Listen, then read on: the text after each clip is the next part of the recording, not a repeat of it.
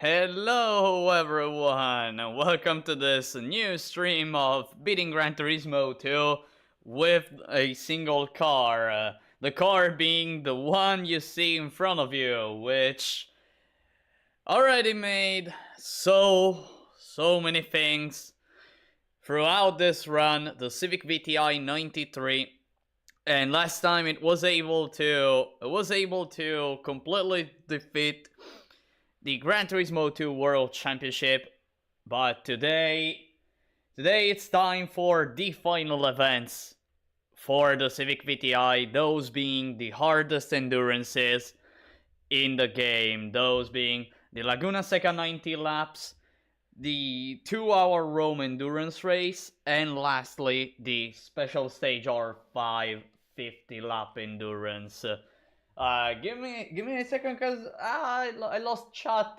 Wait a second, lost chat I lost chat and it's not loading. Okay, now it's here.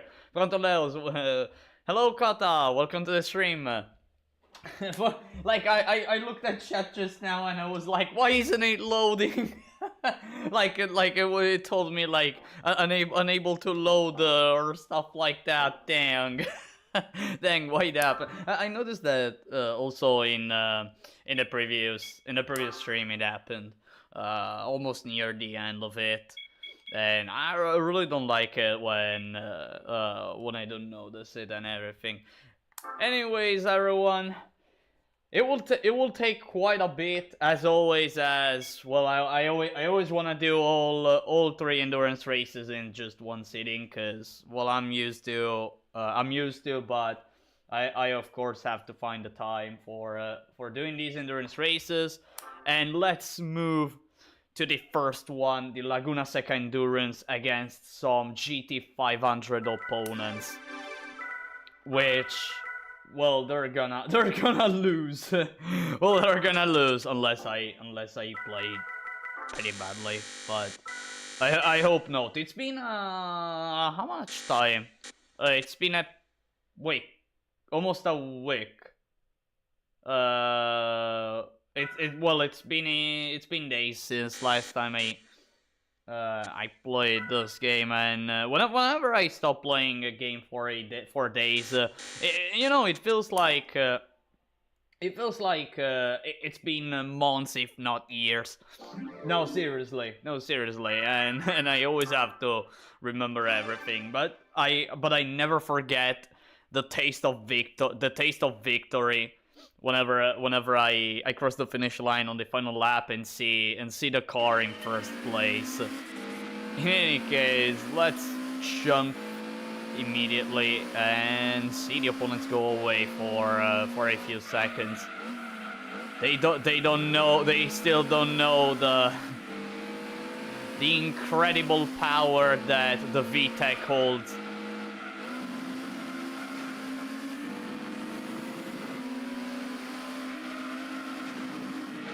Go away, all of you. By the way, this endurance race will also be important. Well, like every endurance race, will be important to understand the tire consumption and see how many laps this car can last. Ouch. All right, it's time to get the lead. Yo, why am I not managing to turn? And am I hearing what? Oh, I'm already hearing my cat scratching the door. Oh dear. And well, that was fast. Now I literally have all my cats in my room. Like I already had 2 of my cats inside, and they're sleeping. Yeah, they're sleeping, and now there's also the third cat.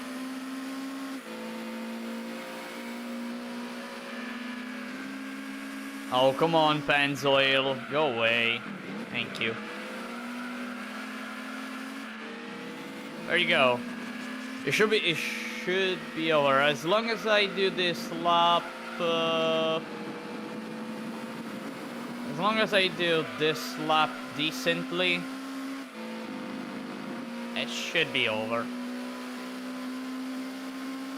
Right from the start, it just becomes over. Robotic cats in Japan will be more cool. Hey, you know, speaking of robotics, like I saw like an advertisement of a thing that that was created like a few years ago, of what was it? Of two interactive robots. You know those ones that you place on your desk and like see what they do. Like how they're called? Like I don't remember. Dang, I have to look at that. They're so cute. They're such little robots, but they're so cute. They really are so cute.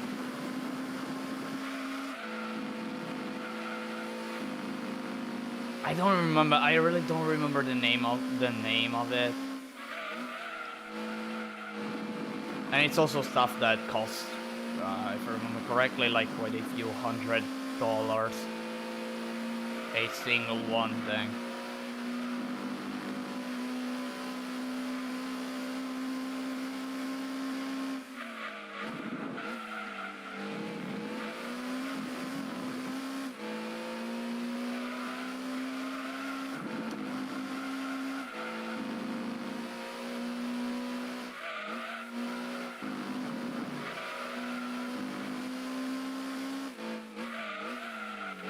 Later I'm gonna actually look at the name of these robots, cause like it's actually not the first time I saw them. I looked at them. Well, I found them while navigating through the internet like a few years ago, but completely forgot about them. And YouTube reminded me reminded me of their existence, and I was like, oh, how cute! Like seriously,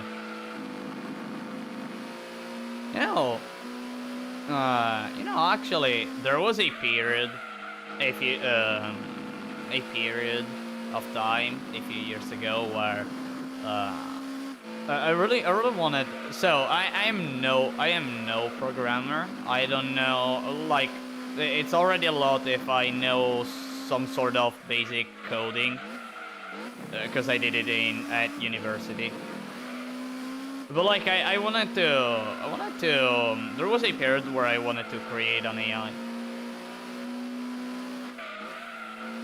Like just grab a computer, just grab a PC and use that PC solely for creating this AI, but I didn't even start. I didn't even start. Me just thinking. Me just thinking, hey, maybe I can do this. Never starts doing so. What an incredible person I am, right? I am full of ideas, but of all the ideas I have, like, it's already a lot that I managed to start even a single one.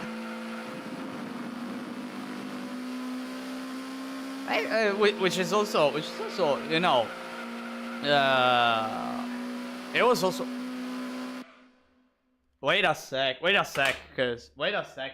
Hey, kitty, what are you doing? Hey, what are you doing? You wanna go out? Go. Oh dear. You know the cat that entered in the room just a few minutes ago? Well, she was making noise. She was making noises because she wanted to go out. Oh man. And by the way, I was in the room. By the way, before starting streaming, I was in the room for like an hour with the door closed, and she didn't come, and she didn't want to come inside. And right now, at this very moment that I started streaming, bam, bam. Now I wanna enter the room. I wanna enter the room. All right, I'll let you in. No, I wanna exit the room. No, I wanna exit. All right, fine, go. And cats. Cats. One of my cats actually. So sometimes, well, it's pretty rare nowadays. But like sometimes she steals my gaming chair. She literally steals my gaming chair. Like maybe she sees me. She sees me sitting in the gaming chair. Sees a little space where she can stay in the gaming chair.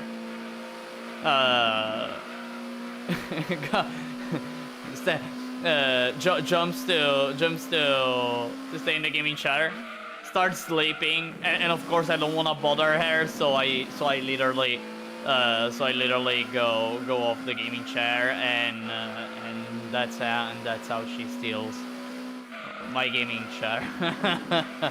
Oh gosh.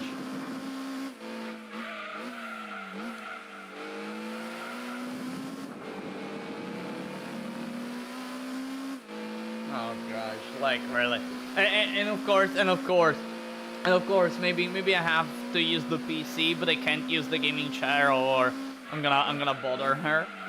So I have to pick the true gaming chair, which is another chair I have. It's actually next to me. But it's just for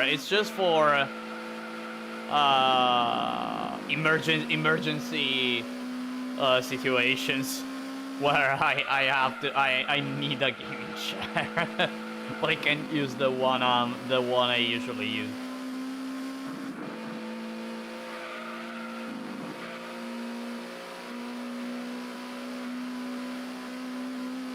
By the way, I noticed that the front tires are starting to become lime green, which okay, I think it's fine considering it's lap 7. I guess it's fine.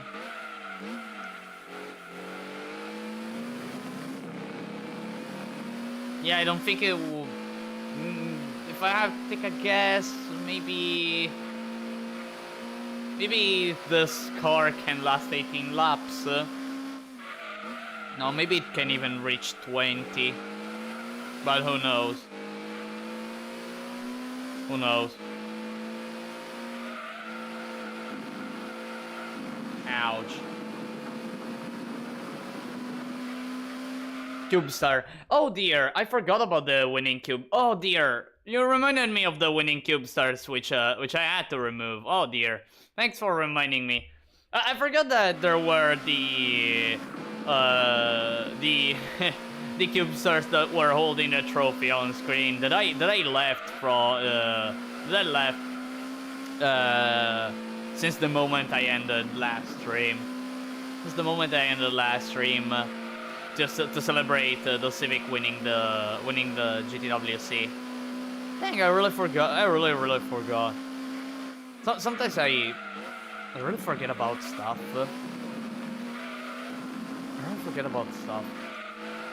You know, I'm noticing like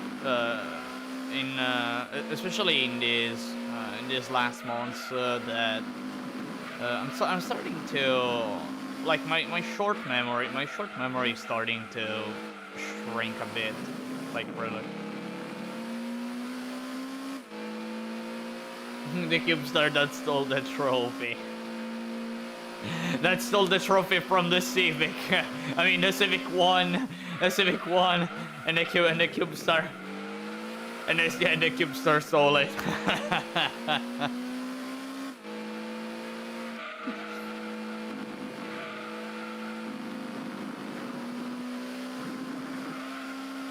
Oh really? like I'm having problems with short memory. Like if someone tells me maybe something, like not even a few seconds later, I'm gonna be like, hey, what did you tell me? What did you tell me just now? It's as if, you know, it's more. Sometimes it's more as if I don't listen to people. Even though I want to, even though I'm willing to. I don't know why. I really don't know why.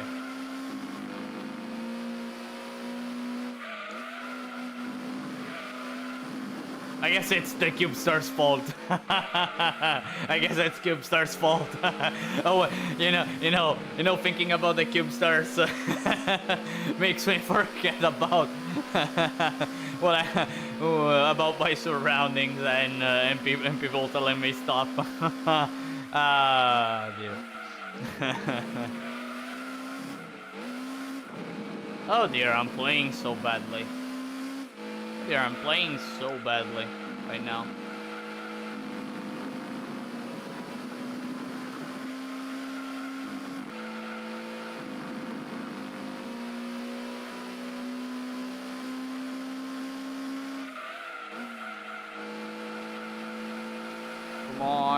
Come on, car. I'm already having a hard time like turning the car the way I want. Do I really have to decrease the speed at which I'm gonna do the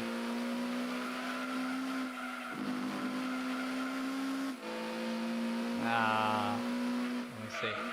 What about the max power Scudo that stole the trophy? Hey, you know, now that I think about the Scudo, I have to see what I can do with that car. Like what are the what kind of lap times I can do with this Scudo.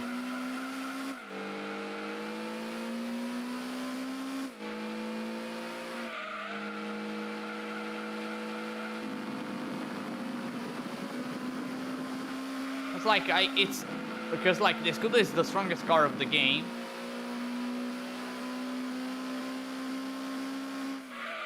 Yeah, it's the strongest car in the game. I'm actually thinking whether or not.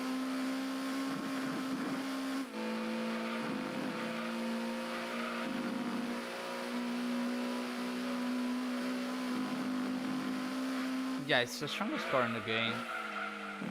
It has to be. Or maybe the GT1 road car actually. I don't know. Well, in any case, I have. I'm curious to see what kind of lap times I can do with this Scudo. With all the knowledge I have right now of Gran Turismo 2.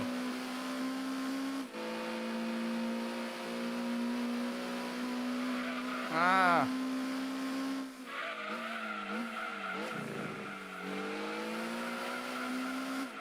That's from GT3 like the wind. Oh, by the way, no. Speaking of GT3, like, what's the highest speed the Scudo can reach aside from well, the wheelie glitch you can do in GT3, which brings the speed to 2 billion. 2,190 something. Well, it's the 2 power 31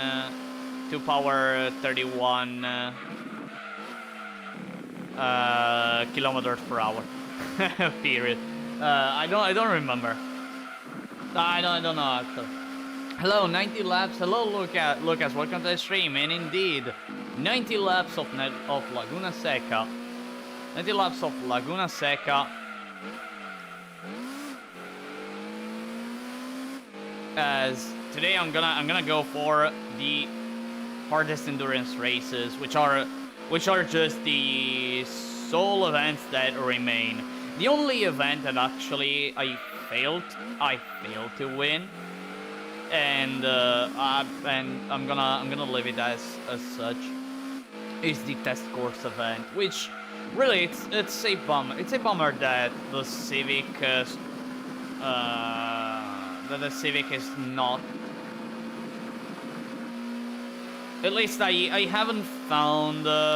Unfortunately, I haven't found a way, or I really failed to see a way to make the car as fast as enough to beat the test course event of the Turbo Car Cup.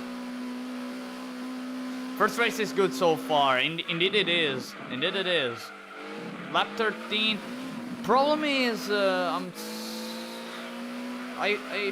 feel like I should preoccupy a bit regarding the tire consumption. Not gonna lie.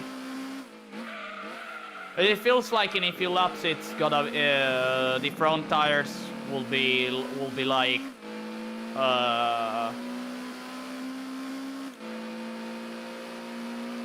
will start to be orange. 280 miles per hour. Right, 280 miles per hour.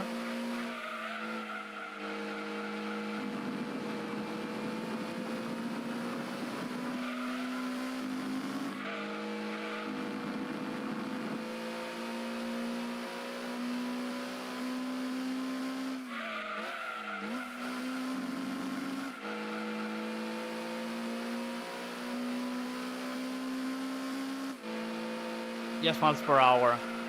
Okay, 280 miles per hour, so approximately 400 something kilometers per hour should be, right? It's like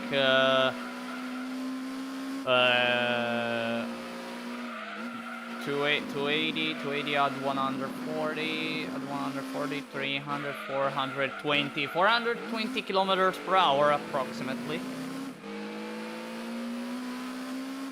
Should be something like that. That's a lot. That's really a lot. That is really a lot. Here it does kind of the same here in GT2. As far as I remember. It kind of does the same.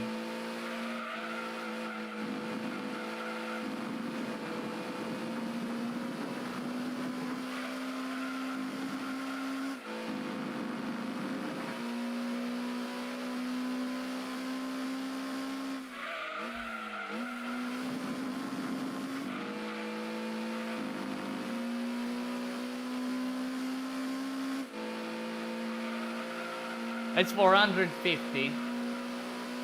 That's 450. Okay.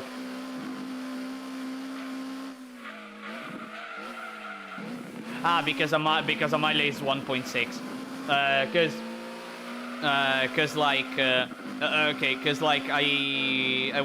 I went by doing a pretty big approximation that I'm used to. I kind of go with the rule that a mile is 1.5 kilometers, and I always lose that 0.1. So the difference between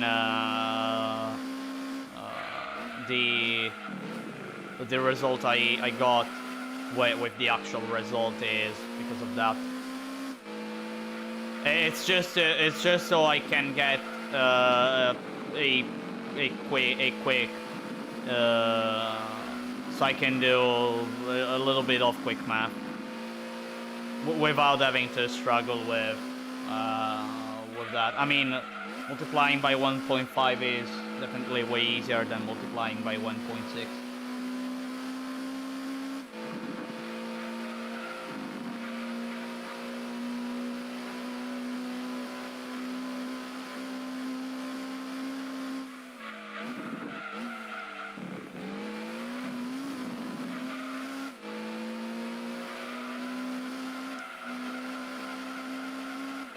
For reference, the LO maglev train in Japan runs at 500 kilometers per hour or 310 miles per hour. It's not in revenue service yet, and much of the line between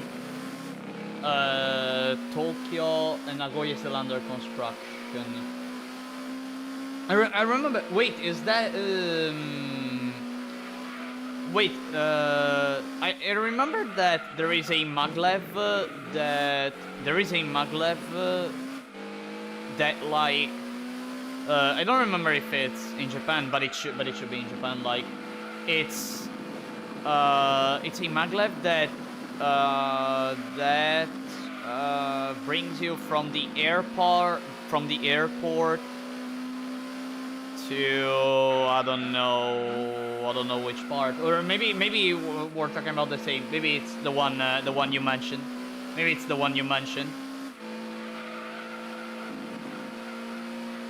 Because I remember hearing like a maglev that goes really fast and is used for that's actually the Shanghai maglev in mainland China. Ah, okay, that one. Okay, that maglev. Okay, that from the airport brings you to Shanghai, right?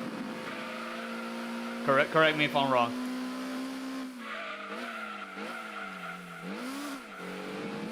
France, which is the country that I live, has most of the fast trains, but for Japan is more faster. Yeah, France has really fast trains. Here in Italy too, we're starting to do some pretty fast trains. Although what I always think about is yes, they should also think about that. They should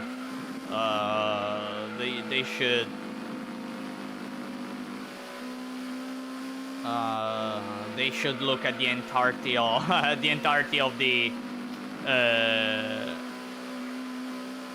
the railways too, and just see the state they're in, like especially in the south,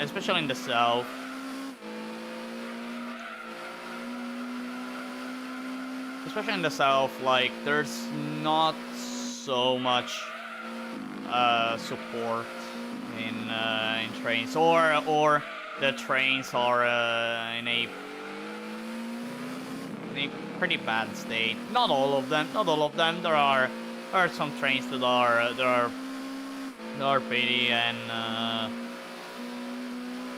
yeah. Well, the main problem in Italy regarding trains is the fact that it is most likely that the train you have to go in will get a delay.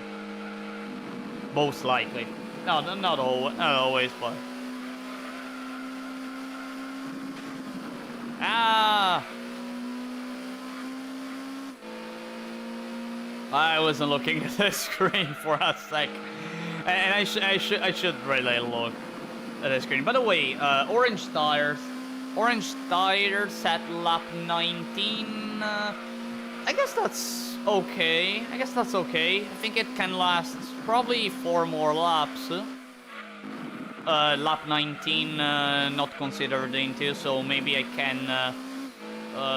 can probably pit at lap 23, maybe. Hello Dragonheart, welcome to the stream. Without staying into politics, it was built by Siemens in Germany, but unfortunately car is not braking. But unfortunately, a lot of credit is given to Chinese engineering without properly crediting Siemens for the technology. Yeah, I mean, like that's also the. I guess it is a sort of issue regarding globalization. My first experience with high-speed rail was in Japan in 2017. Dang, I'd really love to ride on a bullet train. Not gonna lie, I'd really love to.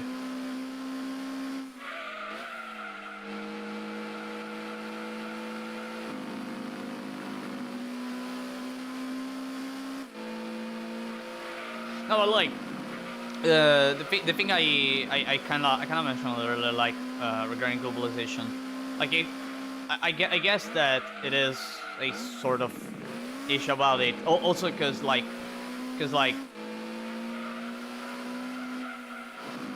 whenever I think about it regarding news or some stuff, like so much information gets lost. Isn't that right? Like maybe there's a news and another person tries to do the reporter, and then another person tries to do the reporter of the news, and so much information gets lost, and then like it goes on to a sort of non-contextual news, like like, oh, the X guy did this, is X nationality and blah blah blah blah blah. You know what I mean? You know what I mean?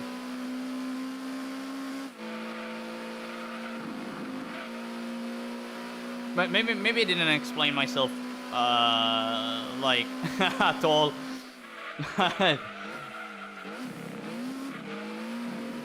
As always, cause like I really struggle whenever I have to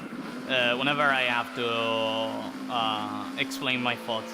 No, seriously, I really have a hard time. I remember one day, one of my high school professors, like on my last day of school, when I did my oral exam. That was the final, which was the final thing of high school. After the end of the oral exam, he went to me and went like, "Look, you did great, but it always feels like you have 1,000 ideas, but you can't focus on you can't focus and construct a single one."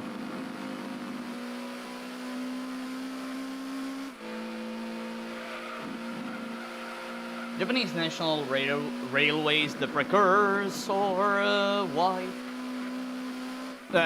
Sorry if sometimes I cut short while reading the comment, but like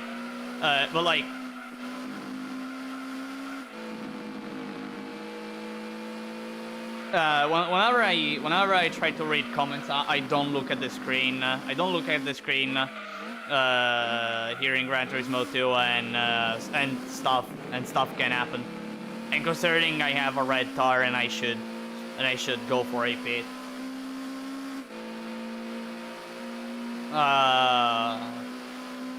So no, actually, let me stop a sec. Japanese National Railways, precursor to the Japan Railways Group, made a breakthrough 60 years ago by opening the Tokaido Shinkansen. It now connects Tokyo and Osaka in less than 3 hours. Wow. Since then, the Shinkansen network has expanded to several lines across Japan. Wow. It's again, railway system was such a, like, in general, the railway system was such a genius idea. Like overall, like, we make railways, and then we're gonna build these things called trains, which are just big boxes that can store big amount of people, so big amount of people can go to point A to point B in less time than before. Wow. Which, when you think about it, it's the same as airplanes.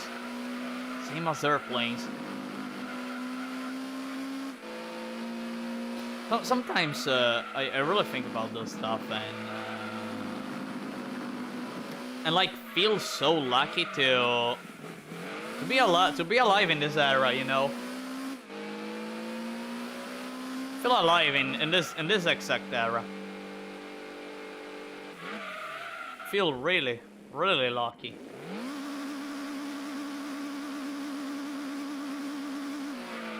My final exam in high school, which was in June 2019, was very toned down compared to other students. Oh, so you basically graduated the same year as me. Yay!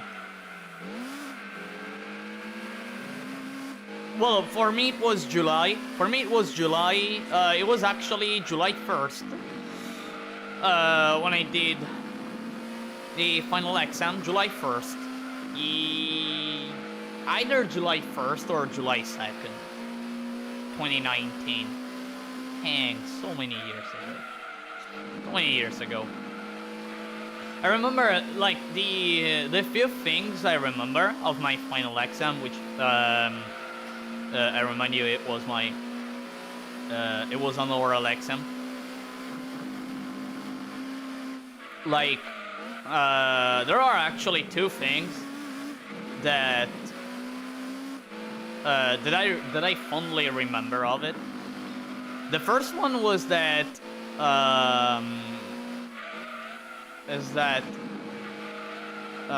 there was, so in the commission there was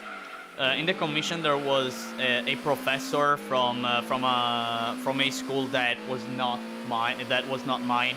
So basically I don't know if it works the same, but here in Italy, like the commission that is basically a bunch of professors, so one per subject, or sometimes it can even be a professor for multiple subjects if needed. Like it's not entirely made by professors from your school, from the school you attend to, but a few of them must be from an external school. Must come from another school, alright? And there was this professor that came from another school, and he was the professor representing which subject? It was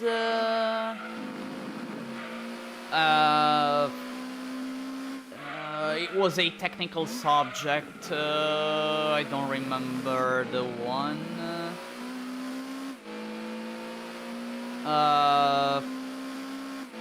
It was system.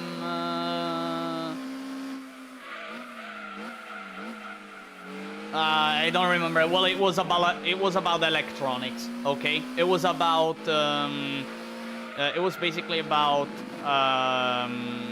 doing some project regarding electronic circuits. All right, and without telling him, I basically told him that it was an ignorant.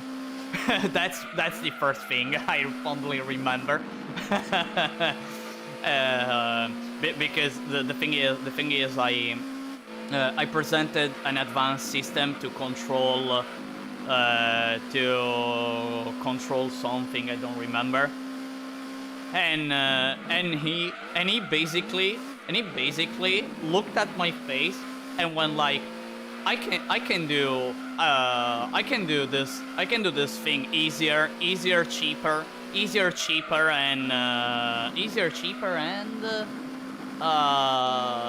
and more intuitive. And I looked at him perplexed, and I was like, okay, show me. Okay, please show me. He went for his system that was stupid. Like, really, it was so stupid. and I looked at that, and he made that system in less than 10 seconds, by the way, to just tell you how simple it was. But it's basically the worst system you can go for. And I was like, well, yeah, yeah, you can actually go for this one. I mean, it works, but you know, it has this problem, this problem, this problem, this problem, this other problem. It can have this other problem, this problem, this problem. While the system I brought doesn't have this problem. It doesn't have this problem. It is more precise. It is way better than you. Yes, it costs more. But instead of lasting 2 months, it can last 40 years. He then looked at me and was like, okay, you're done. Okay, for me, you're done.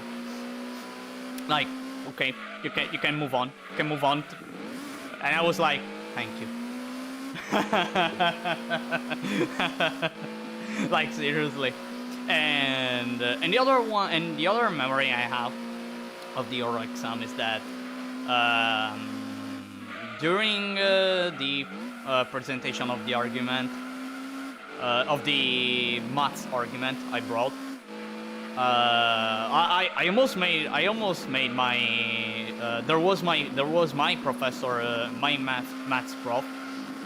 I almost made her cry of joy. No, really, I almost made her cry of joy.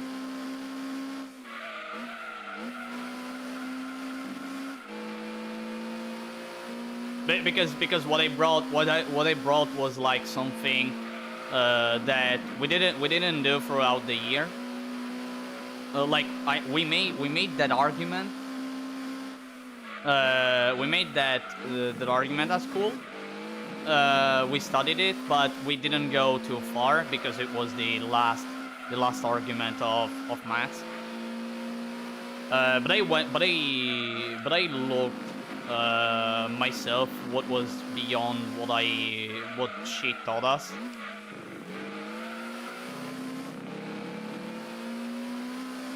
And during the exam, I brought that final argument that we did, but at a little bit more advanced level. And like, seriously, she was super happy too. She was super happy at seeing me bringing something like that. To the point that at a certain point, like there was another maths prof who entered in the room, and and like my maths prof whispered to the other prof, hey, he did this, and I heard that. Man. Like, it made me smile a lot. It made me smile, and whenever I think about it, it makes me smile a lot. I think I made her day that day. Ouch. I even modded my GameCube to run Peekaboo, as well as my AV Famicom to accept the US NES Zapper. Dang, you managed to wow. Dang, you managed to grab a system, a Japanese system, into accepting a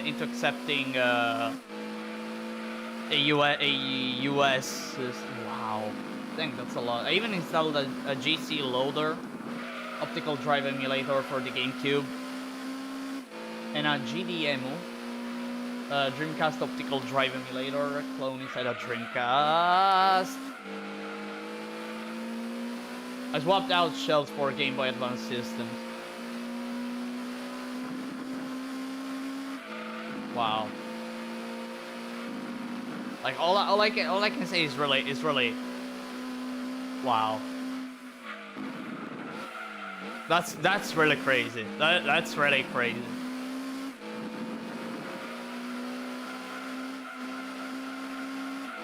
By the way, almost a third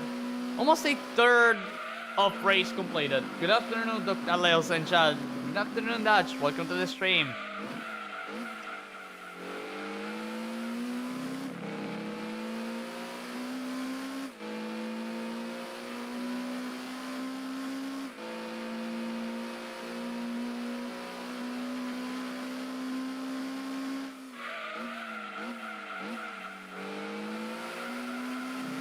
Alright.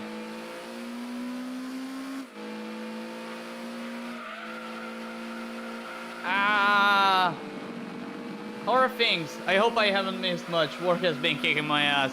No, you haven't missed much. I mean, like, for this stream, like, I basically started.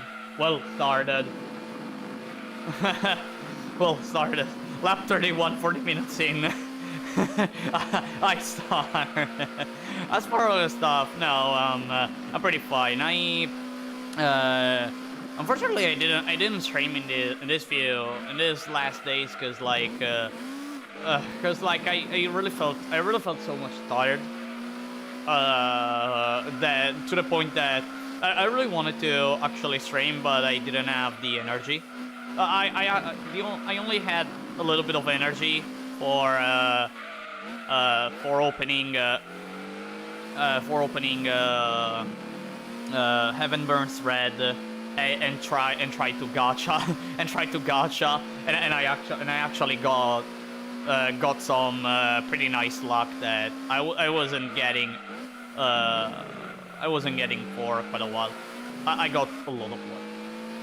As for Arc Knights, still grinding. Well, I actually started doing EX stage of Babel, the extra stages of Babel.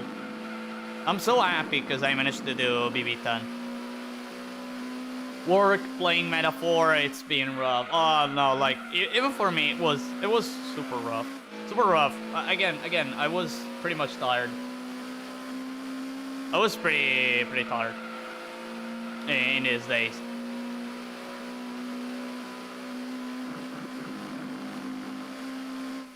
Good stuff. Yeah, so that's impressive. I mean, like, okay, BB EX1, EX2 weren't. I managed to complete BB EX1 and EX2. It wasn't that hard. But because the enemies aren't that strong, so like it was kind of a cakewalk. Maybe BB2 I had to... No, BB EX1 I had to think a bit about it.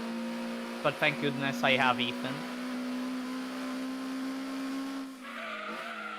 Actually BB10, it took me hours to beat it.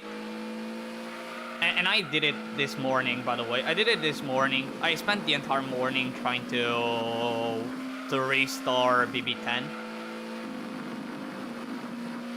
But the problem was like that I wasn't managing to have enough damage for all the stuff there was in the stage.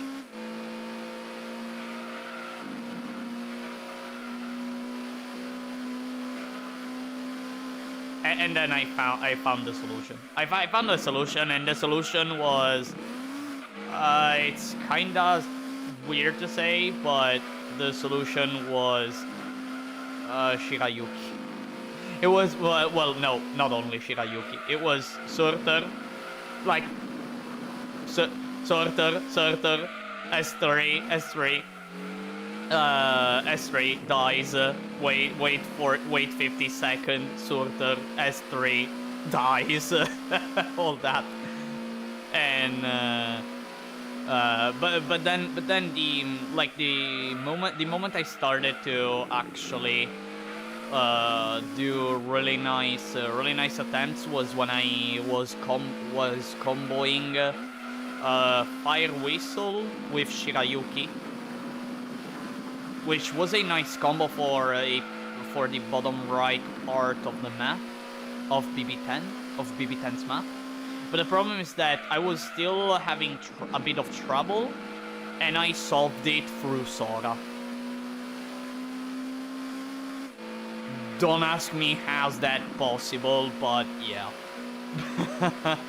I solved it through Sora.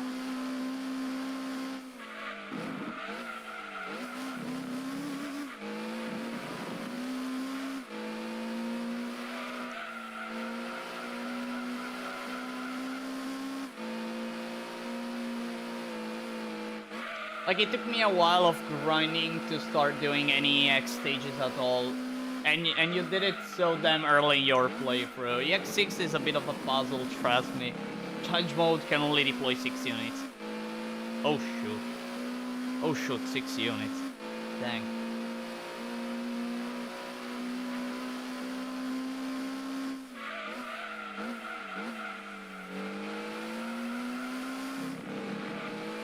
Ah, that is a testament to good stall game. Stalling enemies long enough to get multiple sorter deployments. The thing is that actually the stage I don't want to say, but like the stage was if at a certain point it felt like it was meant to have long pause moments. Like I actually used almost entirely. Like I actually made Amiya move. Like I activated her timeout. Not gonna lie, I activated her timeout because I spent so much time in first phase. The way I did first phase was in a way where before activating her second phase, like I allowed myself to recover every single unit from cooldown, from redeployment cooldown. And when I started second phase, I literally blasted the entire map with my units to do a quick Kamiya kill. Technically, I didn't do a quick kill, but the majority of stuff in the map was completely destroyed in the first 15-20 seconds of second phase, and the rest was spent in defeating everyone and defeating the rest. Actually, Gravel played a nice role in not, and I didn't use her as a stall. I actually used her as a shield.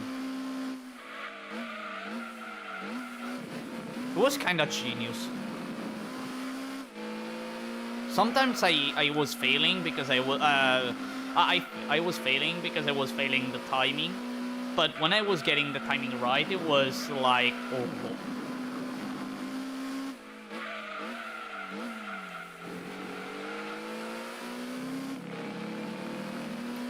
Oh, for BB10, yeah, that stage gave me a headache because I had no idea what I was doing. I just spammed Golden Glow's skill 3.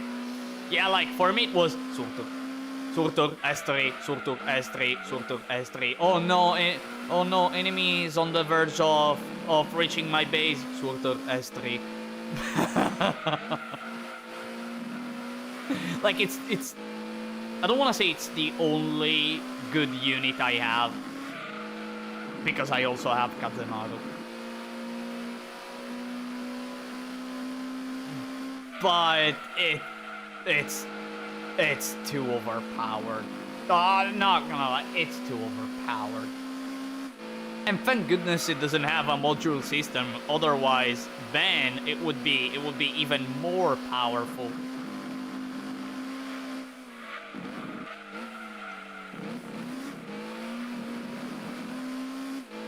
Oh, by the way, I'm on the verge of getting Texas. Now that I think about... Oh, no, I actually got it. Actually, I think I got Texas. Because I'm on the verge of completing the last task for getting Texas. Finally, by the way.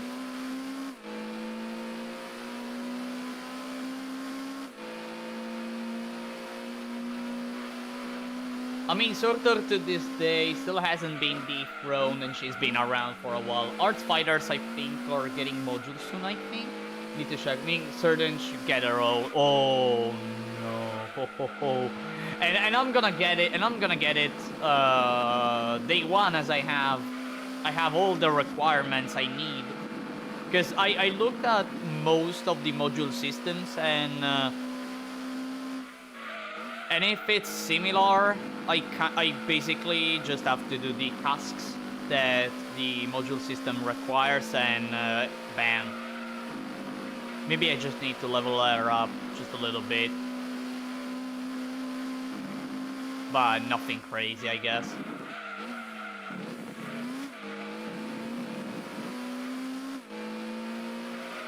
And by the way, Kazemaru is too strong too.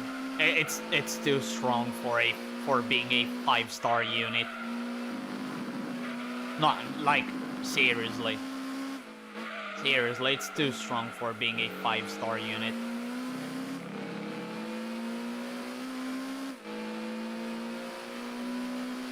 Six stars need level 60 for module and around 120,000 LMD. LMD, fortunately, it's not an issue.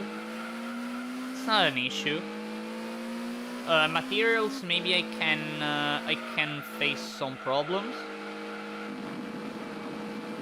It's probably I speedrun too much, and I'm always on a shortage, on a material shortage. I'm always on a material shortage. Oh, and by the way, no wait, actually, for BB10, you know, another thing I actually did. I speedrun an Ashlog training. Like I have Fire Whistle, okay, but I also had Ashlog. Between the two, since they're similar, between the two I went for Fire Whistle because, you know, Fire Whistle. I prefer Fire Whistle over Ashlog. But I felt I needed, but in BB10 I felt like I needed a second Fire Whistle. I remembered about Ashlog, and I didn't touch her at all, so like she was still level 1, and I made a speed run to make her E1 level 50 with S7, or no, with her skills at level 6. Make sure to have auto deployments in Babel because there's very good item drops. I know that I have a fantastic BB8. I have a nice BB8 auto deployment, and I'm constantly using that one for farming the gel whatever. Because I had 0, now I have like 60. Like, now I have 60 of them. I have to redo BB7 for that stuff. For the item that drops. And BB7, it's a stage that I 3-starred, but I 3-starred in a bad way, so... Oh yeah, the gels are annoying, so make sure to get a surplus, okay. I mean, I have 60. I don't know if I'm gonna go for even more. Because like, it's been months since I play Arknights, and I haven't got, and before the bubble event, I haven't gotten a single gel. So, like, I guess it's kinda rare.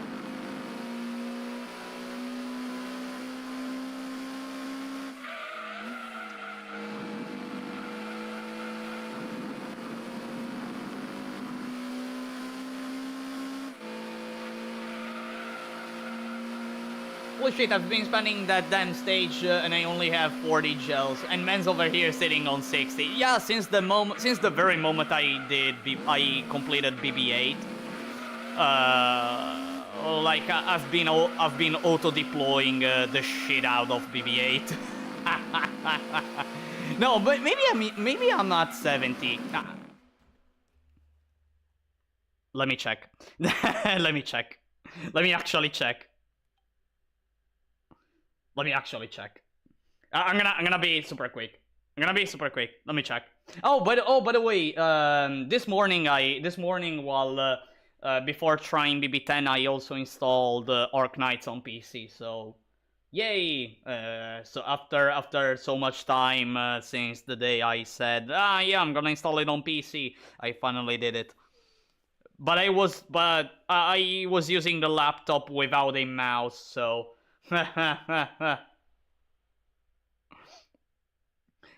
Wait, actually, let me check. Shit. Let me check the amount of gels I have. I have a total of... No, I have 48. Wait, no, 48? 48, I remembered more. Maybe I used them somewhere. Maybe I used them somewhere. I don't know. I remembered 60. Fire Whistle is still worth leveling if you have War Nashlock. On the other hand, Sage. Also, hello Leo. Hello Caliber. Welcome to the stream. And yeah, like I have Fire Whistle. I actually got both Fire Whistle and Ashlock in the same 10 pool. In the same 10 pools I did a few months ago. But over the like I immediately noticed that that kind of unit is insanely useful. I mean, like a ranged defender that I can deploy wherever I like in places to do multiple attacks on a single opponent. And like I decided for Fire Whistle because like I looked at this at their respective S2s, and I was like, I feel like Fire Whistle's is better. Fire Whistle's skill is better, and she didn't disappoint. She really didn't disappoint. I still don't understand what is blocking me from leveling her up to level 70. Wait, Surtug. Surtug. and many other units.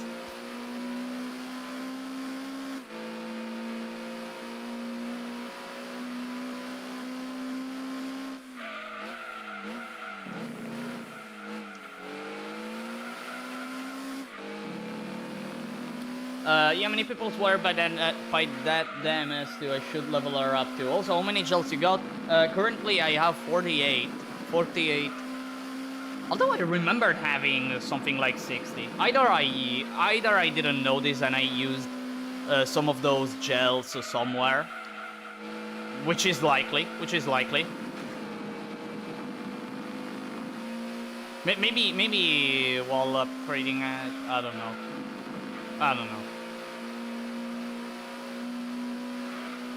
By the way, little question: when does the anniversary event start? Because like I have an amount of Rondum that is like 12,000, so I can do 20 pulls.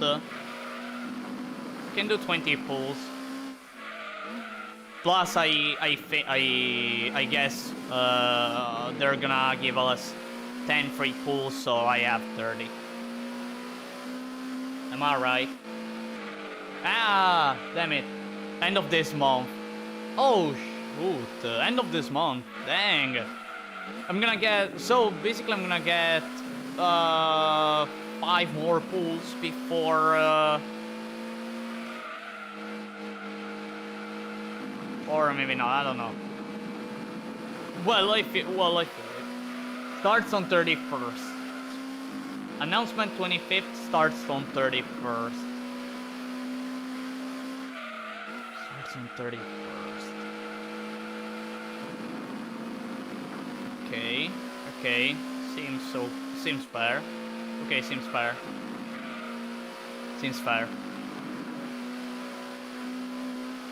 Yeah, I'm gonna... I was tempted by trying to get Ascalon in this banner, because I mean it's just Ethan but 10 times better. But then I thought about the fact that in order to make it better than Ethan, I had to make her E2. I was like, I had to make her E2 with the module system activated, and I was like, nah. I was like, nah, I'm gonna be fine with Ethan. Which I still have to E2. It takes too many resources to E2, even a 4-star unit takes so much.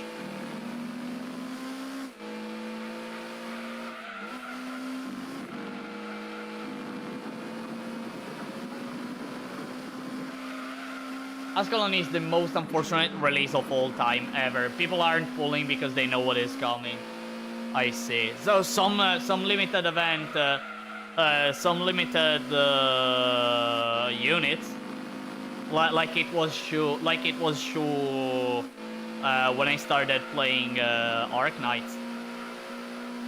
Yo King, you got Pinecone yet? Nah, I actually used Pinecone for BBEX1, if I remember correctly. No, even for BBEX2. I used that. I have her E1 level 60. With her skill at level, I think 5. Because I never bothered about increasing her skill level. And in reality, I should. Like the fact that her S1 ignores defense, it's so useful. It's so useful. But most of the time I don't bring her. The problem is that I always feel like stages aren't made for her. But probably it's just me not thinking enough. It's more a range problem.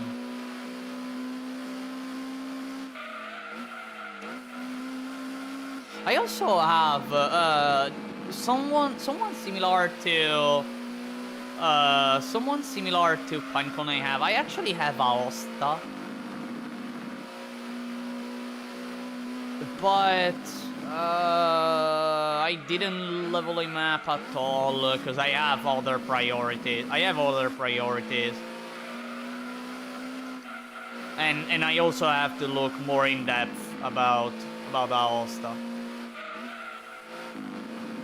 I don't know. Maybe it's not good at all, or maybe it's good. But those kinds of units, like I have a hard time using them the right way.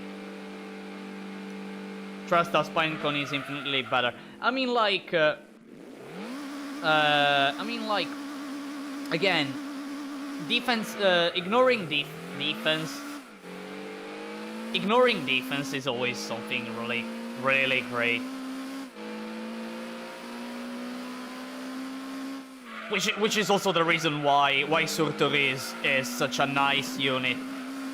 I mean, like in BB10, those things that shoot the rays and everything, they have 80 resistance. Surtur goes like 80 resistance. Nah, you have 60, and starts deleting the existence out of them, despite having 60 resistance. Like, what the heck?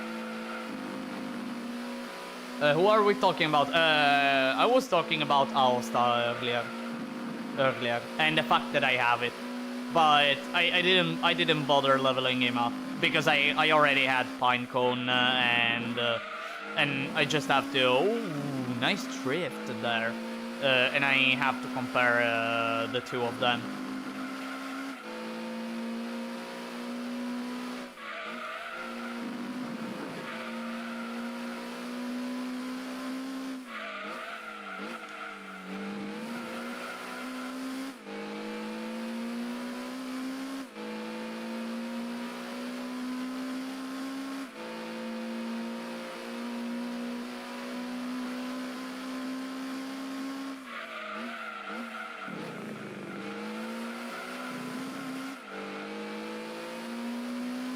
There are really so many units I have to increase. I actually noticed that I should start leveling up some snipers,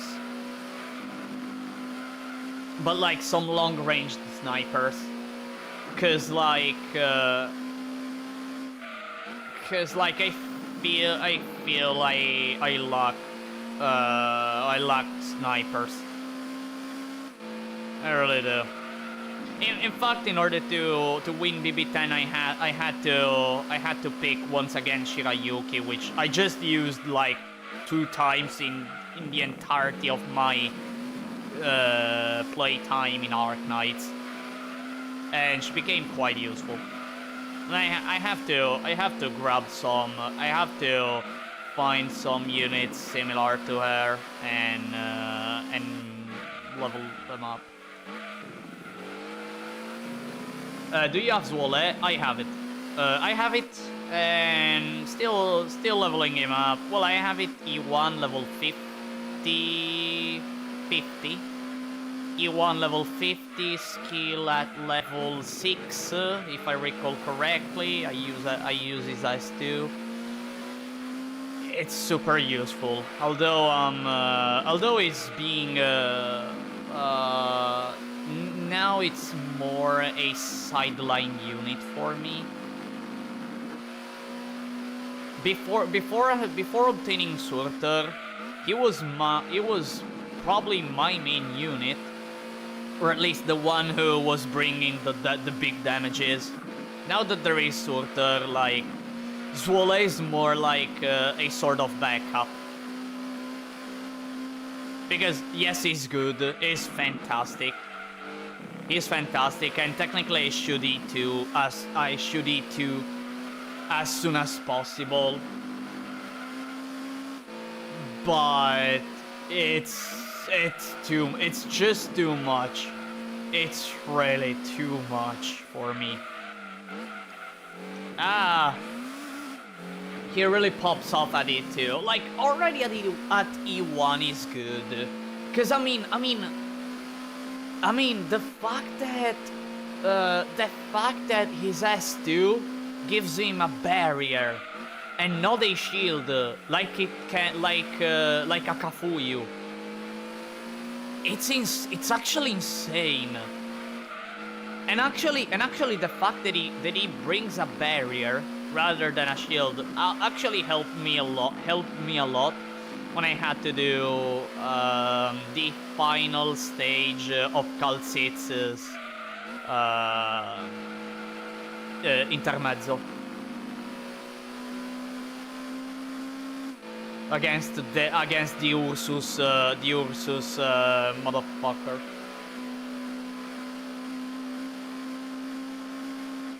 Pardon my choice of words, but that's all. That's like whenever I think about that Ursus guy, like that's the first word that comes to my mind. Like really.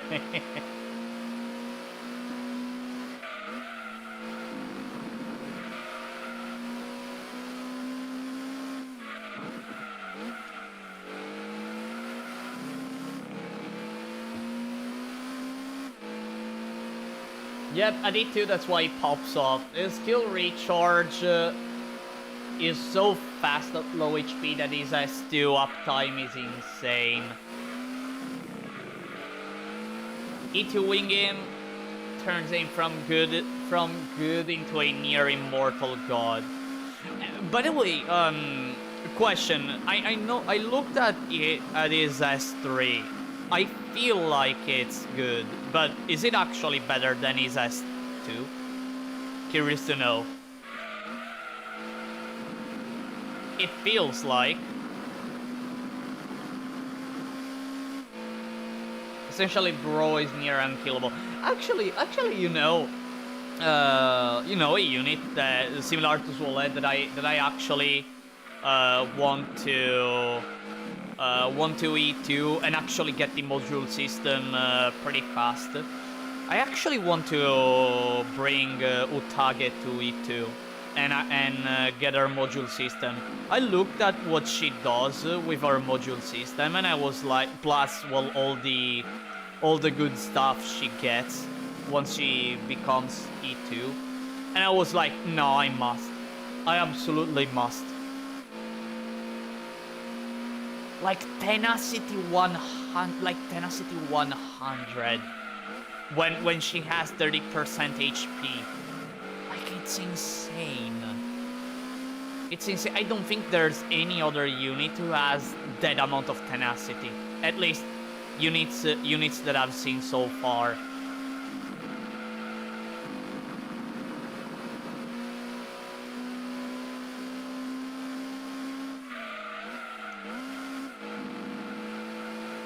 plus the fact that she gets increased stats through module system, plus stuff that makes her even better. Like, bam.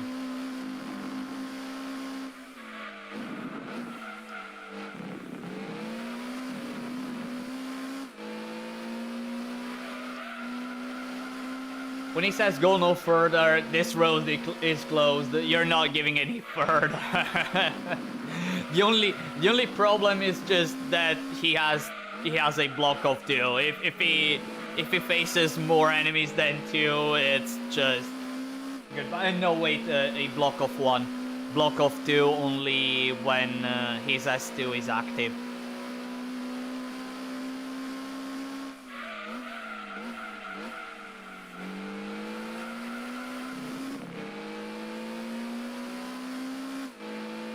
Which made me fuck up. This fact made me fuck up so many times to some stages. I was like, oh no, wait, no, he has a block of 2. Okay, I'm gonna deploy, and then I forget that he has a block of 2 only when his S2 is active, and I see an opponent reaching the base, and I was like, shit. I see. Okay. Yeah. Let me restart. Wait.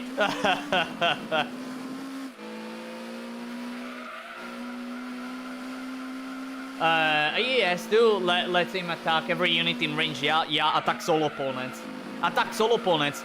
Wait. Sacrifices 50% of health. Gets a barrier of equal amount. If I remember correctly, attack increased by a lot to the point he gets sort of 1200 attack. I'm thinking about my Zwolez stats, and attacks all blocked enemies. Oh, and block count +1 and attacks all blocked enemies. Depends on skill, yeah.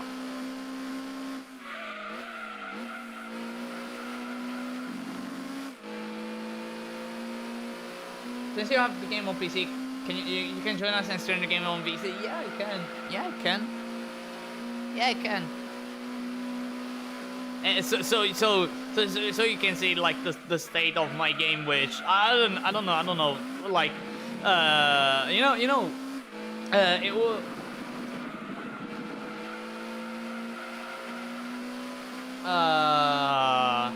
Attacks all blocked enemies is a mistranslation for attacks number of enemies equal to block count. Okay. Yeah, that makes sense. Okay, so that's why it was dealing damage whenever. Okay. I actually never thought about the fact that it's kinda that it's not exactly what happens. That description is not what exactly happens. Oh dear. Now that you're making me think about. Dang.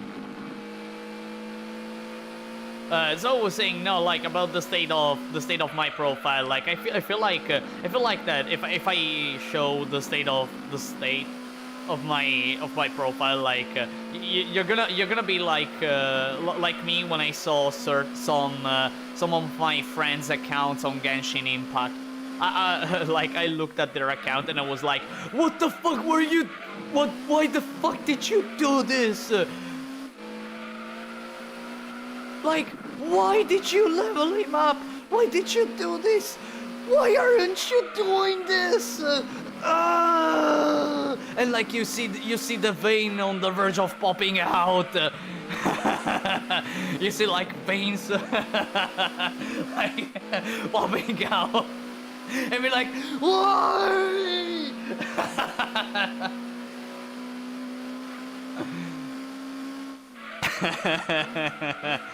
Oh man. Like no, you know what? Actually that happened the opposite way. Because I was no, actually, so like in Genshin Impact, I started playing as long as I. Oh dear. Like I started playing Genshin Impact when it came out, okay, like a week later after it came out. So like I played basically in the since the beginnings. And because I was a lot into Genshin Impact, I was into the meta, the good characters and everything, right? But there was one character that was meta, and I freaking hated him so much. Okay, and whenever I was seeing some of my friends leveling him up because he was meta, he was good, and he actually is good, but it's just like, but using him is like cheesing the shit out of the game. I was like, why are you leveling him up? Why are you leveling him up? You're literally occupying a space for literally 1 second of playtime with him. Why the fuck are you doing this? You can pick any other people.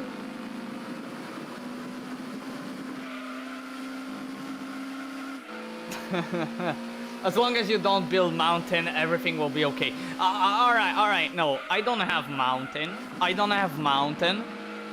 But when it was available for purchase, I actually thought about it. But I didn't buy it. I mean, it was the period you told me, hey, there's Surtur. And I was like, oh, Surtur? Who is Surtur? Oh, Surtur. Nah, buy it. And I was like, oh. Okay.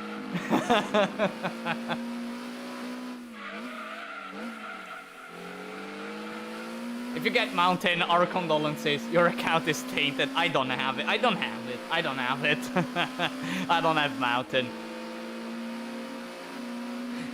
You know, actually, one character I want of that type is VTi.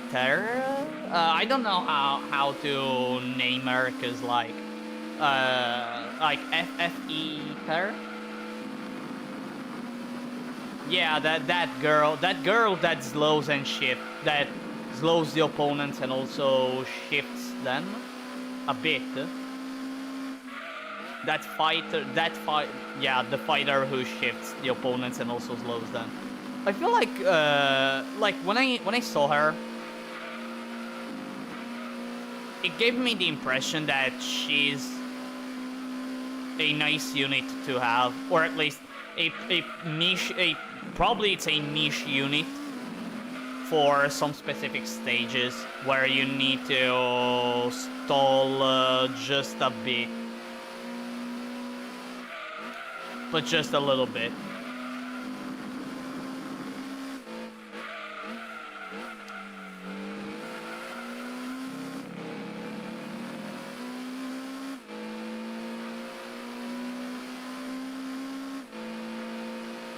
All about to start this Wizardle hating arc, and I'm starting my Wizardle loving arc.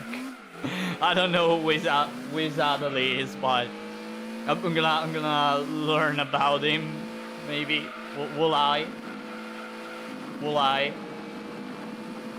By the way, speaking of other stuff still of Arknights, like since I was skipping the freak out of Bubble's story. Like I'm actually recovering Bubble's story, and wow, all I can say is wow. Like today I saw the end of Bubble's story because I completed BB10. But like I am recovering all the entire story. Little by little, I'm watching it, and again, it is really interesting. And actually, a story like this couldn't have been couldn't have arrived in a better moment than this one. You're reading after beating the event. Yeah, the thing is, whenever I play Arknights, I don't have time, so I skip everything. Actually, because of that, I haven't watched the ending of Calcit's Intermezzo. I haven't watched it because I was so tired of that stage, and I skipped it. And I skipped the cutscene, and I still have to recover it. But again, because, well, the thing is, there's an event. It's time limited. I have to complete the stages and farm and everything. If I have some spare time, maybe watch the story and everything. And because of BB9, and if it wasn't for BB9. Like, I honestly wouldn't have looked at the story. Bubble is an intermezzo. Oh, okay. Okay.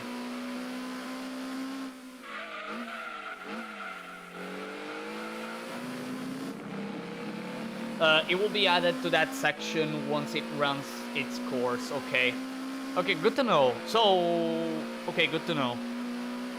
Good to know. Thank goodness. Okay, thank goodness. Then I didn't immediately buy Odas tokens.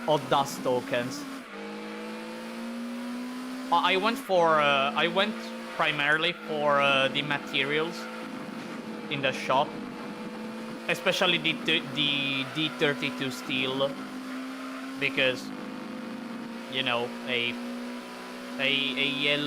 yellow type material. I can't miss that opportunity.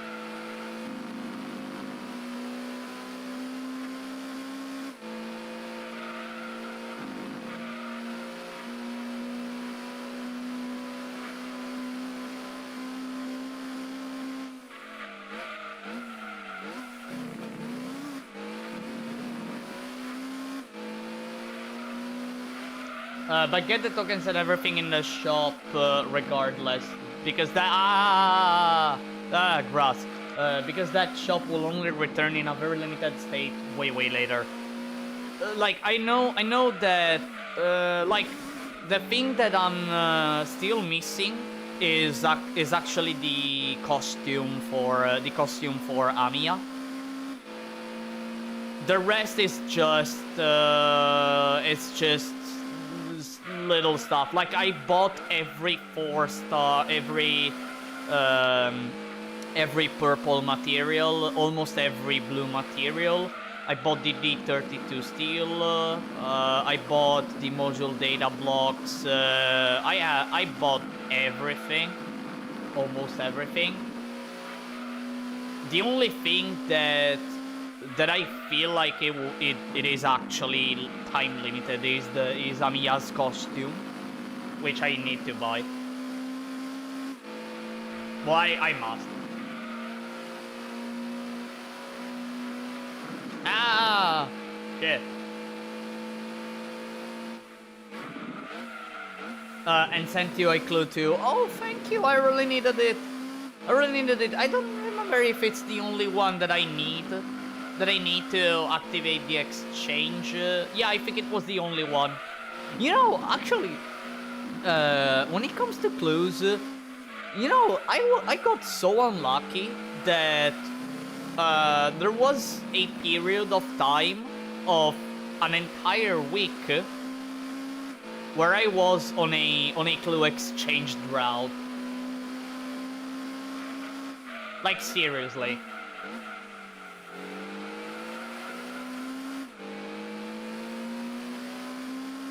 I was on a week, almost, no, I think a week and a half drought. Because I needed, at that time, I needed clue number. I don't remember, and I was never getting it. I was never getting that freaking clue. And I was driving in, like, it was driving me insane.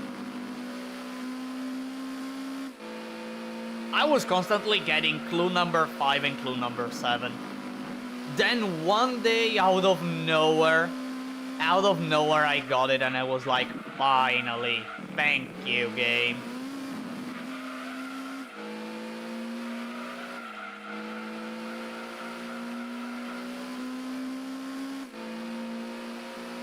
Oh yeah, if you say it's Clue 5, everyone was lacking it. I had 4 copies of it. I had 4 copies of Clue 5. And 3 Clue 7s. I had to discard them. I couldn't even send them to you all because you didn't need them at the time. So I was discarding them. Like whenever I have clues, I always check. I always check whenever you need clues and instantly send you all. Like if I don't need it, I instantly send it. Meanwhile, Paul was scavenging and begging for 5s. No, like I'm constantly getting 5s, 7s. And now I'm like it's the second day in a row. It's the third day in a row I'm getting a 3.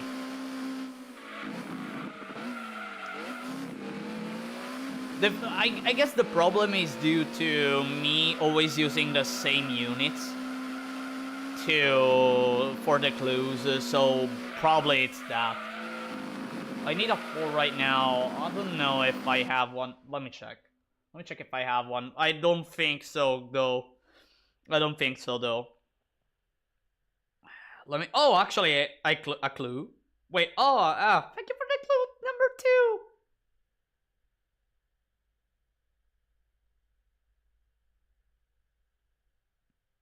2. Yay, I activated the exchange. I have a 5 that I can share.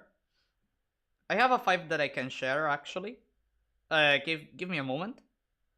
I only have a 5. Unfortunately. Unfortunately, I only have that one. Oh, by the way, power plant. Yay, I got it, man! Yay! Congrats!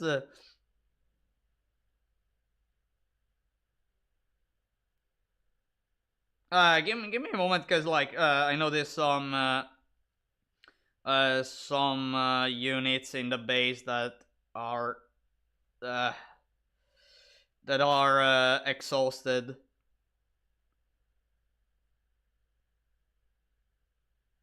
All right.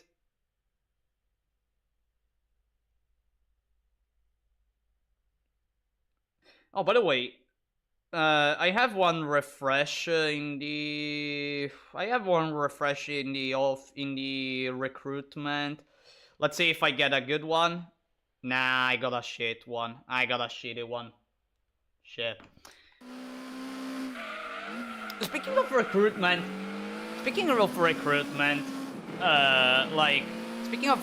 I remember like, oh, I actually got Istina from the recruitment. I actually got a guaranteed Istina from the recruitment. When I learned like now I constantly look for the recruitment calculator to check if I have a guaranteed 4-star or a guaranteed 5-star. And like I remember one day, getting 3 times in a row a 4-star guaranteed. Like, wow.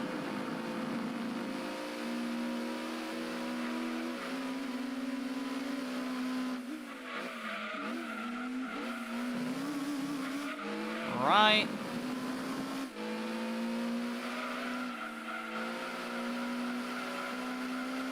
Base management midstream is giving me emoji flashbacks. Bro was grinding BB-8 on a challenge live stream and doing base work. Ah, dang.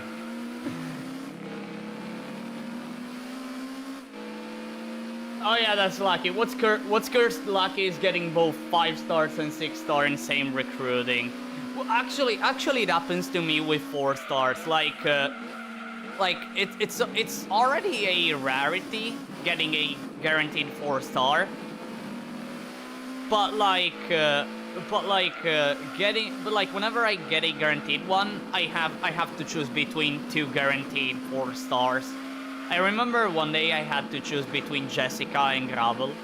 I had to choose Jessica because I needed some token. I needed to make Jessica better. I still haven't gotten a single top operator tag.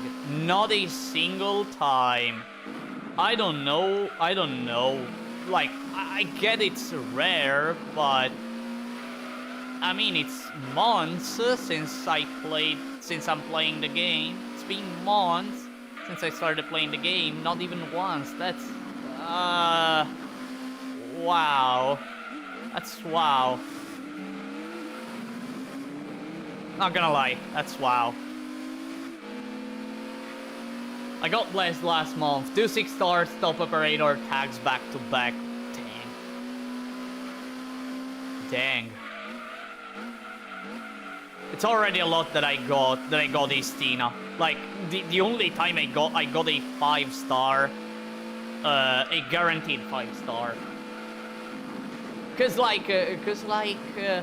actually in the recruitment I got, it happened to me another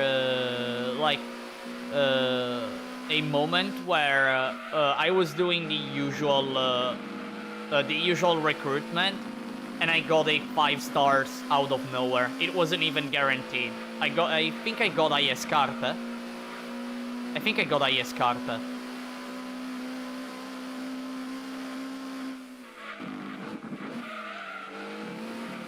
I think. Yeah, should be him.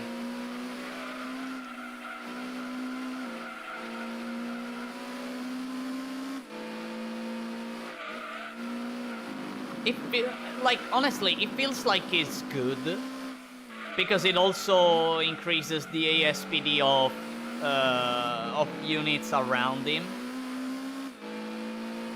But I haven't leveled him up. I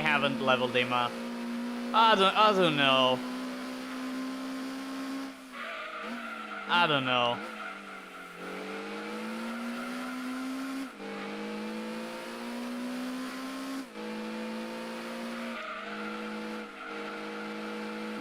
Ouch.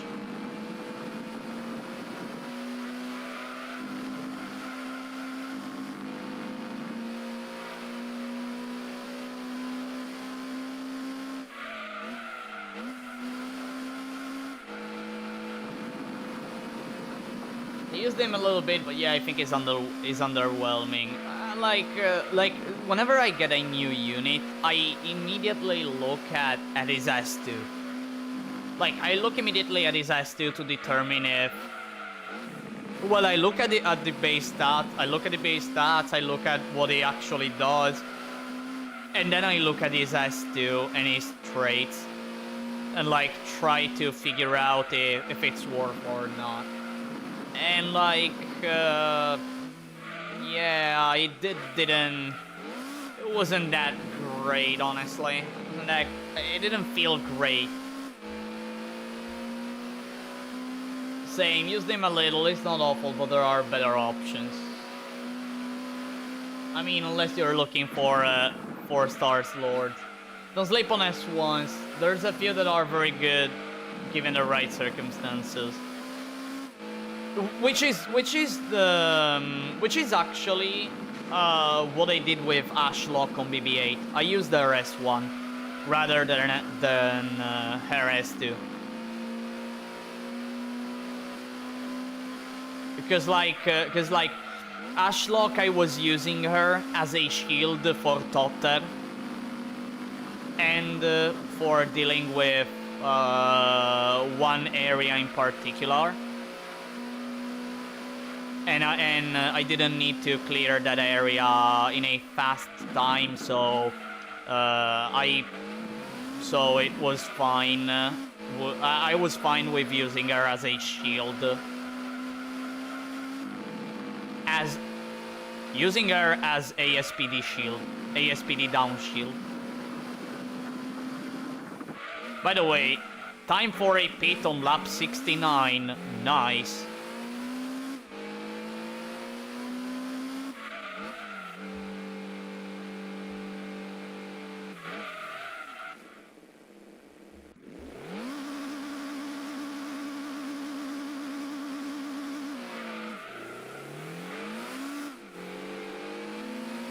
Alright, I guess it's... I guess it has arrived the final pit. By the way, final pit here.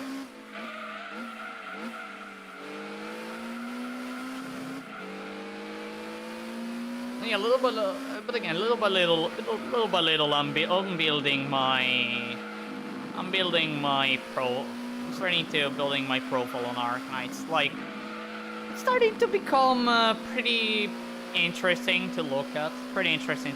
Maybe it's not perfect. I mean, so far I'm managing to do stuff that I feel like it's not easy, and I really have to think about it. Like I love strategy. I love strategy games. I really love strategy games and trying to figure out a way to beat a stage, given the resources I have. The only problem is that it's a gacha. No, seriously, the only problem is that it's a gacha. And like there are plenty of options available, but it's a gacha, so those plenty of options I need to obtain them through luck. I can say that I got really lucky by getting Kazemaru early on. Like seriously, getting Kazemaru early on was insane. It really was.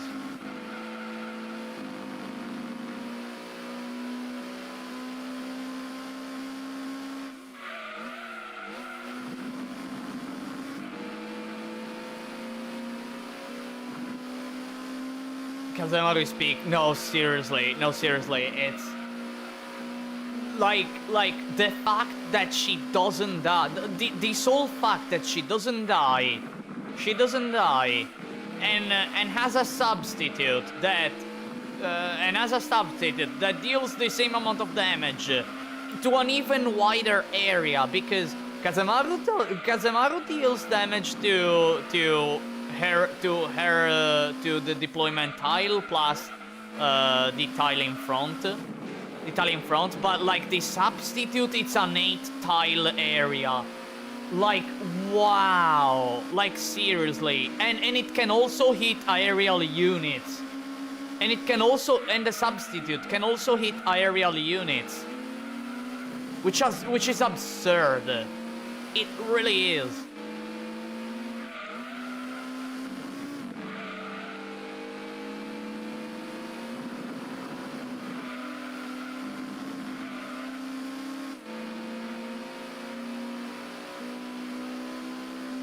I mean, you got unlimited with Shushi, it's very good.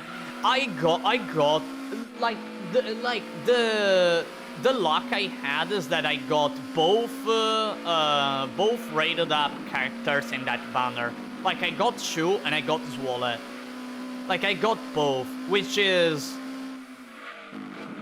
honestly, it never happened to me in any gacha to get all the rate up characters in a banner. You know what? It actually happened to me in Evan Burns Red. Not gonna lie. It also happened to me in Evan Burns Red. When I started playing that game, like, you know, whenever you start playing a gacha that the game loves. Sneeze. Shit. Sneeze. I'm fine. I'm fine. Ouch. Sneeze. So what was I saying? Lysuke, thank you. Thank you, Dodge. What the freak was I saying? What the freak was I saying? Ah, man.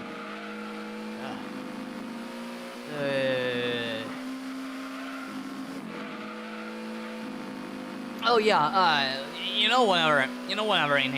whenever you start a gacha node and to just to hook you into playing the game, the game loves you at throwing like the Orondum of the gacha you're playing, right? And so you start doing gacha over and over and over and over. Like I did that for Heaven Burns Red, and I actually got on the same 10 pools, both both rated up characters of the banner I was gachaing on. I was like, hey yo, what are you saying to him? What are you telling me, game? What are you telling me? Are you crazy? Giving me such blessing? Yo, thanks. And then when I started understanding more the game, I was like, no. I actually got an insane luck because I got a character that has an ability that under certain circumstances, like she deals a massive amount of damage. Like whenever I see the damage she manages to pull off is insane. It's like really insane. To put it into into Arknight's perspective, like imagine typically you deal around 1,000 damage. On average you deal like 1,000 damage with average units. Imagine, to put it into perspective, this character, it's as if instead of dealing 8,000 damage, it deals 10,000 damage in an area. And I was like, hey yo. Hey yo.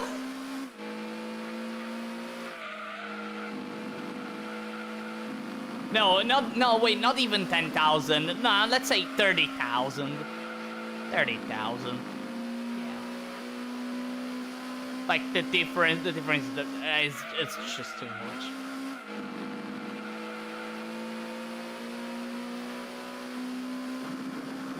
Ow.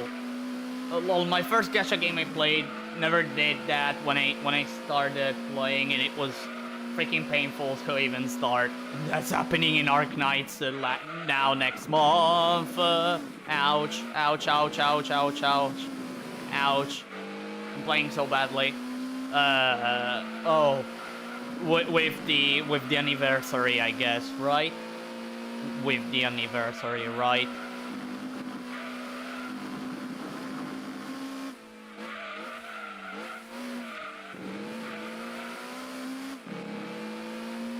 Actually, my first ever gacha game, what was it? My first true gacha game, because like I don't want to count Clash Royale as my first gacha game, because technically it's that one. Technically, yeah, technically it's that one. I always think that my very first, or at least what I consider my very first gacha game was Honkai Impact 3rd. Like, I didn't have a lot of luck in Honkai Impact.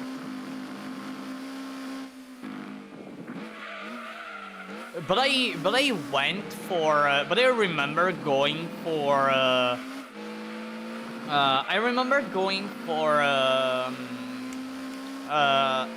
events that I wasn't supposed to go into, and doing those events no hit. And by doing that, I managed to get some nice characters at a point I technically wasn't supposed to get.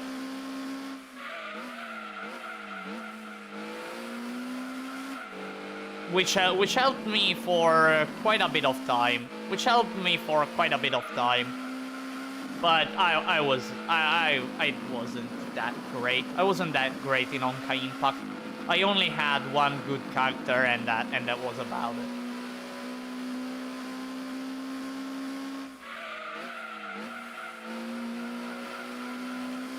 Listen, it's so bad the CN community had to detox from using that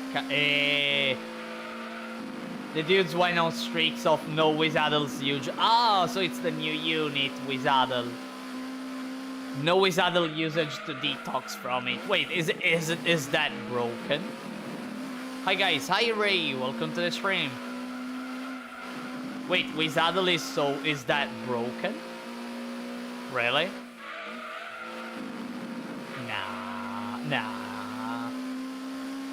Wait. How broken? Wait, how much? How much broken is it?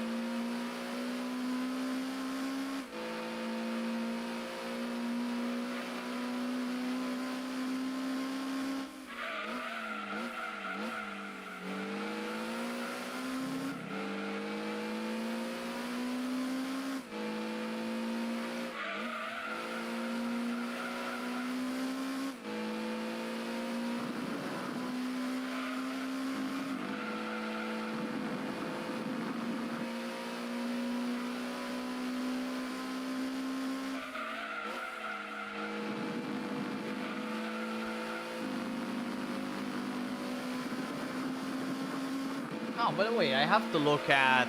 I have to see if my gravel ended her second specialization. I have to look if she completed the training. Unfortunately, I don't have any unit that can speed up the specialist training skills. The specialist training times, the skill training times that can make, yeah. She deals more damage in a huge AoE than anyone else, while also having permanent camouflage. Wait, what? Permanent camouflage?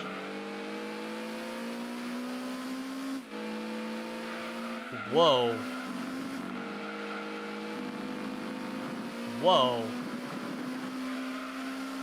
Like, is it, wait, already having permanent camouflage, isn't it broken? Isn't it broken? Like,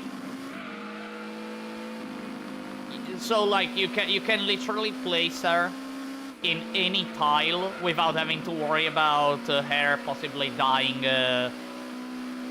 wherever you place her. Like, wow.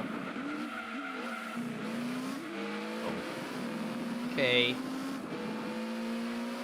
Permanent so long as their very tanky turret summons are alive.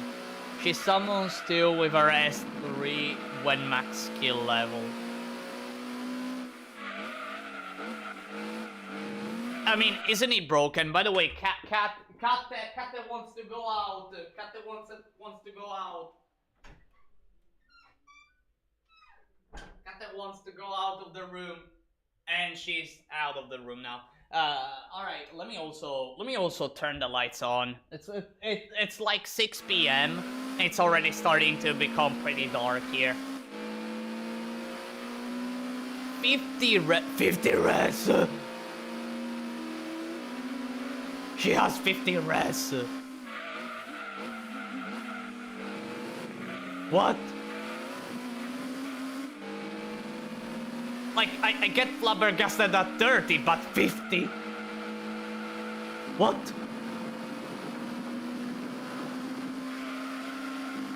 She's immortal.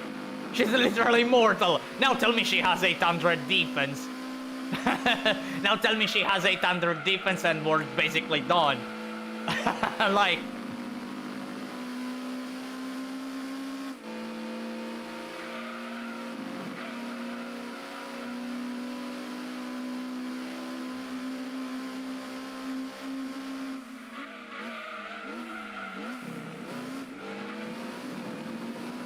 like 50 res. Wow. I think I need something like that, honestly.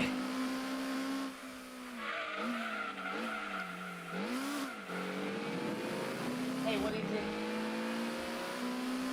What is it, cat? There's my other cat who woke up just now, and she's sort of meowing. What is it? Hey, what is it? Hey, cat, what is it? Ouch, by the way.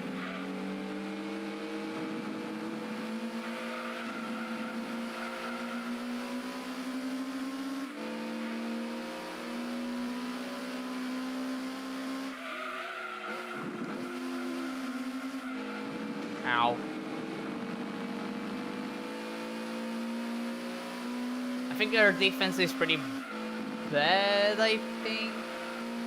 I'd need to check again, but that doesn't matter much. That doesn't matter much when she can just keep her turrets on the field forever. Well, I mean, if she gets camouflage, she's never going to receive any damage. As long as the turrets are alive, fair, but yeah. What system? Here, I'm actually playing Gran Turismo 2 on the emulator. More specifically on PCSX. Sorry, I was thinking about the PS2. On DuckStation.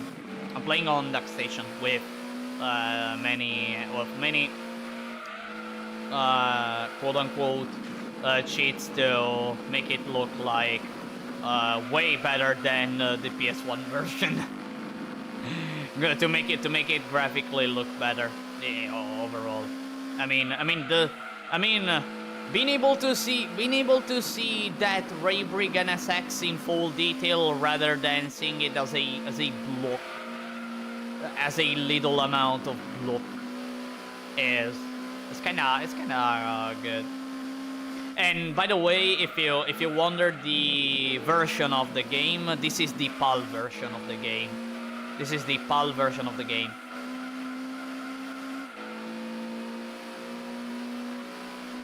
So yeah, no vector. No vector on Trial Mountain. No vector on Trial Mountain. Actually, I don't know if this car, when fully tuned, can do the Trial Mountain event. Don't know, honestly. I have to look. I actually have to look. But there are so many cars who can easily beat the vector at Trial Mountain in the NTSC U 1.0 version of this game. An example is the Tomikai ZZS Coupe, which is the car I think it's the best for that event. When fully tuned, can be faster than the GTWC if you go for the proper suspension setup and gear setup. Can be way faster than the GTWC. Well, way faster, no, but faster, yeah. Ouch, by the way. And so yeah, since it can easily beat the GT1 at Trial Mountain, it can even more easily beat the Vector, as the Vector isn't a great car when used by the AI. By the way, let me give the chance to my cat to go outside my room because she wants to. And now no cats are in the room. And now no cats in the room. When I started this stream, I had 3 cats in the room, and now they're all away. Now they're all away. I can't find the clip. Don't worry, don't worry. Maybe I'm gonna search it up. I'm gonna search it up later. Because like I'm really curious about the performance of this new unit.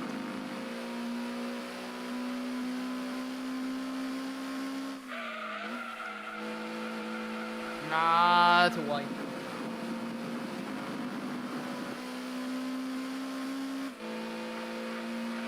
That is something. Alright. I'm gonna check. Give me. Remind me when I'm gonna complete the endurance race.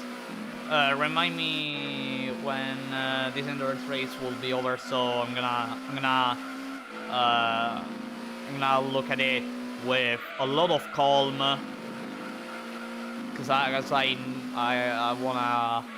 wanna study. I wanna study it.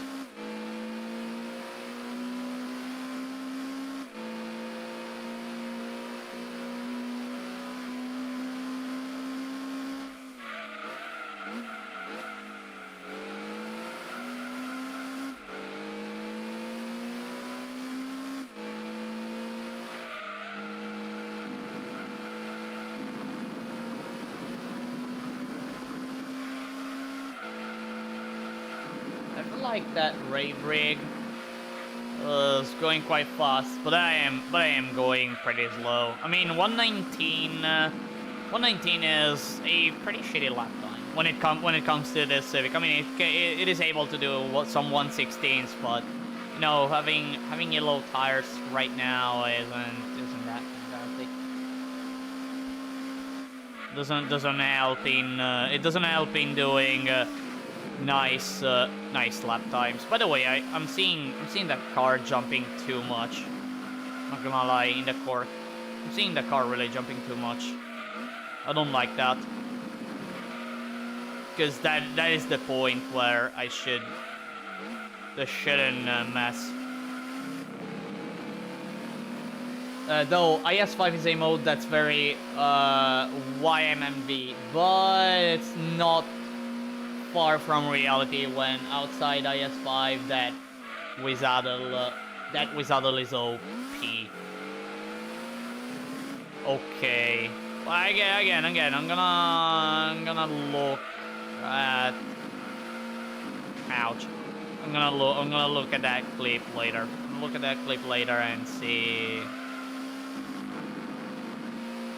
And see how strong it is.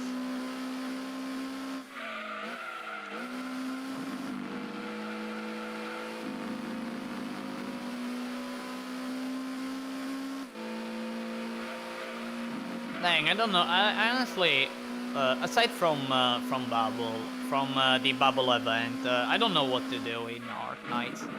I mean, there are many activities that I can do without consuming stamina, but you know, it always comes down to I don't have time. And when I have time, it doesn't cross my mind of doing those activities, which still gives me useful stuff. Begin your IS adventure.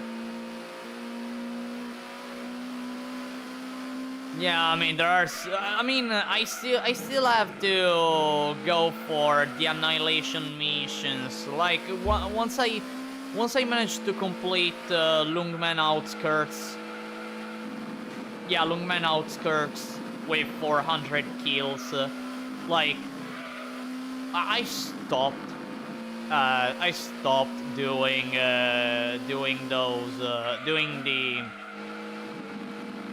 I stopped doing the annihilation missions, and technically I should go for the other Lungmen Lungman Annihilation mission, which can increase the maximum amount of rundum I can get in a week.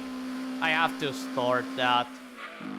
And since it's been months since last time I tried, maybe this time I'll be able to get a nice win.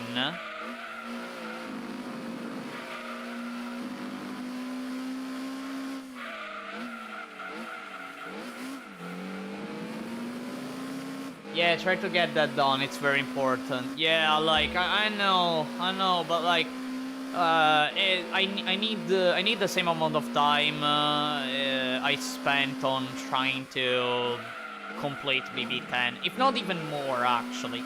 Not even more, because like BB10 it's just it's a stage, okay, that should last a few minutes, but I doubled the amount of time, honestly. But when it comes to Annihilation mission, like, I have to study every single wave, every single little thing and everything. It really requires a lot of time. Really requires so much time.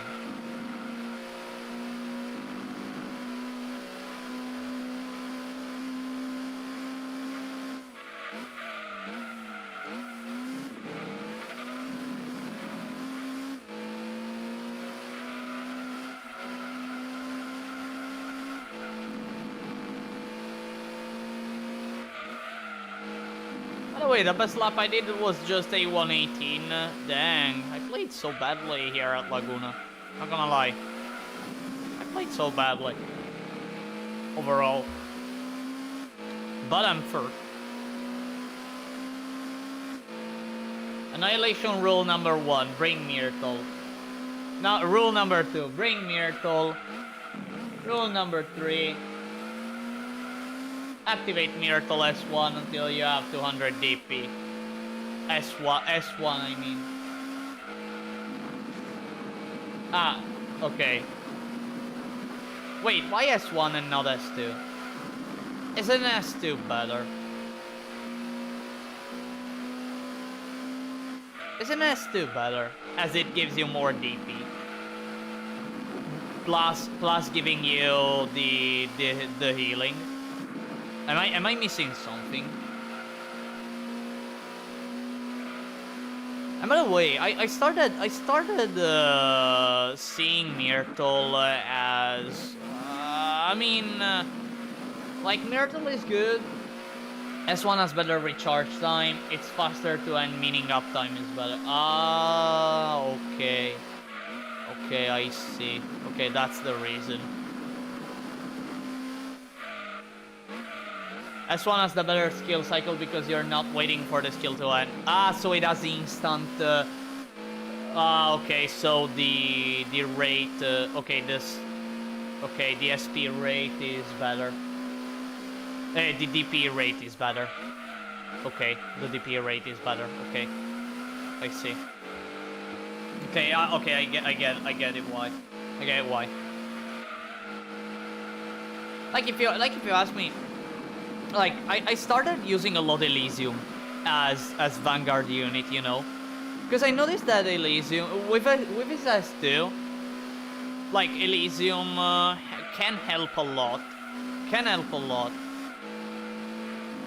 Like reducing enemies' defense, enemies' movement speed, and everything. Like for momentarily blocking an opponent, like it's really. I started to see him as someone that is really useful, and I almost always have him in the team whenever I need quick DP.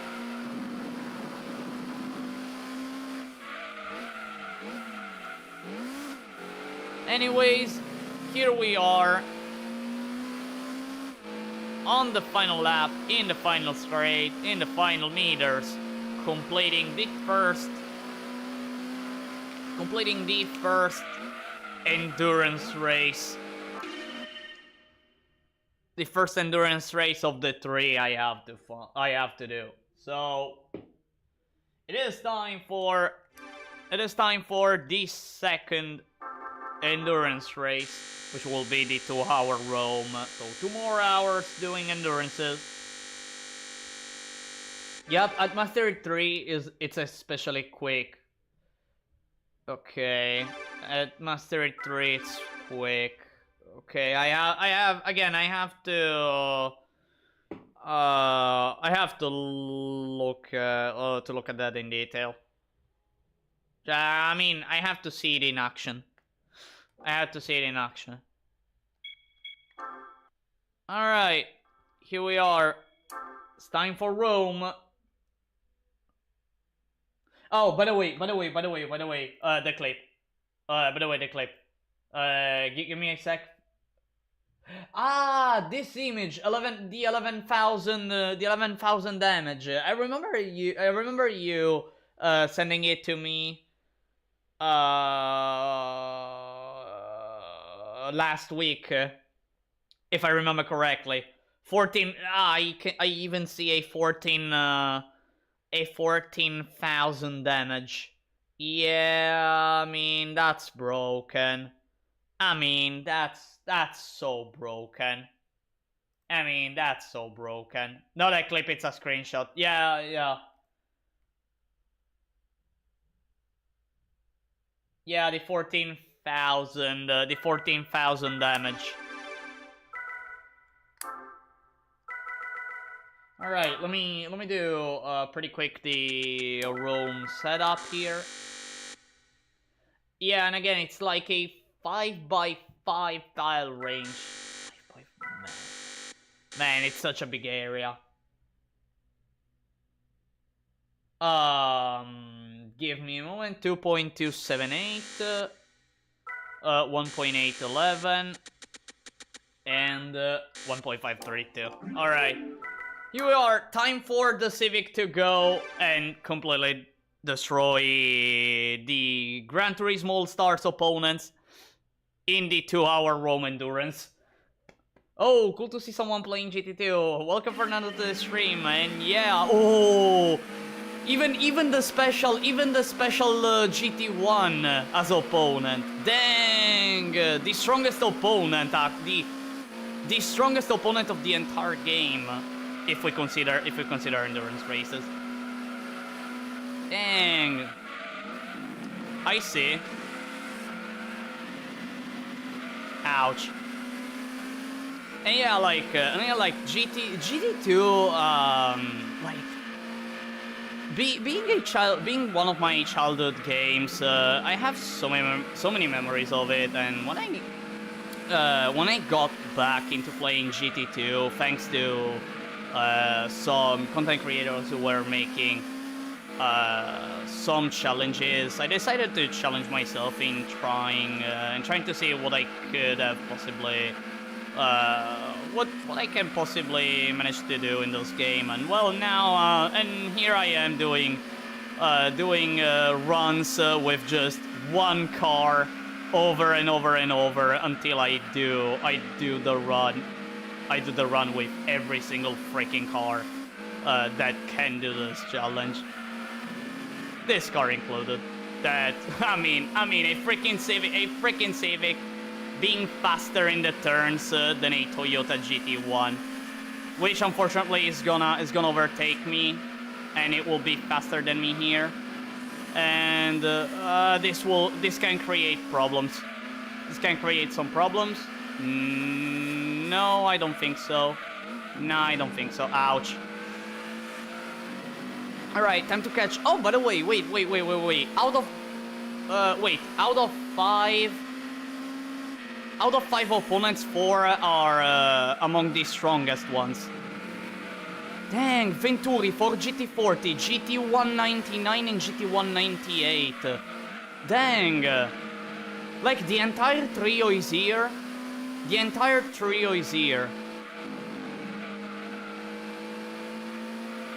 I'm noticing it just now. The entire trio is here. Wow. Okay.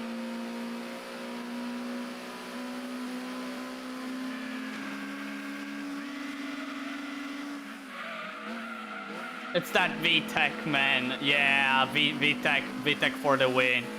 VTech for the win. By the way, give me a moment, because I need to play better than what I'm doing right now. Otherwise, I'm never gonna catch that GT40 and that Venturi. Because I need to land some 119s. I'm landing 121, which is not good. I need to land some 119s, and I have to do it now, because otherwise I'm gonna face some trouble in the late run.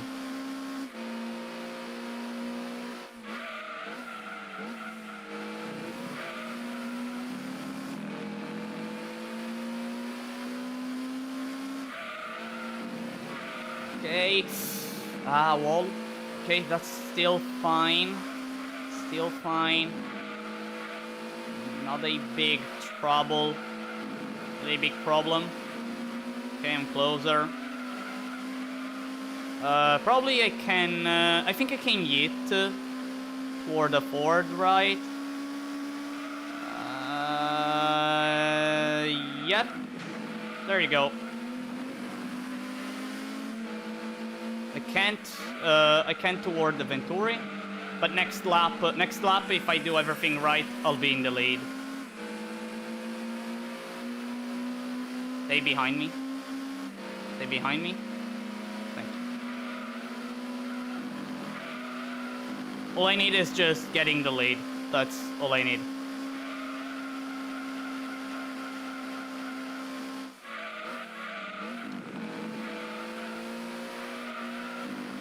And to think this is a starter car.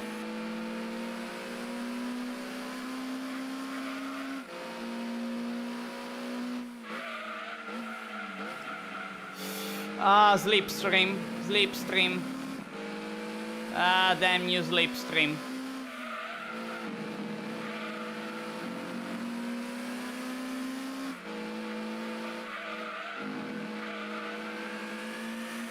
No.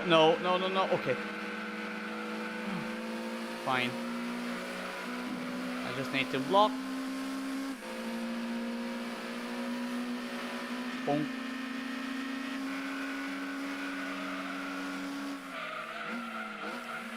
Alright, now I can chill once again. No, wait, one more straight, and after this straight I can chill once again.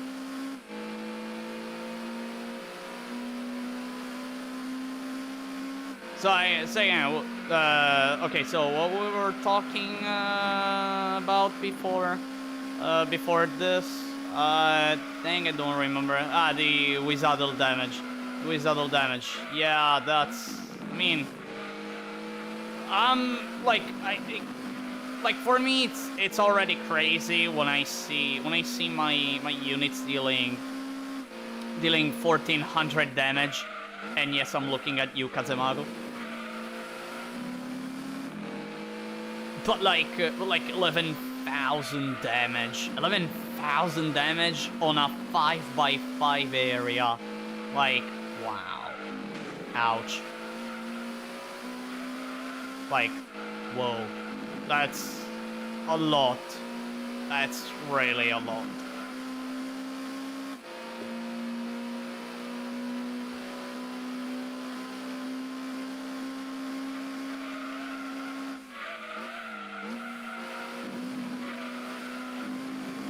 Mind you though, that screenshot is from a game mode where you can easily deal a frick ton of damage.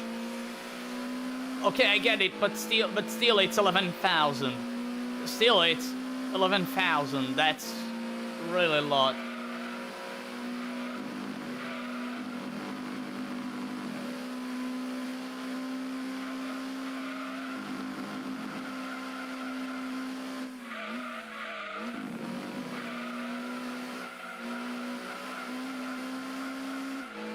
That's why I said, why am MVP? Not to mention that's probably maxed out full masteries and module.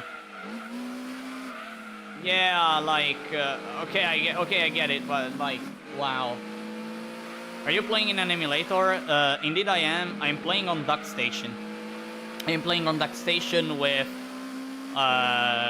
some graphical enhancements to make the... with some graphical enhancements. Ouch.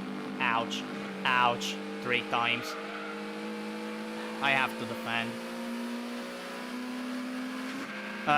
Yeah, again, I am playing with some graphical enhancements that in DuckStation are listed as quote-unquote cheats. So yeah, if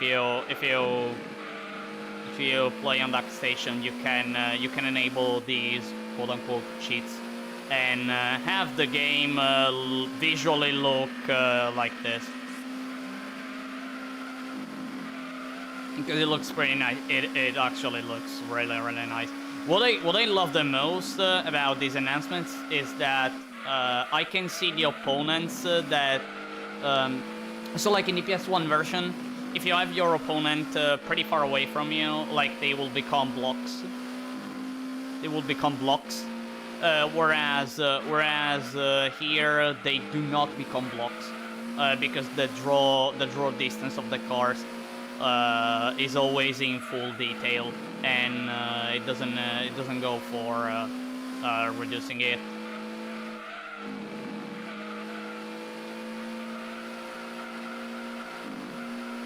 All right, there you go.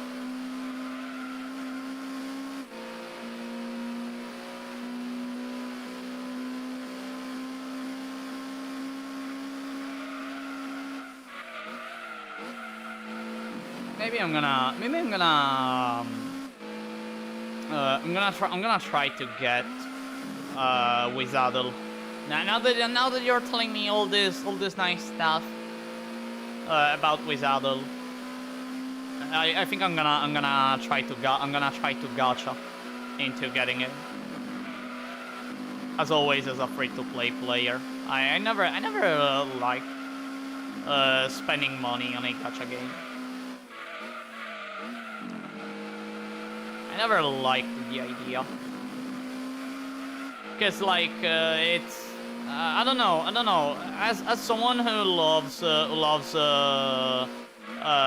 searching for challenges and trying to overcome difficulties in a video game, overcome difficulties or hard stages in a video game, like seeing myself spending money in a gacha game, it's like telling myself that I gave up on the challenge, you know. I don't honestly love that idea. Okay, gacha games are also about luck. And not gonna lie, in Arknights I got some pretty damn good luck.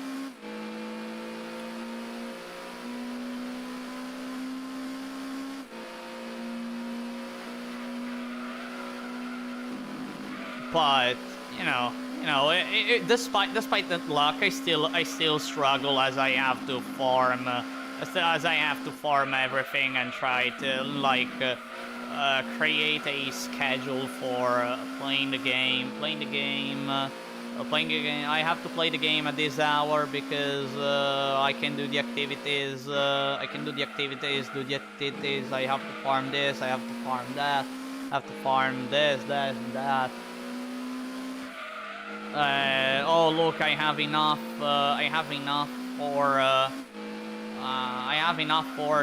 for doing 10 pulls. Well, I hope I get lucky and get something good. And okay, I get this, and this. All right. So how can I use them? Here, there. Gacha is like a pay to win where you don't always win. Well, like. On a technical side, well, it depends on the gacha game. Technically, you never win.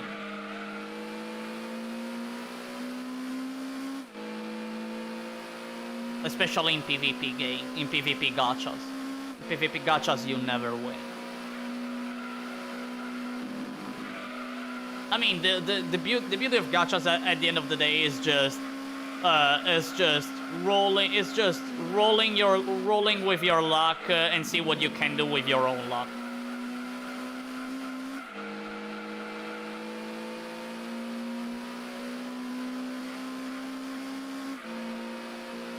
I mean, you never win when it comes to PvP gachas. When it comes to PvE gachas, yeah, of course you win. Of course you win. That depends on your on how much on your adaptability. At least with the experience I have on gachas so far, like you have to adapt to what the game throws at you.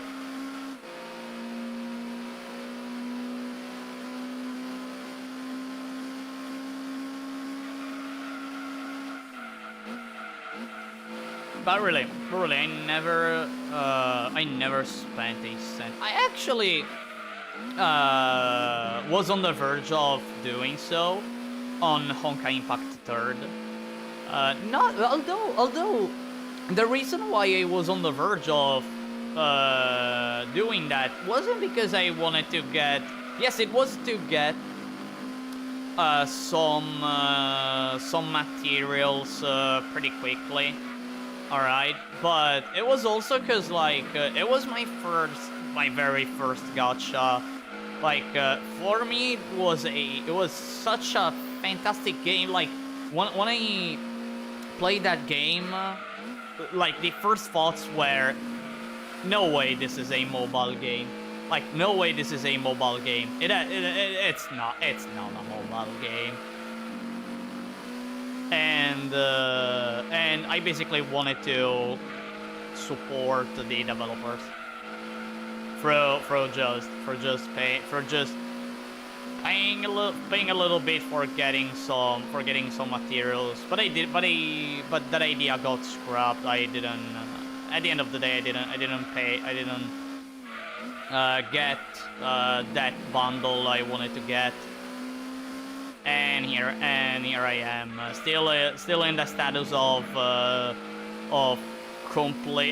total free-to-play player. Yeah, I basically guaranteed I'm winning by saving big time, but I still did. Shoot! Wasn't looking at the screen. Wrong moment to not look at the screen. Wrong moment to not look at the screen. Absolutely wrong moment. This will probably be a 122, 123. I need to look behind me. I have a little bit of fear now. Okay, no. Seems fine. Seems fair. Okay, seems fair.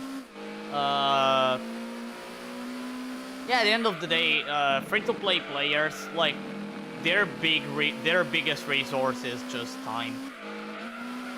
It's just that.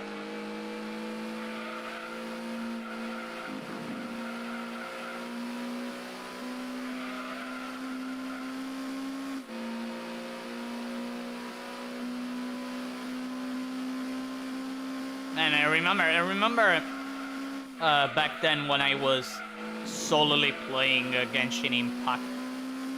Like, I was farming in that game for literally 14 hours. 14, 15 hours probably. Dang. As a free-to-play player. Like, it was insane. I remember, like, setting a schedule, but then it all came down to, no, dear, this is such a vast world.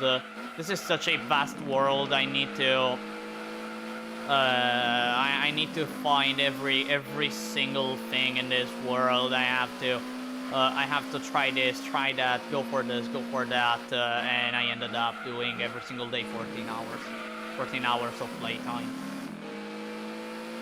I remember waking up at 6 a.m. Making myself a cup of espresso, and right after that, freaking turning on my PS4 and playing Genshin.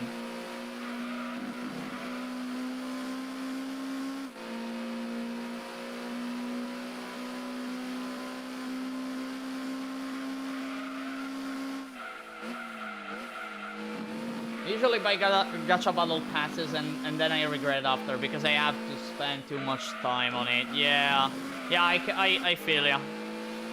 I feel ya. I never bought one, but like, really, the amount of time you have to put in a gacha game to actually do all the activities, especially when it comes to seasonal activities, like it's insane. Like it's really insane. Of course, it depends from gacha to gacha. Like there's a gacha that maybe it's better for a thing, whereas the other is not so great, and vice versa. But like, yeah, the battle pass is like, it's like doing a sort of contract where I pay you this amount for possibly getting materials or whatever stuff if I do activities almost every day and a lot of activities.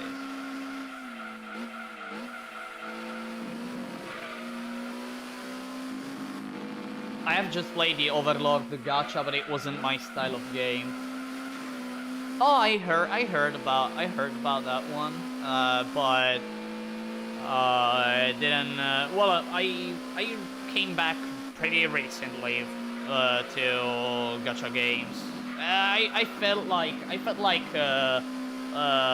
it was lacking in my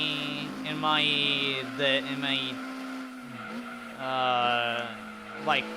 I felt the lack of a gacha game that I had to think about maybe on those dead moments where you literally do nothing and you don't know what to do, because I don't know, maybe you're at work, there's actually nothing to do, and you're there like wondering what can I possibly do. I mean, I don't wanna sit here and look at the walls or whatever. You know, I felt the lack of that, and that's how I started playing gacha games again, thanks to Arknights. That's why I'm so glad Arknights doesn't have a battle pass. Thank goodness. Thank goodness, really. Like, honestly, when it comes to Arknights, like, the first months I played that game, I felt so overwhelmed by the amount of events. I honestly felt so overwhelmed by the amount of events on the game.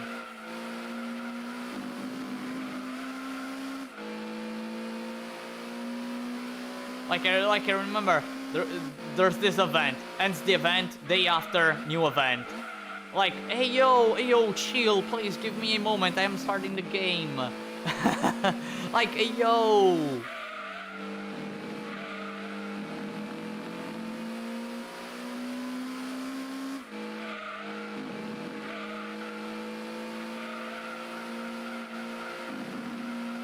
I'm already seeing that the Civic is starting to struggle a lot here at Rome when it comes to turn.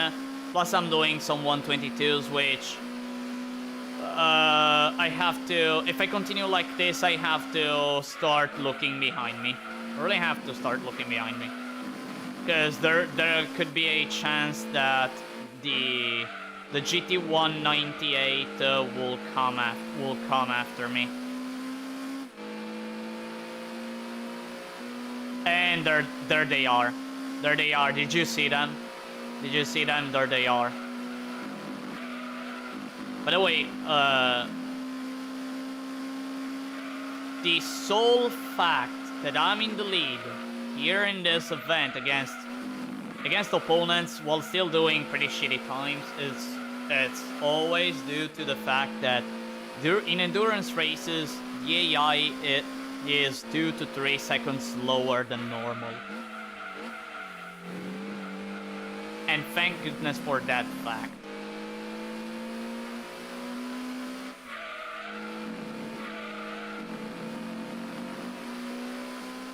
We're coming for you. Indeed they are. Indeed they are. I have to resist until lap 21. I have to resist until lap 21. At lap 21, if I manage to survive until lap 21, it will be perfect. It will be absolutely perfect. As the GT1s will make a pit stop. Both GT1s. Both the 99 and the 98. Because they are programmed to pit every 21 laps. It doesn't even matter the time. Oh, they're getting even closer now. They're getting closer. They're getting closer.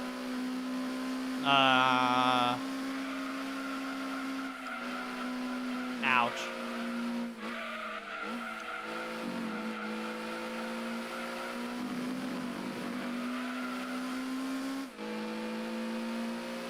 I remember my uncle had a red Civic back in 2011. It was a pretty fun car to ride. I mean the Civic. I actually started loving the Civic thanks to Initial D.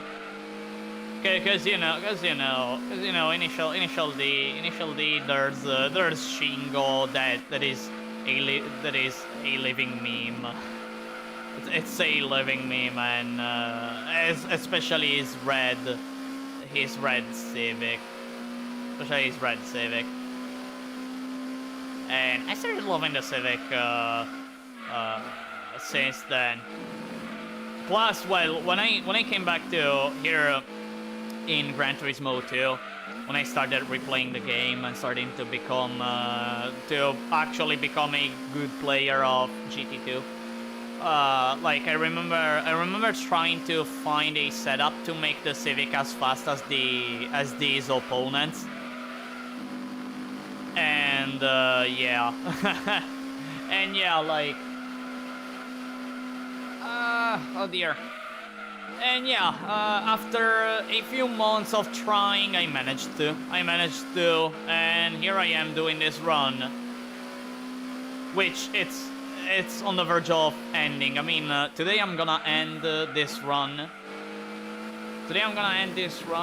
Which, well, the endurance races are extra as well.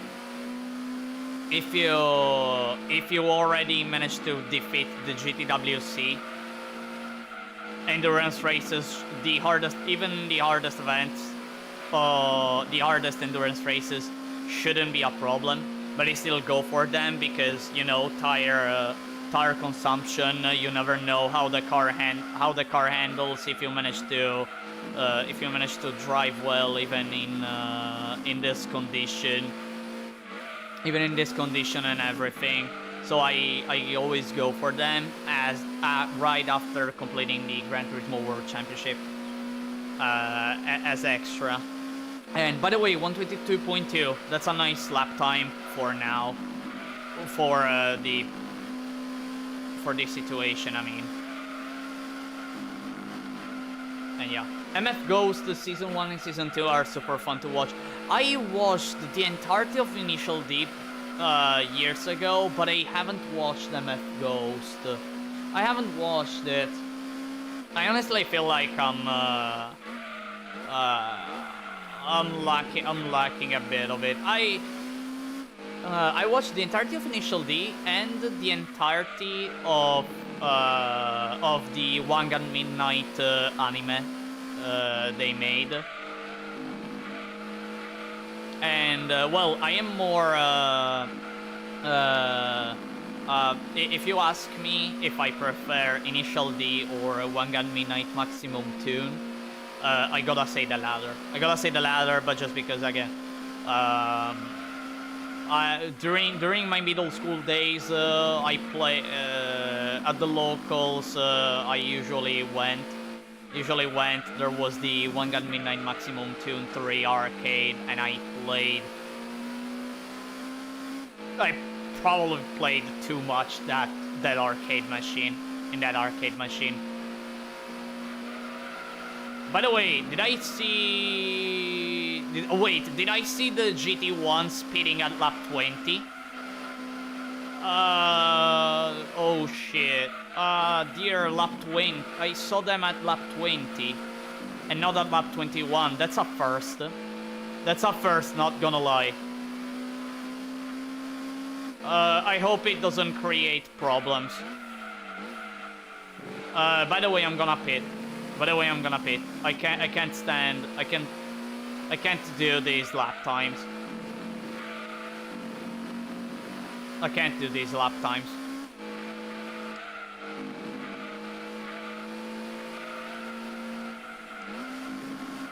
I'm being too slow.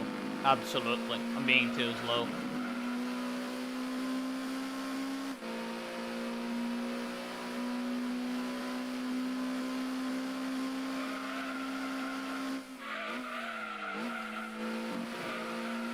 Ouch.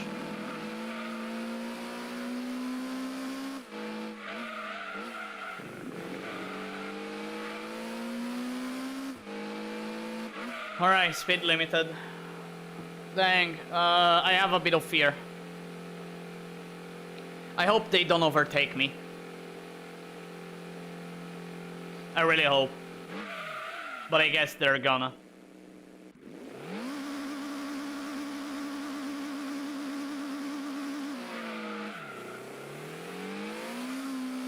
Please. Please. Ready? Ready? Go. I'm still in the lead. Still in the lead. Okay.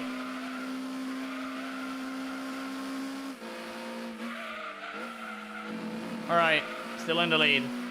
Thank goodness. Oh, they're there. Second and third and fourth.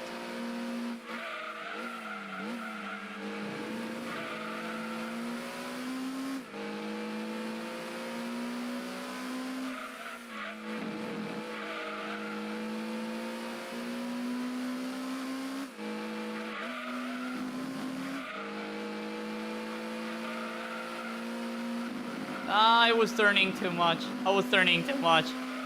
I was on the verge of crashing on the inner wall.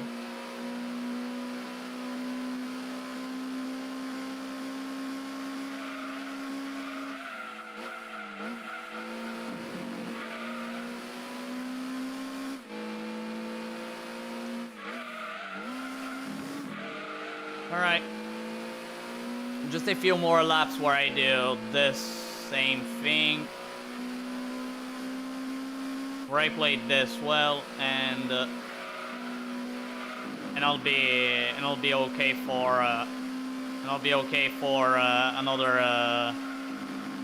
another 20 laps, for another 21 laps.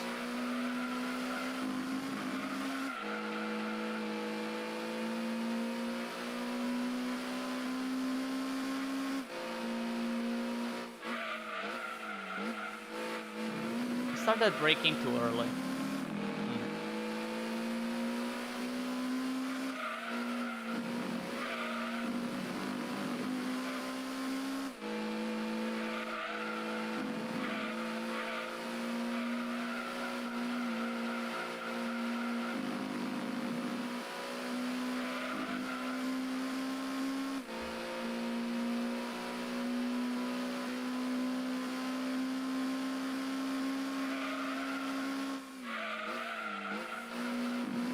Probably this is a 119.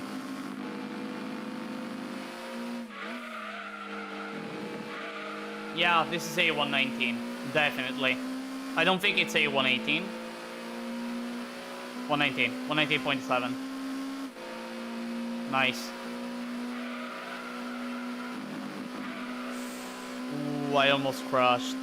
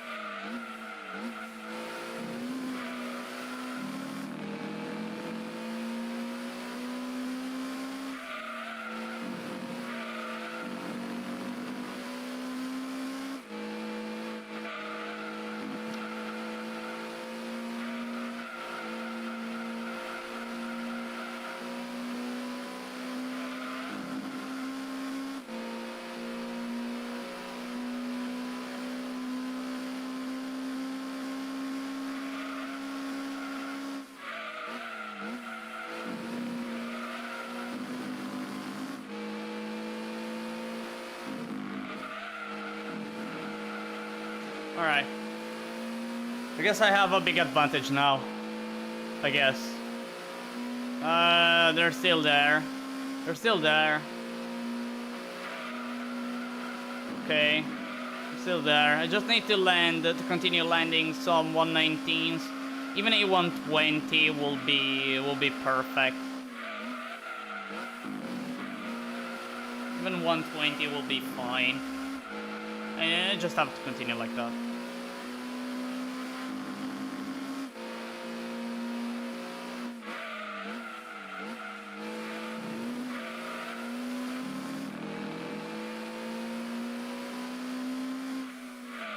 I'm sorry if I stopped talking as frequently as I was doing before, but I really the problem is that this endurance is quite hard. I mean it was already hard doing this event in the Gran Turismo All Stars event. It's actually even harder in the Gran Turismo All Stars event. Well, there are, like, these are two different types of difficulty. In the Gran Turismo All Stars event, it's more like perfection in fighting 5 laps, and here is just being constant in the span of 2 hours, which it ain't easy. It ain't easy. And again, I just need to go away. I just need to go away.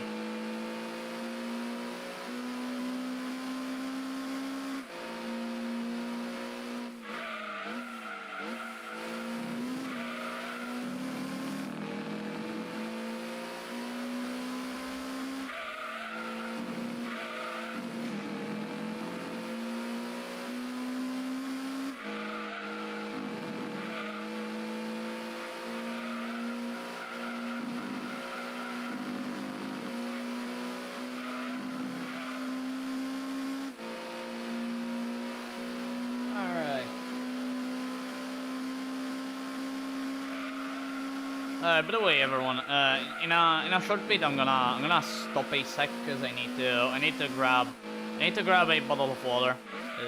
I'm a bit thirsty, honestly, just a bit. It's not that much, but I can hold a little bit. Plus, I have to go to the bathroom. But I mean, I prefer going for that after maybe once I reach yellow tires. Once I reach yellow tires, maybe I'm gonna go for that. Maybe, or at least when I start seeing yellow tires. It's probably I'm gonna lose a bit of focus, and I need to stop just a few, just maybe 1 minute to recover a bit.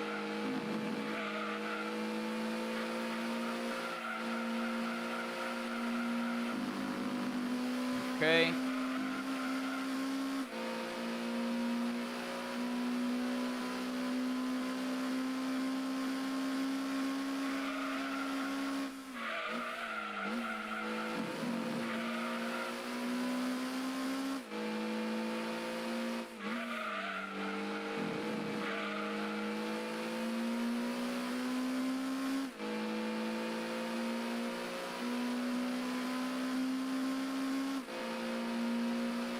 Yeah, I'm far away. I'm far away.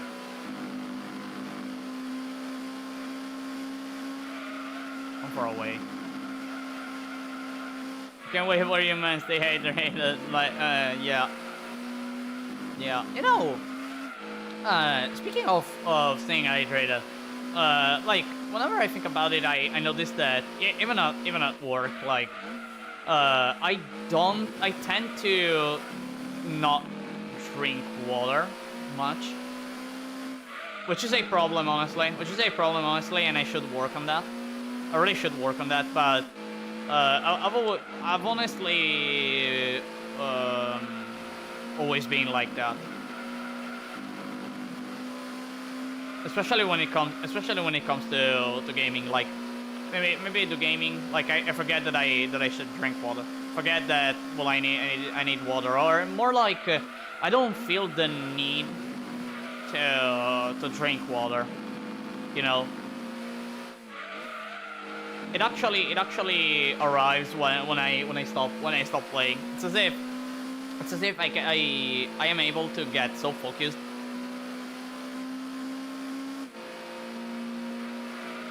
Even at work, that I get so focused that I forget about maybe like simple needs such as hey, drink regularly. Ouch. By the way.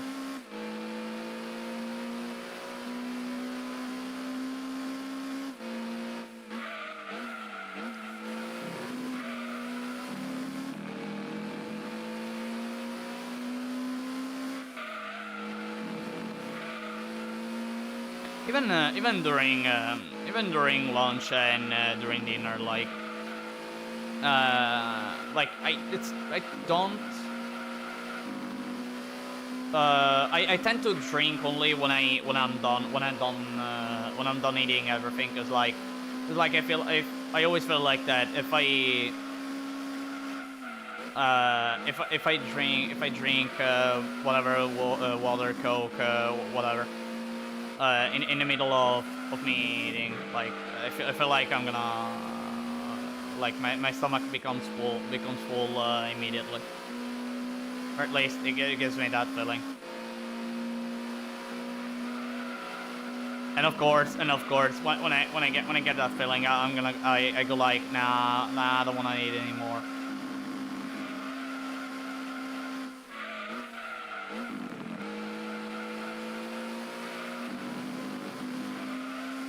I feel like it's a problem that almost every gamer has.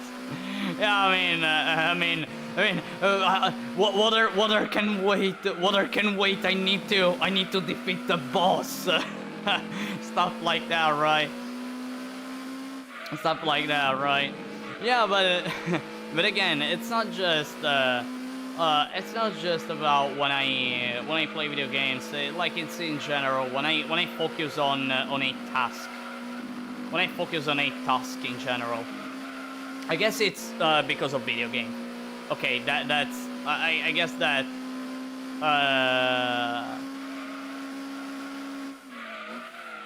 I guess that's video games are the reason why I'm like that. But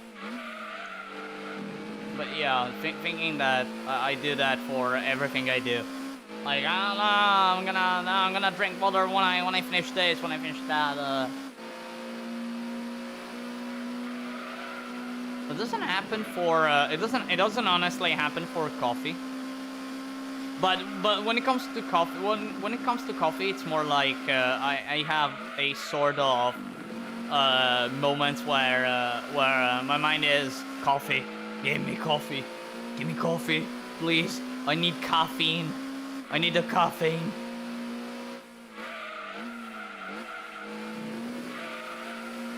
Which is basically when I wake up and after lunch. All right, I guess I'm gonna end this lap and actually go for actually stop just a bit.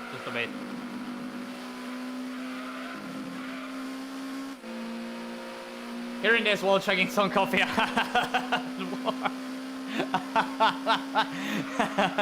Coincidence? I think not.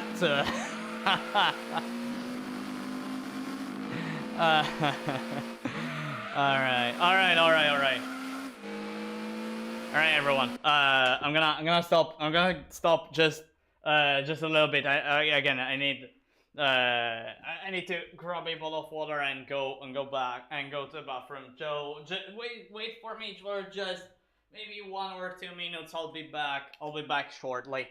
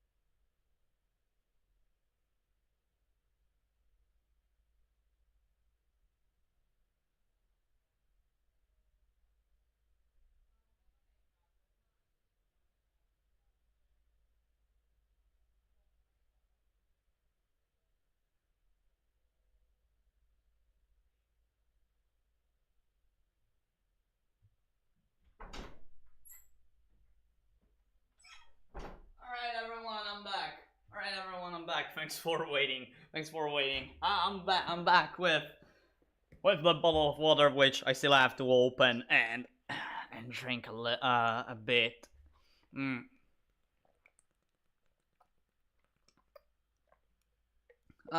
a bit from it.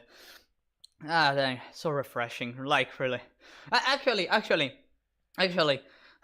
when I went to bring to pick the bottle of water, I also looked at some Pepsi cans that I have, and I looked at them. I thought a bit about it of picking the can of Pepsi.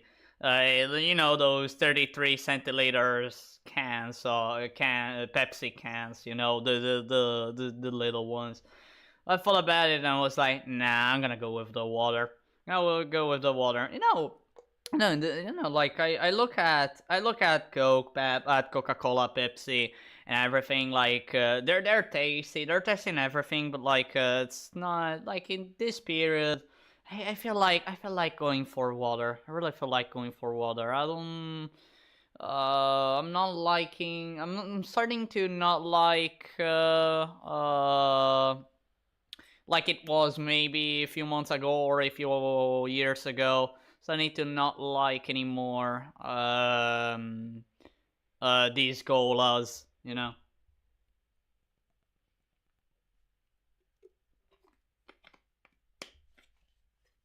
Also cause like I started thinking about it.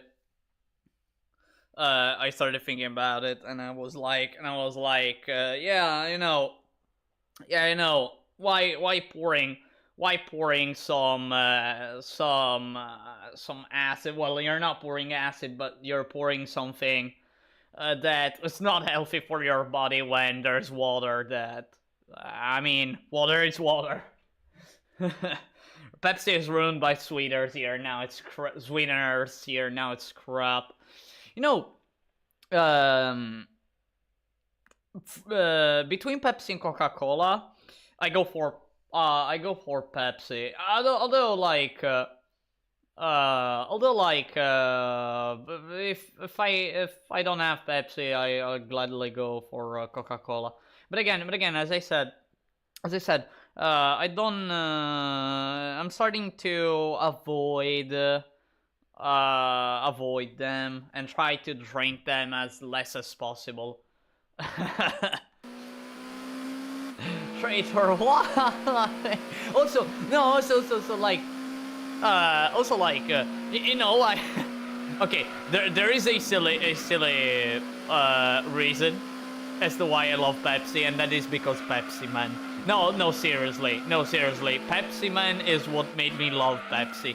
Like, I love Pepsi. I loved it even before and knowing about Pepsi Man, but when I discovered Pepsi Man, I was like, no, Pepsi for the life.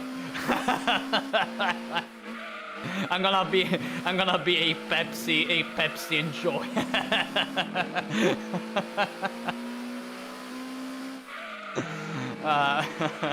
Why don't they bring Pepsi Man on the market?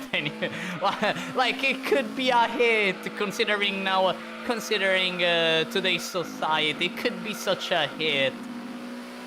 Why don't they bring it to the advertisements? I mean, imagine in YouTube, imagine on YouTube finding yourself watching a Pepsi Man ad. I mean, I would gladly watch that ad. Okay, I'd be a bit angry because, you know, an advertisement on YouTube, maybe it's in the middle of me watching a video, and I get angry because, oh, come on, YouTube, advertisement now, but then Pepsi Man, I'd be like, yeah, Pepsi Man.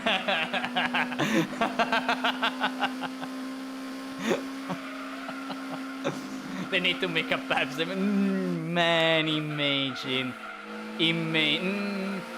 Nah, give it a few years though. Not in these years with the current state of movies. No, honest opinion. It's better for a Pepsi Man movie to wait maybe 5 to 6 years. Honest opinion here, 5 to 6 years maybe. Not too much, not a lot. The current state of cinema, from what I can see, isn't too fantastic. Knowing how stuff is going, a new Pepsi Man ad would be a TikTok dance. Please let him alone.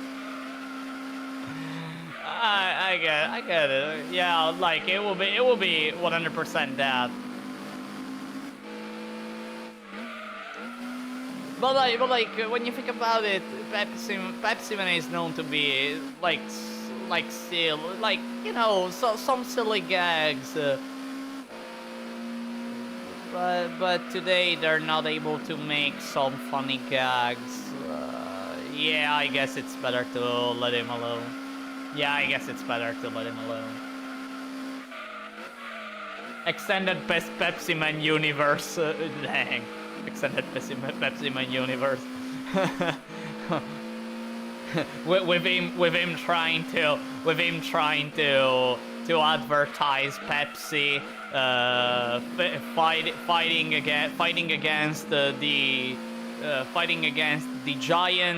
giant red company, which cannot be named Coca-Cola, of course, because you know it would get sued for many things.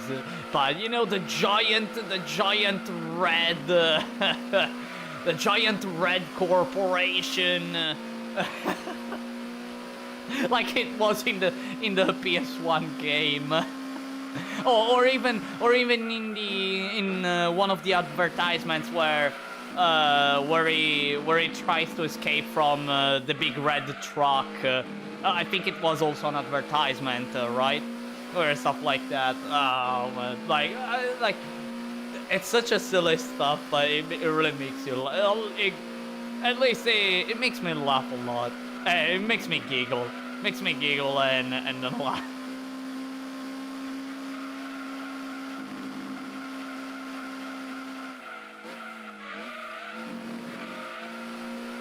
Would be pretty cool though. Would be pretty cool though.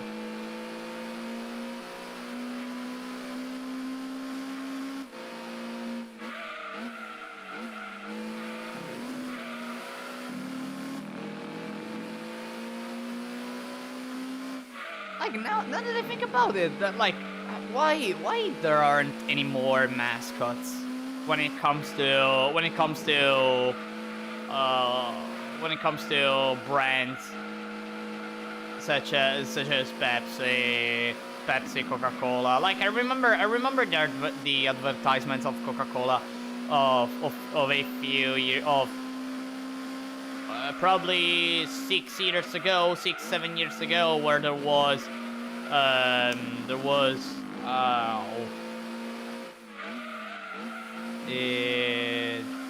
dang, why am I forgetting his name? Why am I forgetting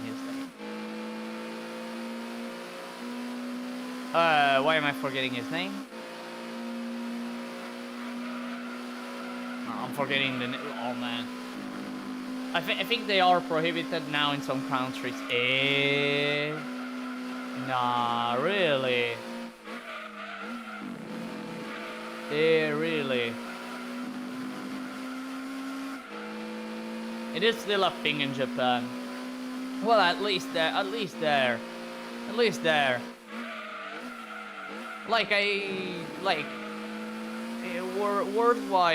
Worldwide, honestly. Again, that's a personal opinion. Like, it's a bummer that there aren't any more mascots, or at least like a figure that you look at and you go like, hey, it's X from Y brand. Oh wow, it's so cool. I love whenever I see an advertisement. Oh look, there is.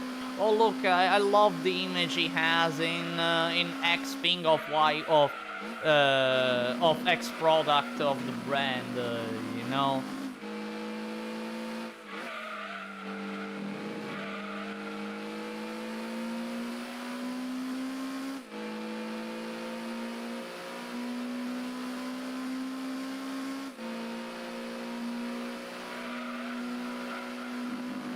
Like really, even with some Italian products, I noticed this change, which I honestly don't get. Cause we had some sort of figures or mascots on some products and some brands.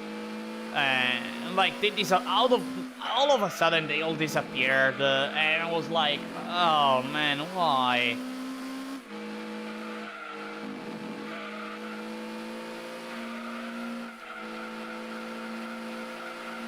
I remember as a kid that even the toilet paper brands had a mascot. I mean, it's just like the Foxy, Foxy. You know, I don't know. I don't know if you have the Foxy, the tissues,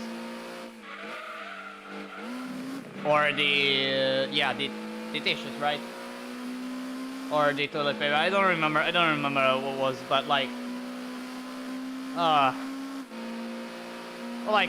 think that. By the way, I'm not watching anymore. I haven't faced an advertisement of Fox anymore.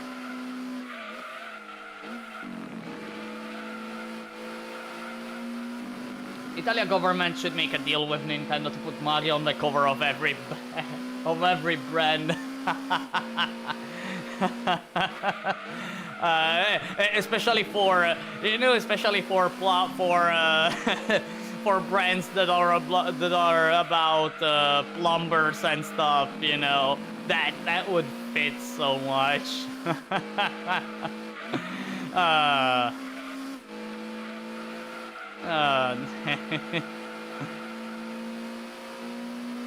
mean, I remember. Do you remember the Tifa in the Senate meme? Do you remember the Tifa in the Senate meme? Dang, that was so incredible. Which by the way, the Tifa in the Senate meme was, it was insane. It was insane. Imagine going, like me being Italian, and hearing those news, like when it happened, like every single day it was like, hey, this happened, hey, you know, this happened, and I was like, oh, yo, don't tell me. Yo, what? It has become a meme, what?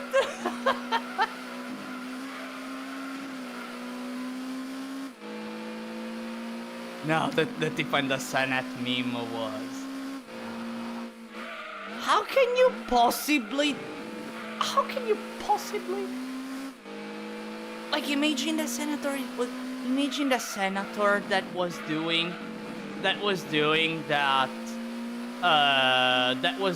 that meeting, showing those lights and everything, and then all of a sudden it appears Tifa getting pumped by by Mario, or like I don't know who, but like well, we're in Italy, so probably getting pumped by Mario. You know. and by the way, the meeting was about cybersecurity, and they received a cyber attack.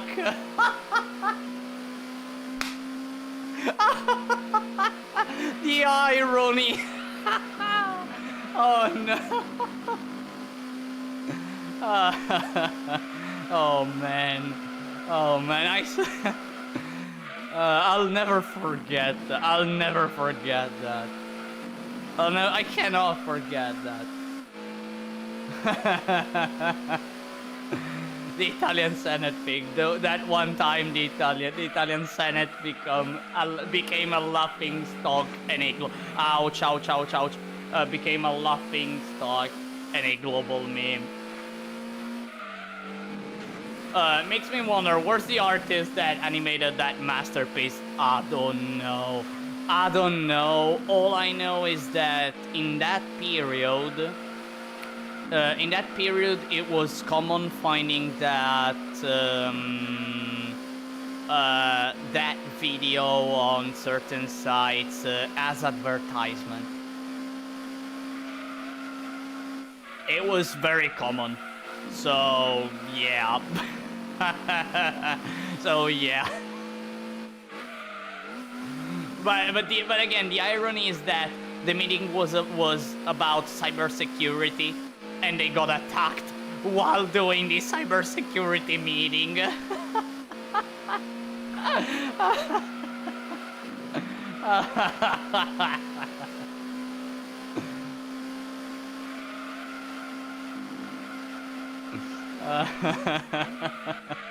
Oh dear. I remember having, well, now Tifa is just a certified Italian senator. I mean, she's an Italian senator now.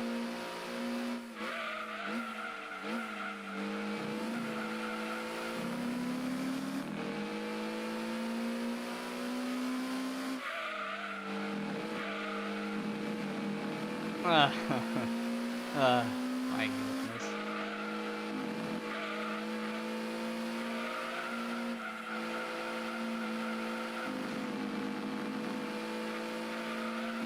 Tifa's now your new ambassador. How does it feel, King? I mean, Tifa in Final Fantasy VII is the character that is your primary source of damage in speed running. So I feel pretty happy, honestly. I feel pretty happy. Not gonna lie.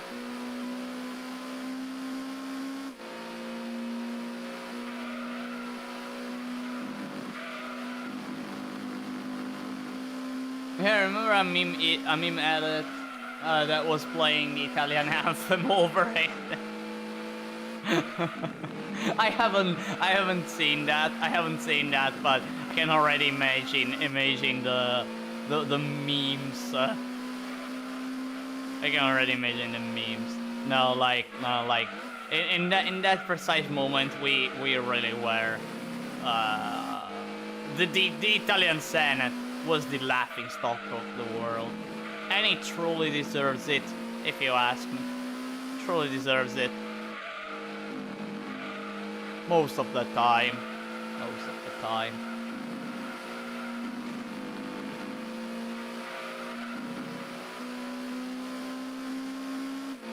That's all I'm gonna say about it. That's all I'm gonna say about it. By the way, I heard that the diesel's prices will skyrocket in a few months, and I think I'm pretty much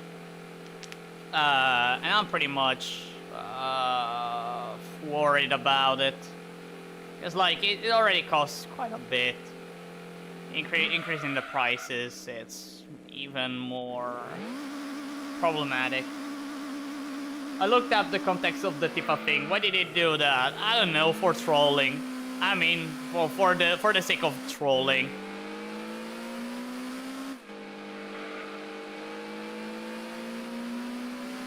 And by the way, I'm second. Oh no. I mean, just for the sake of trolling.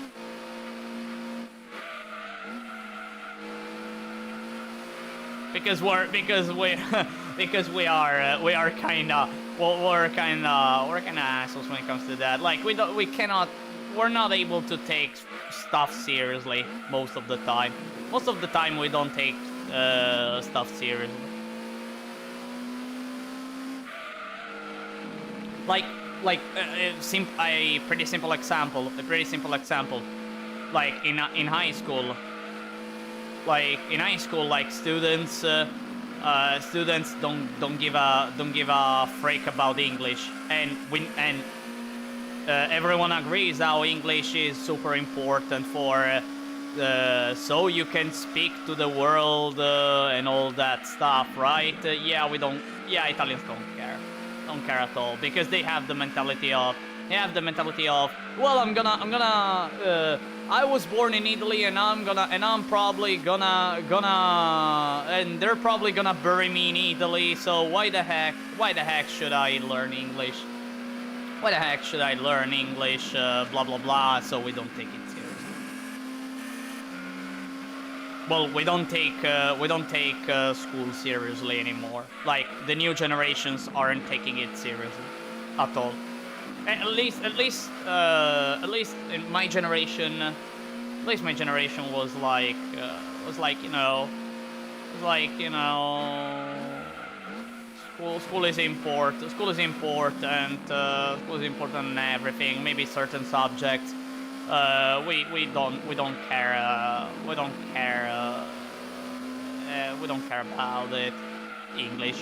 English, and whenever a PE teacher wanted us to do some exercises, we were like, the heck are you saying?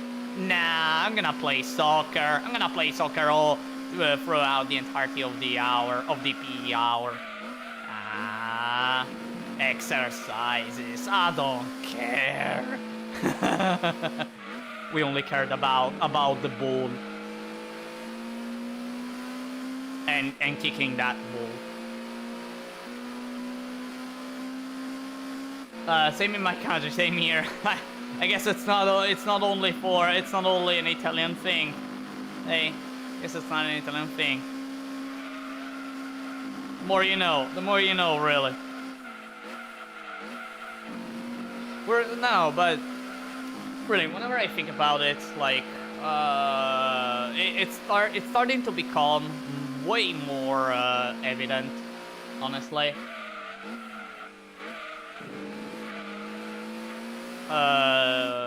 Starting to become more evident, but like, what was I going to say? Oh dear, I forgot. Thank you, short memory, for dying on me. Oh dear.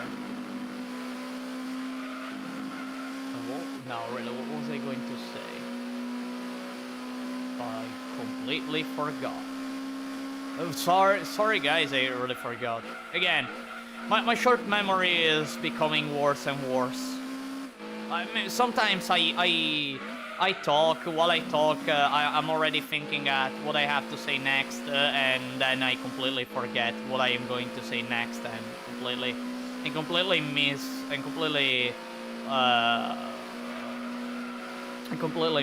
the entirety of the speech I wanted to do. You guys also have soccer zealots, yeah, same here. No, like in Italy it's absurd. No, really, it's absurd. Like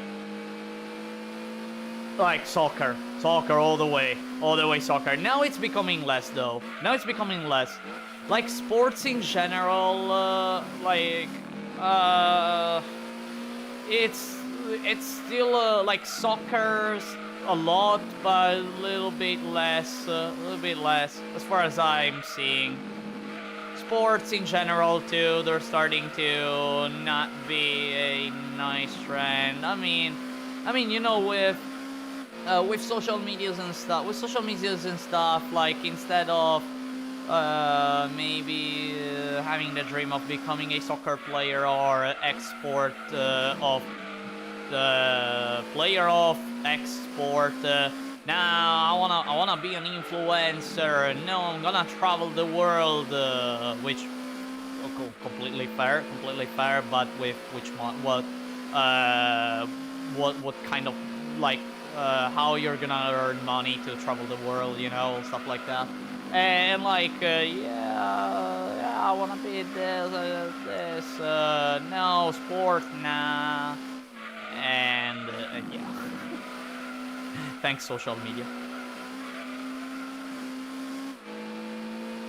They're everywhere. They really are. Like, man, I remember one commentator had a stroke and died when his soccer team won. Hey, yo, what? It was like the 90s. Hey, yo, what? Hey, yo?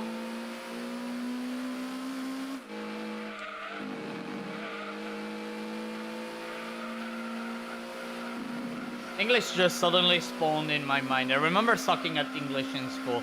You know, my experience with English was like me being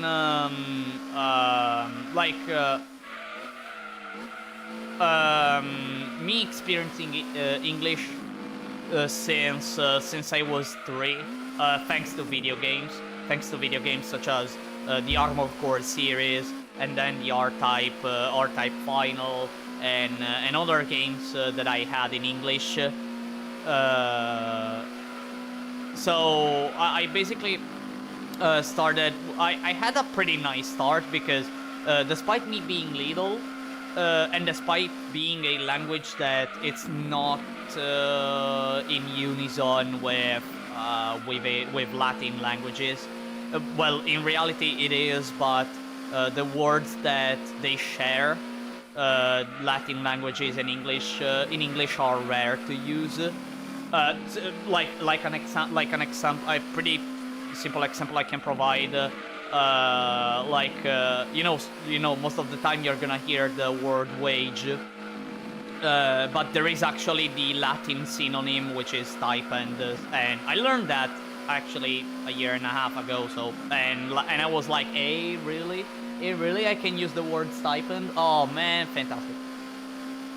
Which, well, in Latin languages, at least here in Italian, it's present. That word is present. It's almost identical.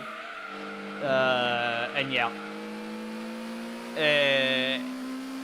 Then at school, especially in elementary and middle school, I had nice profs. I had nice profs who taught me a lot, but I was also a student who I was a quick learner.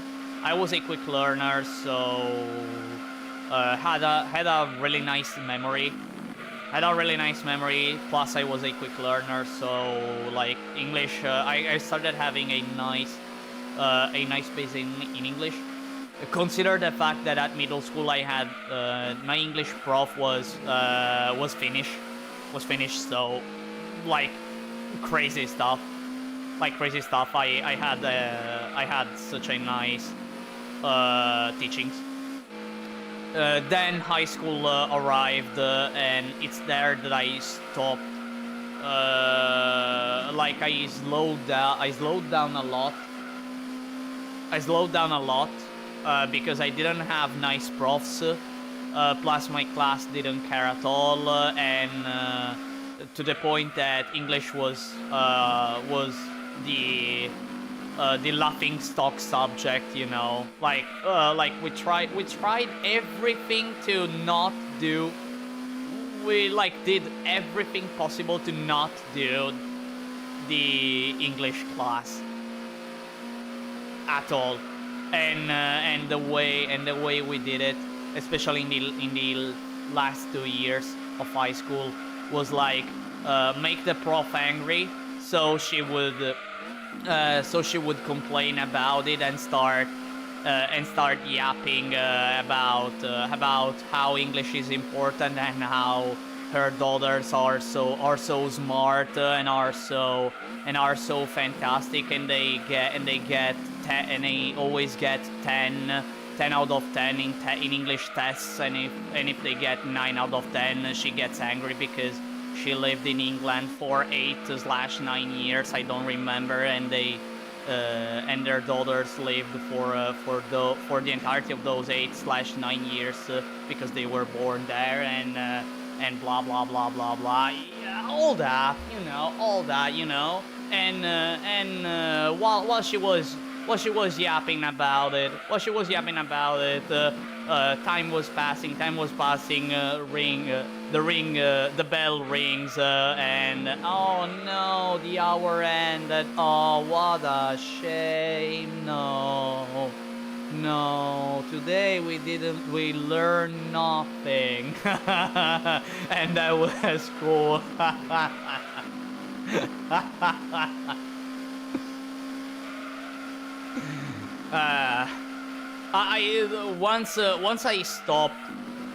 Once I graduated from high school, after a few years, I noticed my lack in English skills, especially at communicating in English. Technically, I still fail at communicating in real time with a person in English, because I lack experience. I still lack experience. But when it comes to maybe a conversation such as this one, which is me streaming talking about anything, and you commenting, and me reading chat. For me, like, well, I have plenty of experience now, so I'm okay. Maybe I should learn. I still need to expand my vocabulary. Not gonna lie, because I feel like it's not. I always feel like it's not enough, my vocabulary. Plus, maybe going for looking after some grammar lessons, just so I am sure of certain things and everything. But overall, well, it took me a bit, but I'm at the level I am right now, which I'm happy with it. But if I can improve, if I find the time, I'm gonna do it. Although I honestly want to learn more languages. I was actually, before going back at relearning English, I was starting at learning Russian. Because it was a language I was always interested in, and I started, and well, I had to stop because English. I had to stop because of English, and I reached the point where I can read Cyrillic. That's it. I can read Cyrillic, but if you ask me what I just read, I don't know. Like, I only know, the usual words. The usual words in Russian. Like spasiba, or what was that one? What was thank you in Russian? I don't remember. The only phrase I still remember of Russian is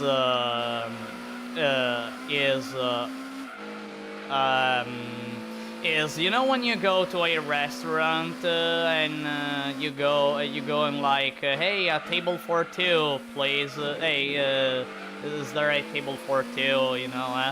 And like this language learning app made me learn that. And the Russian phrase is Stolik na dvoi, пожалуйста. which is a table for two, please. and yeah, like that one. Speaking of words, I remember like udachi, which just means good luck. And that's it. But again, I'm able to read Cyrillic. Maybe it takes me a bit of time to. It may took me a bit of time to actually read the words and everything, because I'm not perfect at reading it. But again, if you ask me what I just read, I don't know. Maybe I just said I don't know. I am a non-straight person. I'm not straight, and I go out well, I don't know. I don't know. Whatever. Maybe I just shit in my pants. Maybe I just read I just shit in my pants. I don't know. I wouldn't possibly know.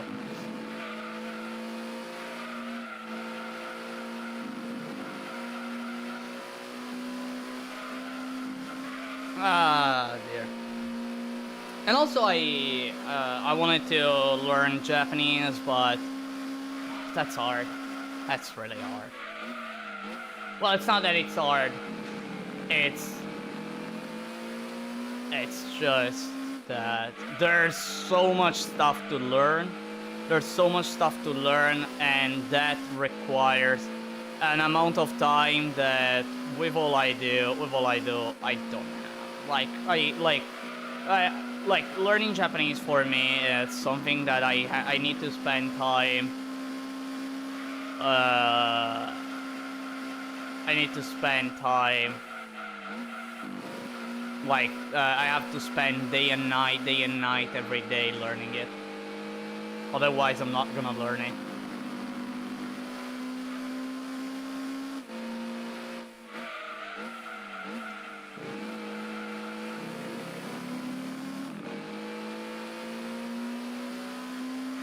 By the way, it's been a while since last time I read comment. Let me stop and read some comments. When over here during the 90s and 2000s, many in the country were obsessed with F1. Oh, look, the 2000s F1. Nah, you're in Italy. Nah, you had to watch it. You had to watch F1. You had to watch MotoGP. You had to watch your usual soccer match of the usual Saturday and Sunday soccer match of your team and everything. No, you had to do all this stuff. F1 was good in the 90s. I heard I heard 80s 90s was the golden era of golden era of F1. I heard. Unfortunately, I'm a 2000. I was born in the 2000s, so all I know about F1 back then was, well, the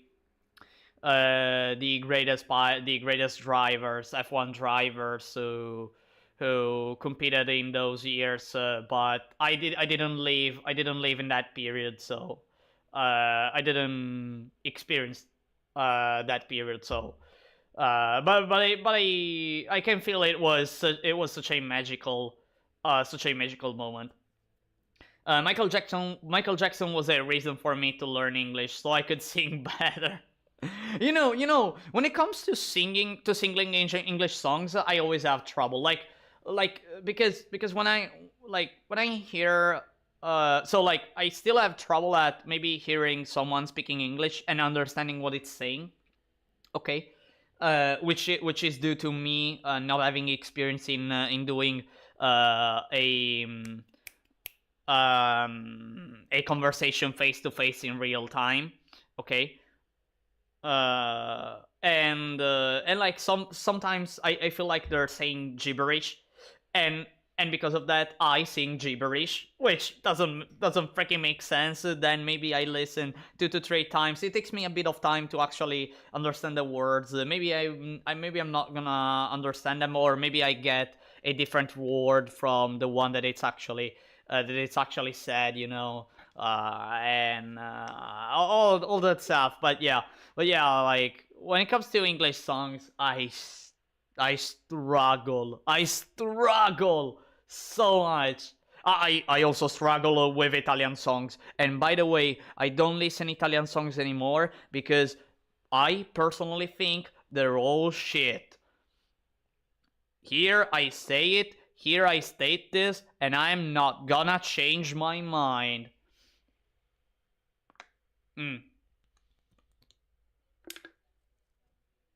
Unless we're talking about some 70s, 80s, and 90s Italian songs. Those were fantastic. But I don't listen them too. I don't listen them because I have my own songs. I have to listen Nier Automata Zost. I have to listen Drakengard 3 Zost. Hey, those were fantastic. Those are fantastic original soundtracks. In my case, it was the French class. Speaking of French, I did French. I had a French class during middle school, and actually, I have a story about the French class. So by the way, I have the rolling R. It is right, the rolling R. whenever I speak Italian, I have the rolling R. Maybe it's not. Maybe it's not. I don't mark the rolling R whenever I speak English. Because I don't feel like going for that one. The rolling R helps a lot when it comes to saying French words, right? So like I had a really nice pronunciation to the point that my prof always wanted me reading whatever we had to read during class. And yeah. And another thing about French class is that uh I remember there was one instance where I had a French test, where basically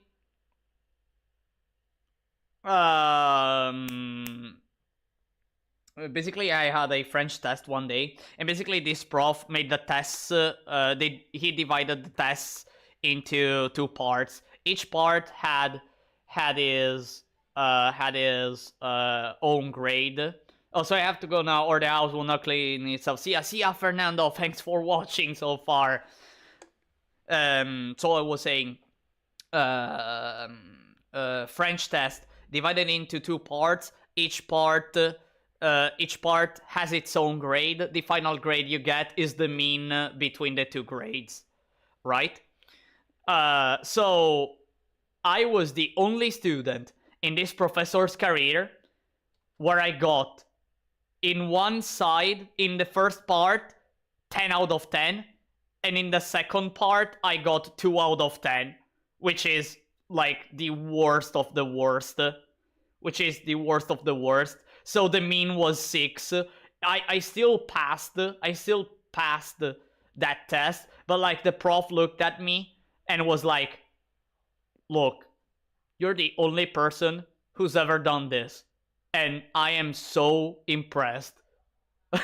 Like I cannot understand how did you fuck up so much.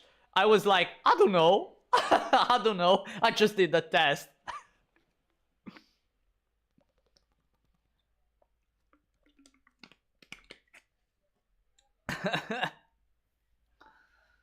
Speak vodka. I mean, I did it. Kalashnikov vodka, Vladimir. That's all the Russian I know.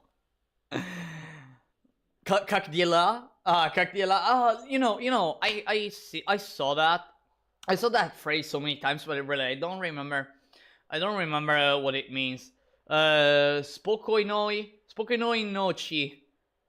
Spokojnoj noci. No, wait, spokojnoj noci. Wait, why do I feel like I've already saw such phrase? Spokojnoj noci. Wait, oh dear. I feel like I already saw that word. I don't remember though.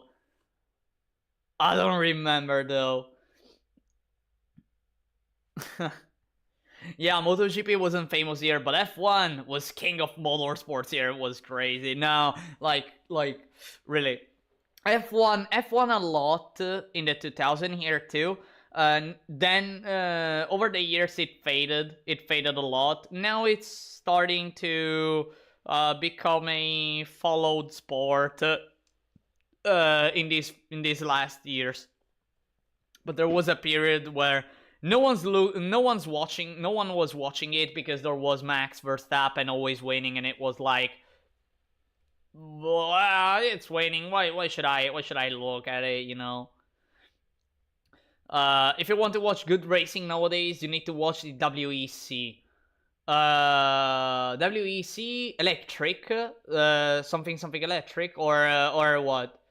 What does WEC stand for? Spaghetti songs are ass. Oh no, all right. Modern. All right. By the way, let me continue. Like, modern Italian songs are all like World Endurance Championship. Oh, the World Endurance. I remember like hearing the news of Ferrari winning the second time in a row at Le Mans, at the 24-hour Le Mans. And I remember that. Man, actually, when was it? When was it? Like, actually, last week, YouTube recommended me a live stream of an endurance race.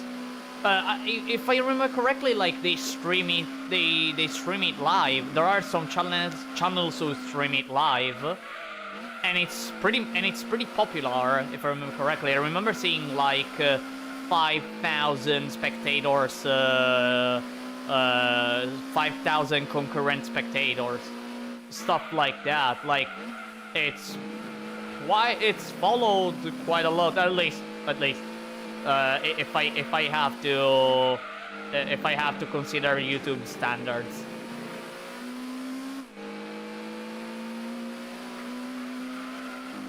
But going back to the Italian. To the modern Italian songs, you know, every like all the artists nowadays are freaking rappers. No, actually, they're not even rappers anymore because they most of them don't even rhyme. Okay, most of them don't even rhyme. They don't diss. They don't do anything. They're more trappers. They're more trappers, you know that genre, the trap, and like they go, oh, no, fuck that, no, I can't stand them. I really can't stand their songs. I really can't stand them. Like, no, like no. It's just a heresy. It's just something heretical, not for me at least. Like you know, they're nice when you're with someone on the car. Maybe you're a bit. You drink a little bit, and maybe you're going back home with the car. So maybe you speed up a little bit, and in the background there are these songs. Okay, fine. At least the song. The song, not the person, is kind of catchy. So like yeah, maybe in that moment it's fine, you know, it's cool and all.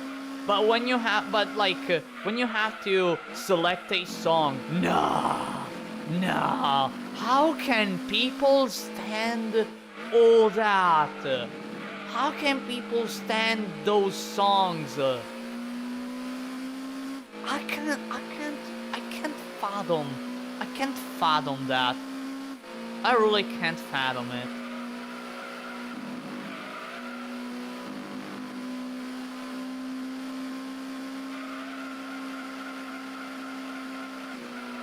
It's all auto-tune. I only listen 90s and back.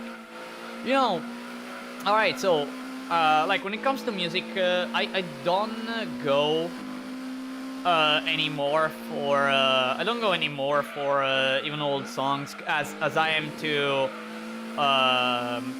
much hooked with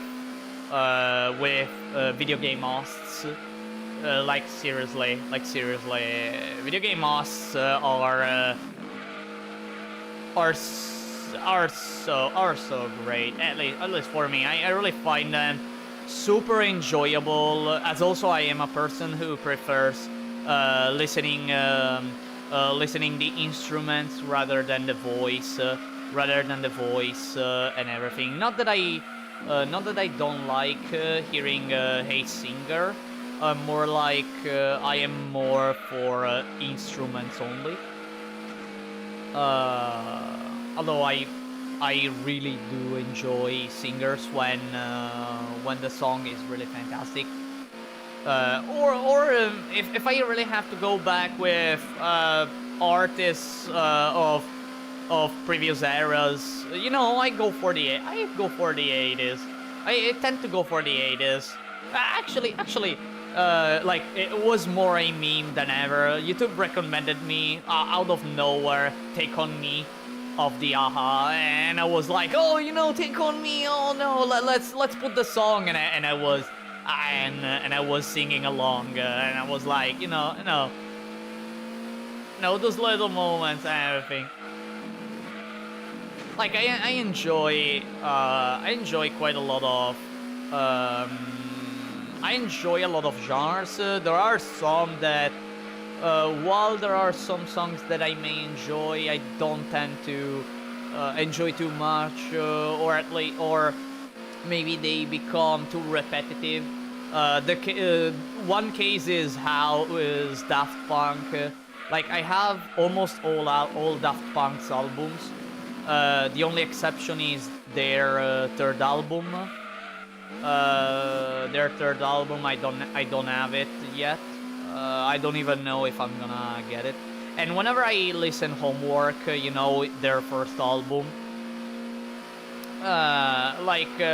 a lot of songs are a lot repetitive, especially Around the World. But in the case of Around the World, I mean the way they say Around the World makes me enjoy the song, even if it lasts 7 minutes and they only say Around the World. I don't know how many times I didn't count, and one day I'm gonna count. Probably someone already did it, but I wanna do it myself. But when it comes to other songs, it becomes repetitive. I'm more a Daft Punk / Giorgio Moroder. Actually, Giorgio Moroder, I have two albums. I have two albums of Giorgio Moroder.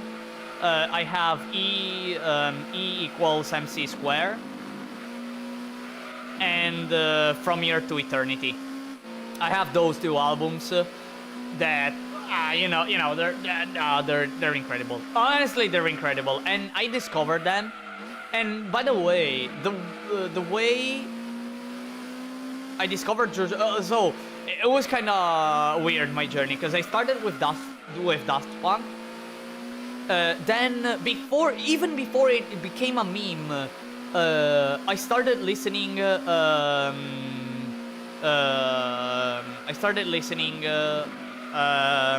That song where there is Giorgio Moroder, speaking during the song and everything. I don't remember the name of the song anymore. Cause like now I just hear the song and I go like, when I was 15, 16, when I really started playing the guitar, I definitely wanted to become. It's called Giorgio Moroder. It's called Giorgio by Moroder. Okay, it was Giorgio by Moroder, right? It was Giorgio by Moroder. When I was 15, 16, not really. I have in my mind that I always remember entirely that song, word for word, almost. And it made me discover Giorgio Moroder, and like. Like it was such weird, cause like I don't know why it was such a weird experience. And then when I started listening Giorgio Moroder and having a blast with his songs, again I bought From Here to Eternity, the entire album, and then E equals MC square, which is an album that I really enjoy. There are a few songs that, wow, they're such a blast. It like it says, it shouts 80s all over. It shouts 80s.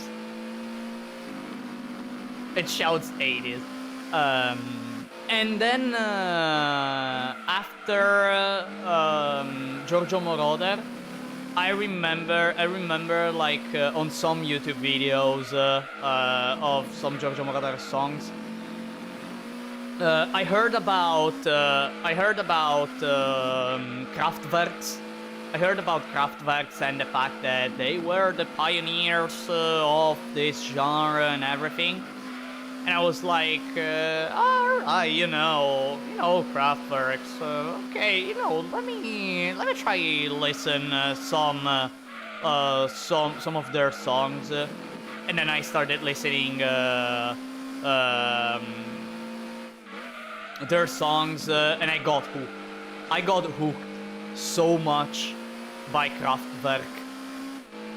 To the point I even managed to hook a classmate of mine into listening Kraftwerk. No, seriously, wow. And then I stopped. And then I stopped because like it felt like my journey was over.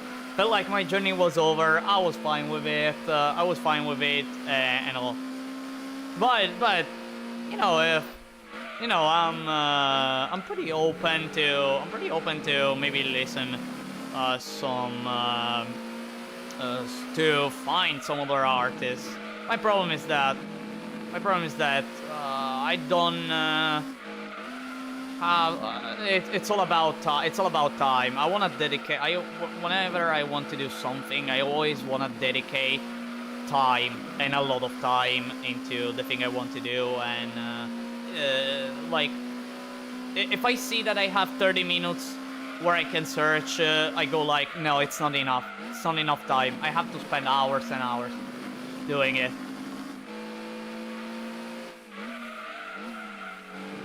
And yeah, so let's go for the pit.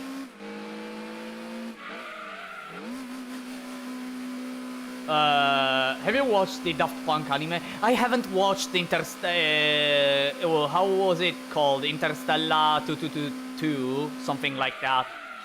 And no, I haven't watched that anime. Unfortunately, I haven't. I was actually planning a few years ago of looking for that anime and watching it. No wait, Daft Punk anime. No, no wait. No wait.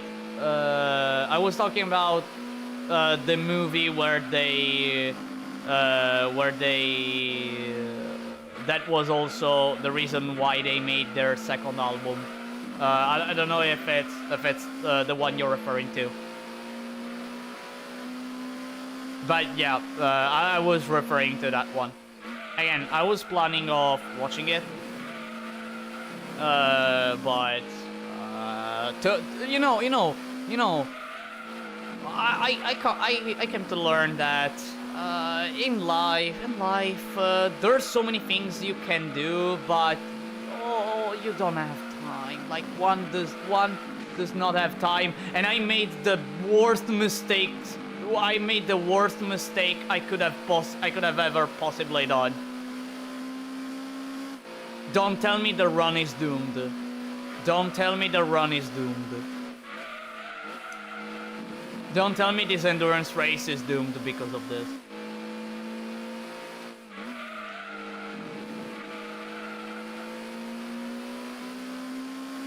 Please don't tell me.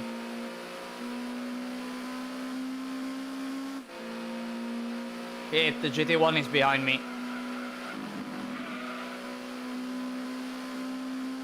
Same happened to me. Yeah, I mean, like I had that journey. And by the way,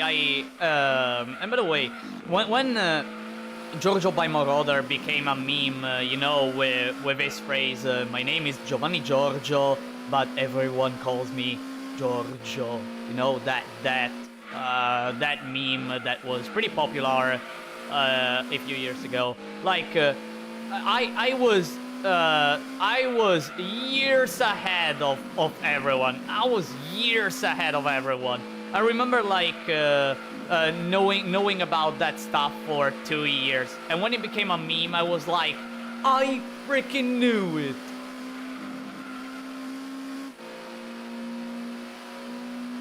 It was such a shame for me when my favorite childhood artists sold out and went full on mainstream, and their music became watered down garbage. Big shame, sad. Yeah, like, I don't have such experience, luckily. Also, because like, when it comes to artists, I never followed artists. I was like, hey, this artist made cool song. Let me listen cool song. Let me try to see other cool songs that he has. Oh, this one's cool. This one's cool. This one's cool. Blah blah blah. Right. And yeah, for me it was just.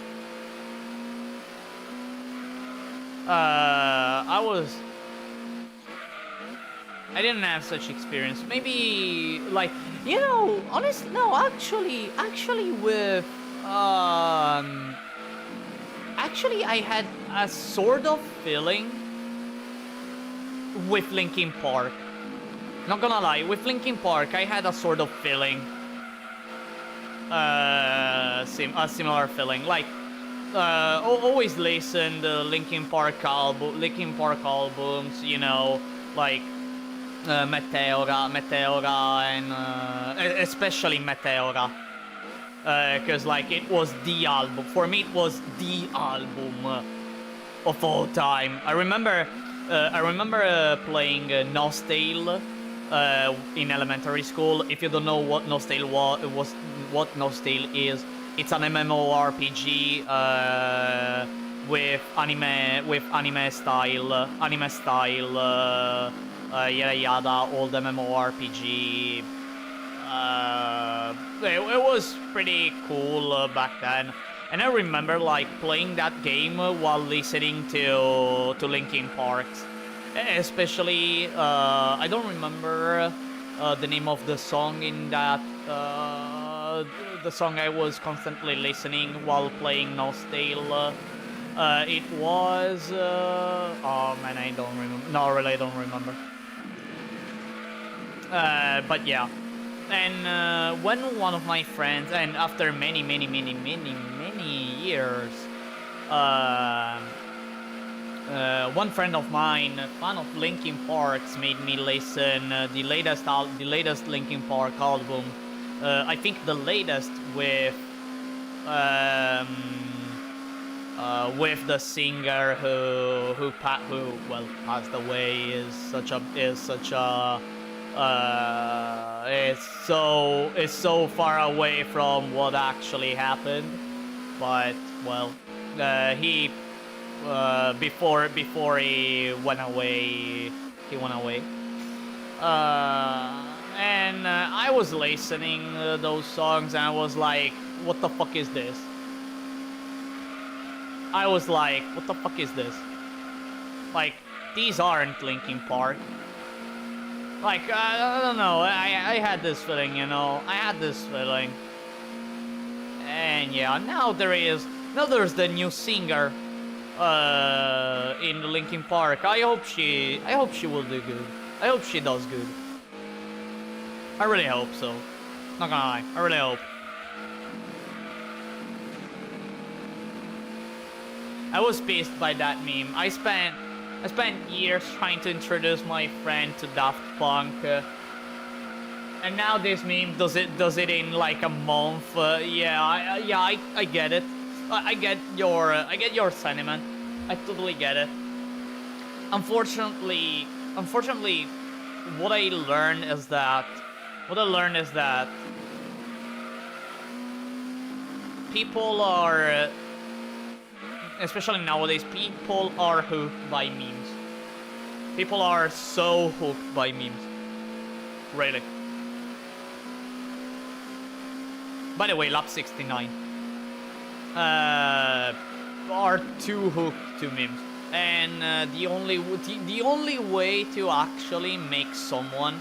Like, what I learned is that the way to make someone start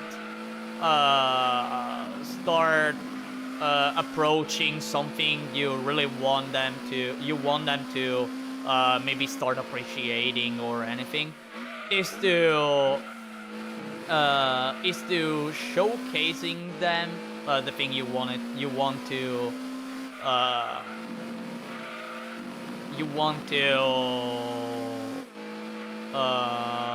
make them appreciate. You have to do it in a funny way. I know that, like, maybe it's not, maybe that this does not apply to everything, but like, think about it. When it comes to physics, when it comes to physics, would you rather like learn all the theory behind it and then go for some experiments, or like then go for or go for seeing some experiments, enjoy those experiments, or like someone doing those experiments and then learning the theory behind it? Like you know what I say? Like I hope I like entertain them with something funny or really enjoyable, or that makes them easy, that attract them quite easily. And then little by little introducing them to whatever. That library on the Civic looks sick. Indeed it is sick. Indeed it is sick. It really is. There is also the black, white, and green version of the black, white, and green version of the Civic livery. It's literally the same, but instead of yellow and red, it changes to yellow and green. I don't remember anymore. It changes with black and white, and even that one is really cool. What emulator are you using again? I want to try GT2. I am using DuckStation. Just go find a once you manage to play GT2, like the thing is that you have to enable the cheats for the game, because DuckStation has built in the cheats you need to make the game look like what you see right now, which basically is increase the draw distance, so more polygons get loaded. So more polygons get loaded, plus the FPS patch. The FPS patch, so you can play at 50 frames per second if you're on PAL, or 60 frames per second if you're on NTSC-U or NTSC-J. I'm currently playing at in the PAL version, so yeah, 50 frames per second for me. What else? The cars that have the full level of detail, which is the level that you see whenever you see the replays. Also, there is the option to hide the UI, which I'm not gonna do just now, but I can do it. Basically, there is a cheat where if you hold L3, you can hide the UI, or even enable the rear mirror, even in third-person view, which I don't like. Honestly. I prefer looking behind me like this. It's better. I feel it's better for me. I feel more confident in that. And also other things that I may miss. Ouch! I hit. Ouch! Ouch! Ouch! Ouch! Another time I made this mistake. This is not good. This is not good.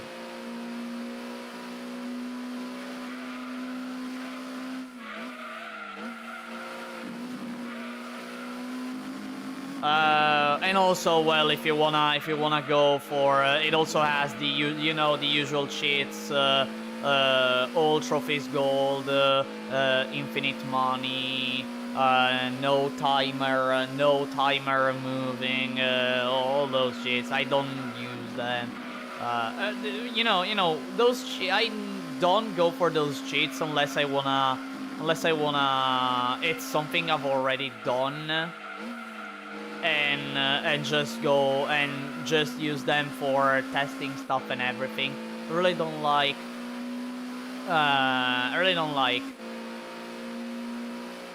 using cheats because I mean it kills a lot of stuff, unless again it's for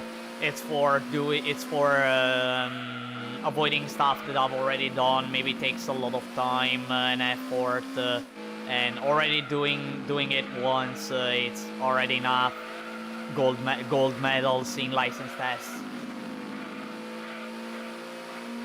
And yeah. What other PS1 games do you recommend? I have zero experience with that generation. Well, it depends on.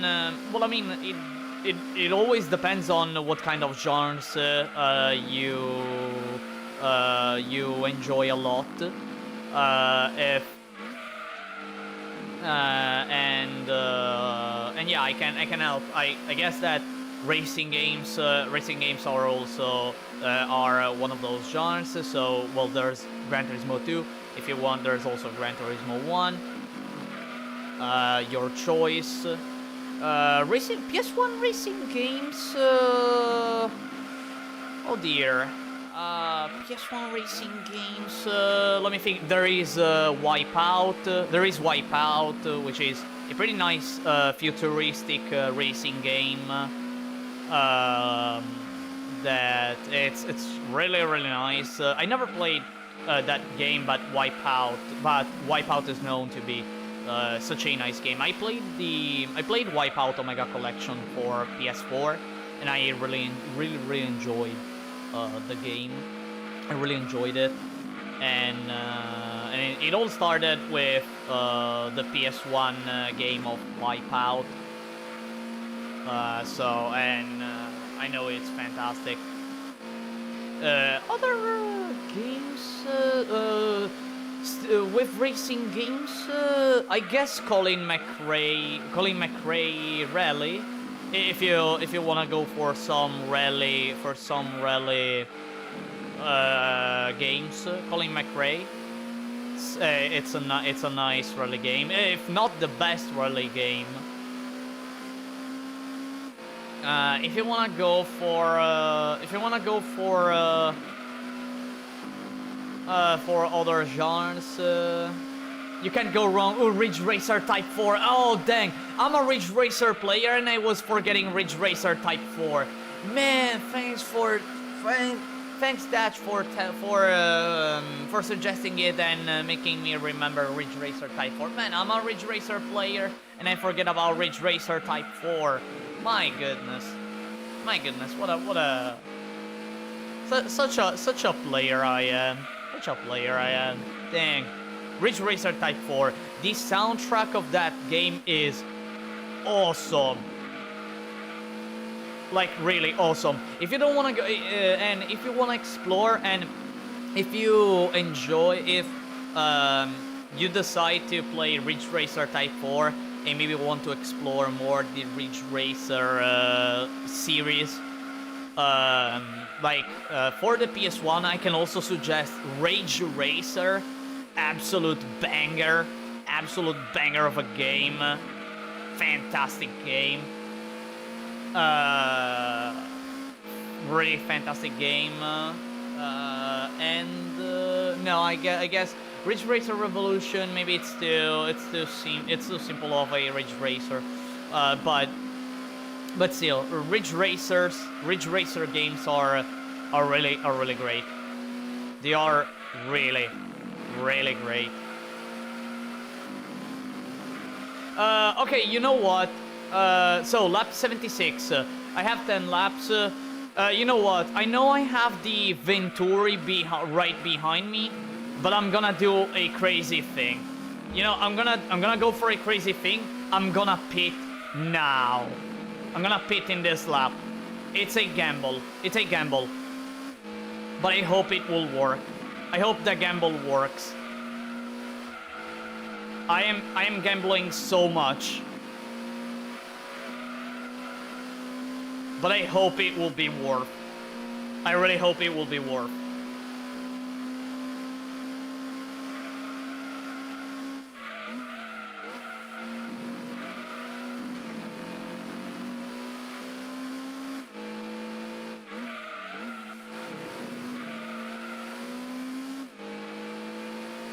899 sub.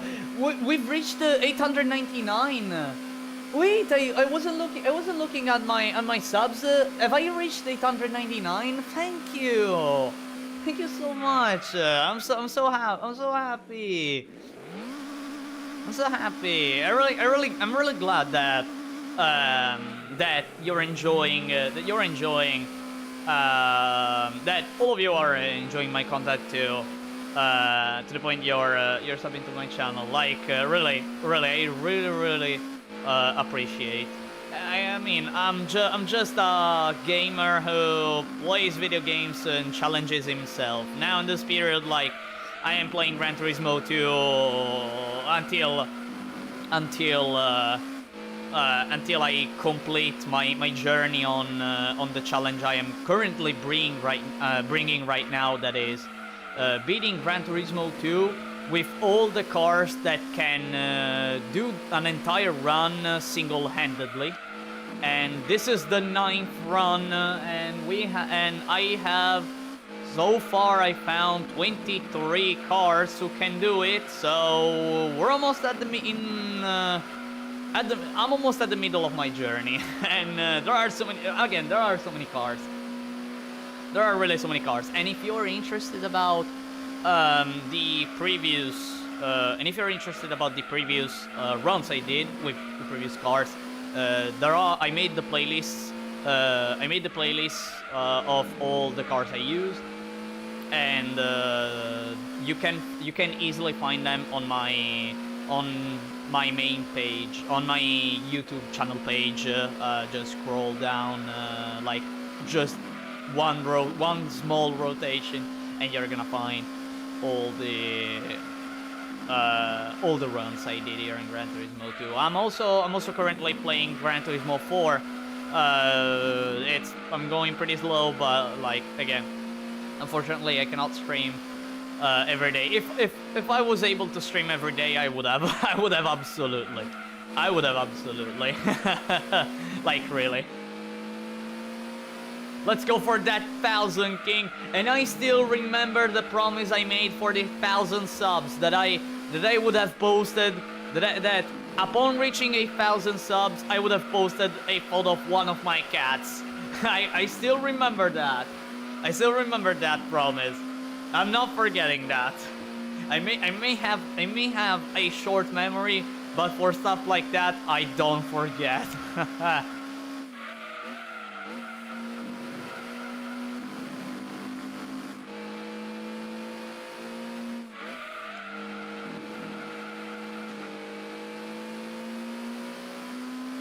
Heck yeah, you're welcome, fan. Really, many thanks. Oh yeah, you better be kidding in. Absolutely. By the way, everyone, speaking of my channel, next week it will be the first anniversary of the greatest challenge I've ever done in this channel, which is defeating an Armor Core 6 boss in the worst way possible of dealing damage. It's almost the anniversary of it, and I honestly don't know what to do for that. It's also, well, technically I should also look at when I did possibly the greatest achievement. When I did what is possibly the greatest achievement I've ever done in R-Type Final, which is doing a no-miss run with Misty Lady, which, thinking about it, man, how did I manage to do such thing? Like, really? Wow. I was on the verge of doing it with, and if you don't know about R-Type Final, it is a shoot 'em up that has tons and tons of ships, and the run I mentioned a little bit, for all of you who don't know, basically I did an entire run without dying at the highest difficulty, with one of the hardest ships in the game, or at least what is considered one of the hardest ships in the game. I still remember when I was doing the run, I was constantly saying that before trying and before actually learning how the car works, I thought that too until you just have to adapt in the schemes to what the ship does, and yeah. And yeah, at the end of the day, like, it works just like every other ship, although it's more tricky. That, of course, it adds, there is added difficulty. There is that added difficulty, of course. I'm not denying that fact, but it's not as much as one may think.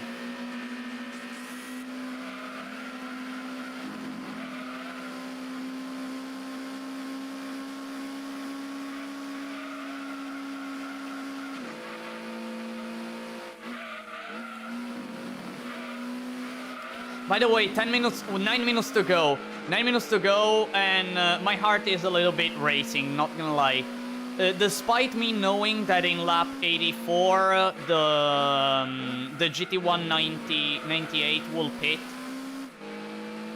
my heart is still racing because I know I'm 6 seconds behind. I am still 6 seconds behind, and I'm failing at catching the GT198. Like, I'm failing at catching it super fast. Again, I made a gamble. And I'm gonna go for the gamble. I hope it's worth. I hope the gamble is totally worth.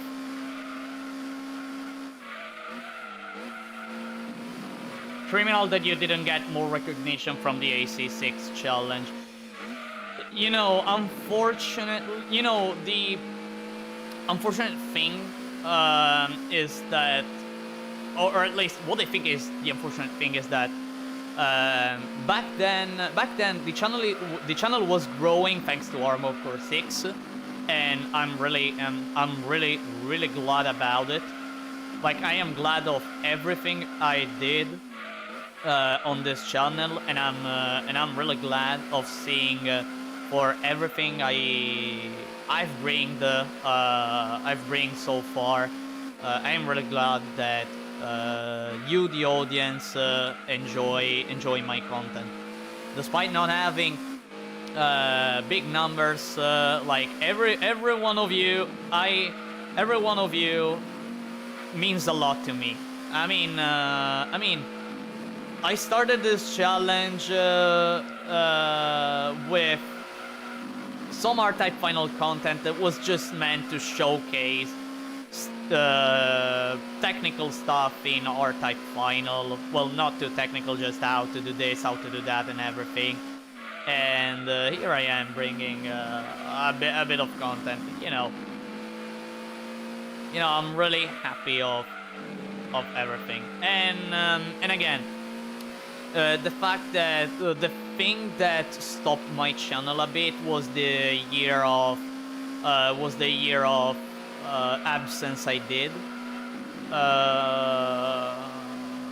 after a few months of me playing R-Type Final 2, but I mentioned it in another stream. I got on a burnout that was so big that it made me completely forget that I had a YouTube channel, not gonna lie. Like, really, I didn't want, I was looking at R-Type Final 2. I remember, like, there was one day, I was so,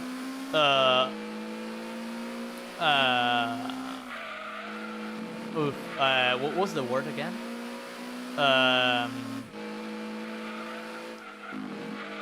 I was so,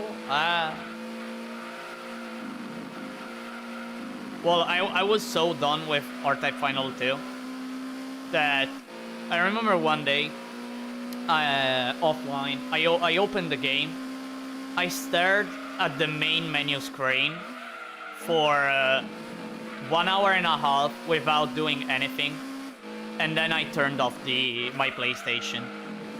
I was so burned out. Oh, burnout. Burnout. That's the word I wanted to say before. And that year of stop, I guess it it slowed down my channel a bit, just a bit, because it was thinking about it just now, it was growing. It was growing back then. Then when I came back, I started streaming many different games. Went back to R-Type Final, went back to R-Type Final 2, made the achievements I managed to do. Being the Misty Lady run, other runs that I'm really happy that I managed to do. The only thing that actually I feel like I have to do in R-Type Final, at least in R-Type Final, is improving my score run attack, my score run. I know it's I can improve it by a lot, but going through that effort takes a lot of time. And you show your cubes. Now, hard as goes, the R99 with camera bits, barrier cannon, mist force, and spread bomb. Oh no, mist force. Nah, mist force is actually what makes it. No, mist force isn't the worst. Isn't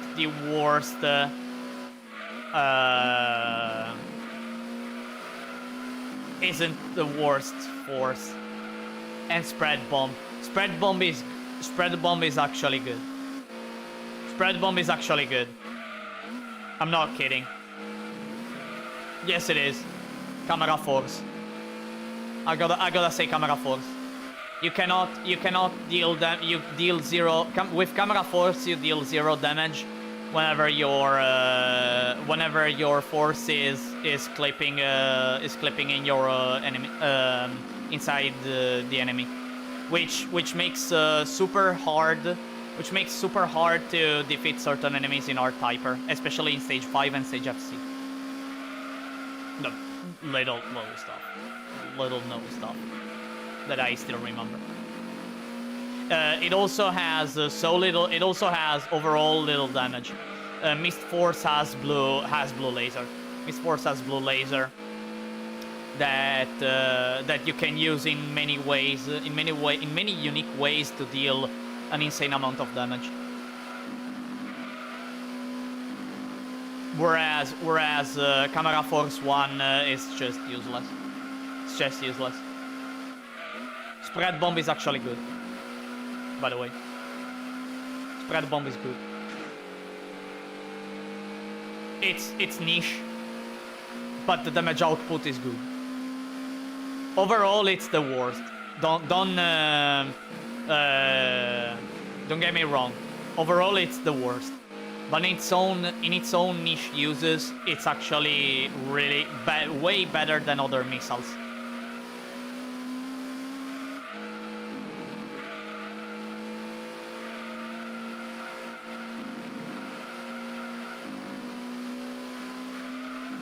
Like some, again, I studied quite a bit that game. Also thanks to all the completions I did in FC. Solely in the FC stage. Again, that was such an achievement. The fact that I did manage to do FC with all the ships in the game. With all base ships. By the way, this is the final lap. This is the final lap, everyone. I'm back right for the final lap. Right for the final lap where the gamble worked. The gamble freaking worked. Pitting at lap 72, if I remember correctly. Yeah, lap 72 for doing the final laps with green tires. So in order to do fast lap times, knowing full well the opponents would have made a pit at lap 83/84 or whatever, and also to be away from the Venturi, it worked. And here I am with just 15 seconds left. With just 15 seconds left. 2 more turns. And the Civic VTi 93, a starter car that you can find on day 10. Starting from day 10 at a super reasonable price. Fully tuned, goes on beating the 2-hour Rome endurance against LM cars. And it's not over yet, as there is one final event. 13 seconds of advantage, by the way. 13 seconds of advantage.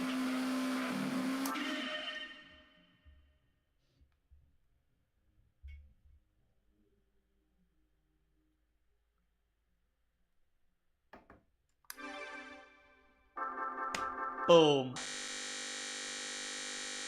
My goodness. And now, the final event. The one that I always want as final event. Because it's done in the night. And I love night stages. Night tracks, night stages, whatever. The final endurance.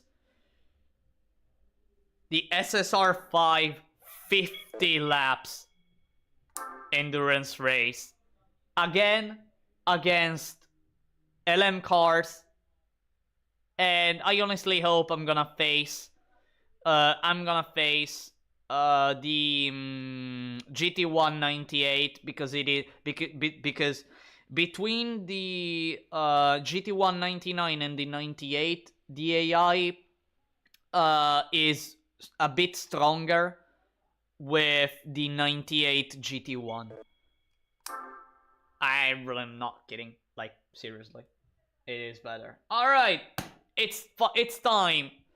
It's time for seeing this screen for one final time. And here I'm gonna show to you all for one final time the setup that I used throughout the entirety of this run when the car became fully tuned.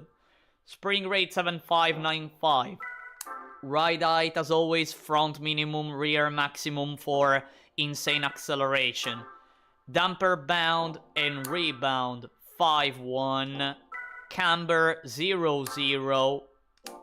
Toe minus 0.2, rear 0.2, stabilizer 1-1, the minimum. Which makes the car turn so much. Probably there are better ways to tune, to do suspension setups with this car, and I don't know. Maybe there are better setups, but this one works really well. Brake controller, 24 in the front, 19 in the back. Aerodynamics all the way to the maximum, because of course one wants grip at the cost of a bit of acceleration at high speed. But we don't care about having a lot of max speed. And as for the gear setting, as always, reverse gear setup, which, if you don't know, go for the final all the way to the minimum. And do not touch the final anymore. Then change the auto setup to the value you want to go for. And for this case, I'm gonna go for a 6. Close, a lot of acceleration. Wide, a lot of top speed, no acceleration. The reverse gear trick, again, I always the reverse gear trick allows slow cars, or more like cars that struggle, especially in the start with the first gear, allows them to have a lot of acceleration without losing anything. It is as strong as the gear trick. If you wanna learn about the gear trick, there are plenty of videos online about it. But the reverse gear trick is something really niche, and something that is not pretty much known. And again, I discovered it by just messing with the game. And after you change the auto setup, just change the gears according to the truck. In this case, all I have to do is just the first 3 gears all the way to the longest possible. It doesn't matter if they're the longest. The reverse gear trick gives that so much acceleration that really it feels like they're not even long, those gears. As for fourth gear, 2.014, almost the longest, but not the longest possible. And fifth gear at 1.566. And here we are. In the final moment, I'm gonna press start race. And the final moment, I'm gonna press automatic transmission. Because I really fail at using manual transmission here in GT2. For me, it's better 80. Like you saw me playing GT3 and GT4 with MT because I always said that MT in GT3 and GT4 you actually go way faster than 80. But here I feel like 80 is way more better than MT, or at least automatic transmission still allows you to not lose almost anything compared to an MT user, really. Thank you R39099 that you suck. Unfortunately, no GT198, only the 99. But no problem as I am here blocking that car, the R390. In a bit, I'm gonna do the overtake. Let me block a little bit the GT1, and here we are with the lead on the very first lap, which I'm gonna lose in a few seconds. Probably I'm gonna lose it in a few seconds. Because opponents are actually faster than me. They have better acceleration. Unfortunately, they suck. The AI sucks in certain turns. Okay, doesn't matter. Alright, now I'll be in the lead all the time. And there you go. By the way, the Calibra in the lead. The hell is happening? Calibra in the lead. What? Hey, yo. Calibra in second place. Sorry, I am in the lead. Well, I don't see them anymore. I'm too fast. I'm so fast I don't see them anymore.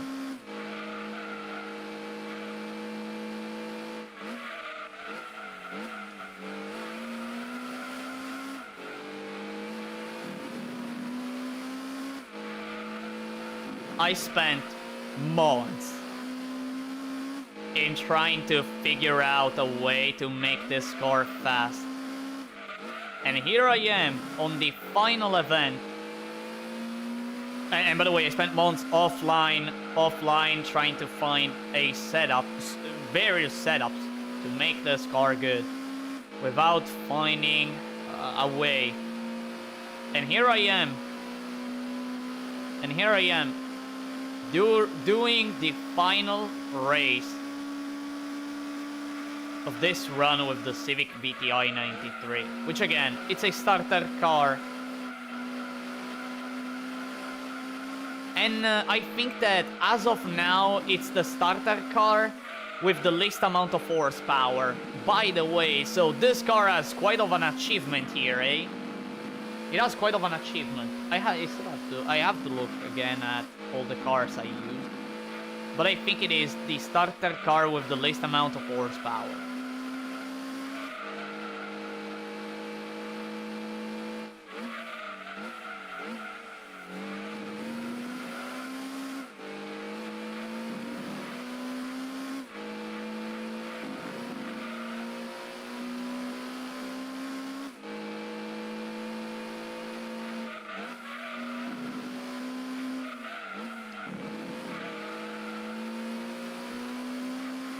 I'm gonna go fast for the first laps.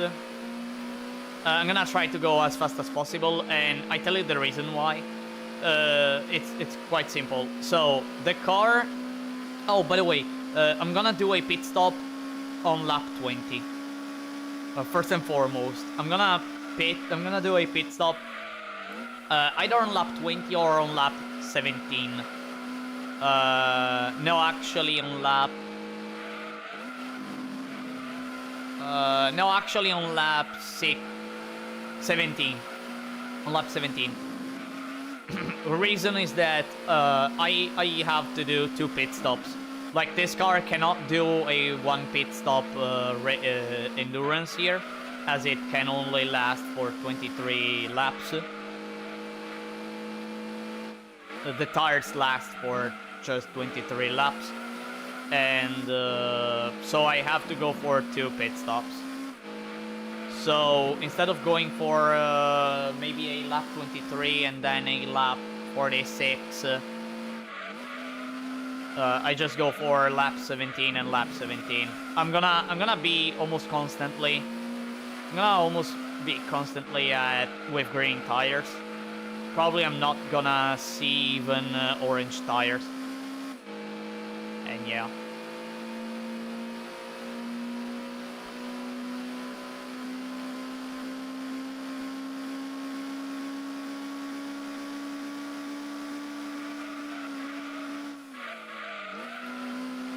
By the way, now that I think about, speaking of different games than Gran Turismo, I remember just now that I said in the past that I was actually thinking about doing an Armored Core 2 challenge. Which I was actually planning a year ago. But didn't study too much that run. And it would be, if I do so, it would be maybe a 1 time stream or 2 streams of this challenge, as well. Armored Core 2 isn't a big game. And the challenge is completing the game with the starter AC and without using with the starter AC and without using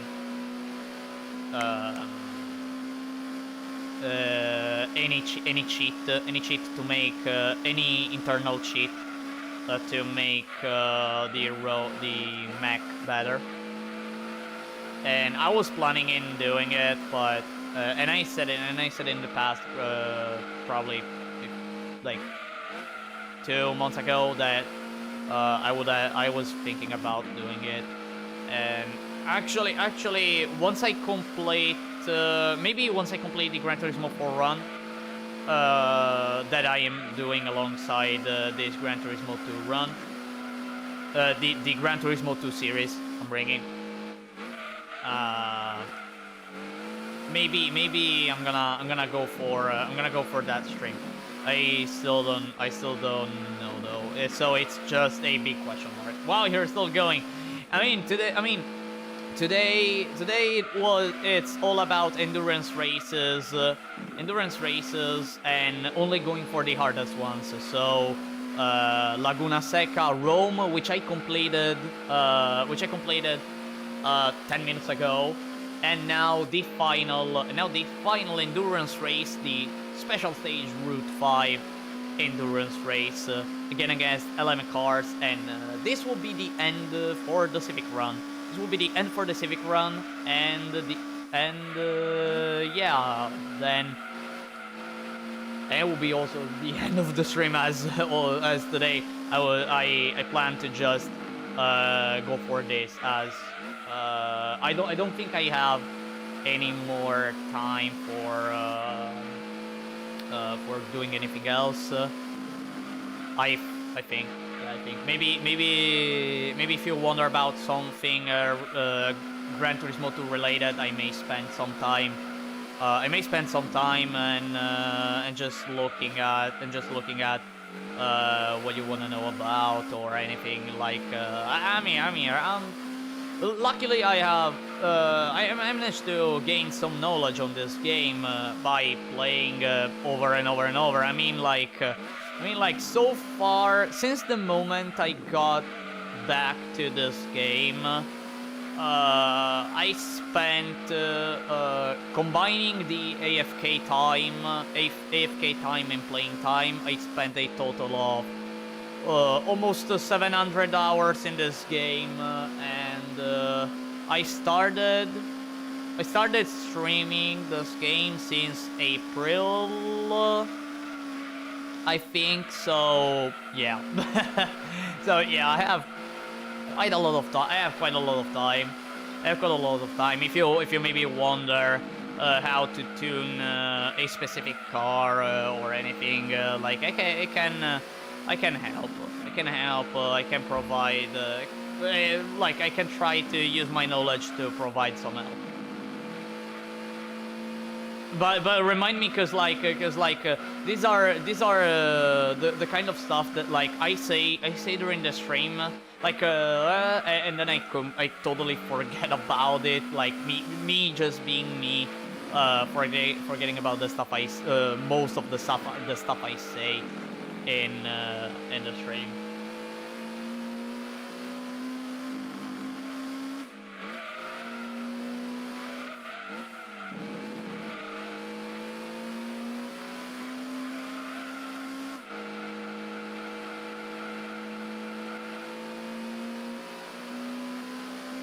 By the way, was it GT2 that had the falling glitch? The falling glitch? Wait, which one? Wait, which one? Maybe you know it. Maybe I know it under a different name. Cause falling glitch doesn't.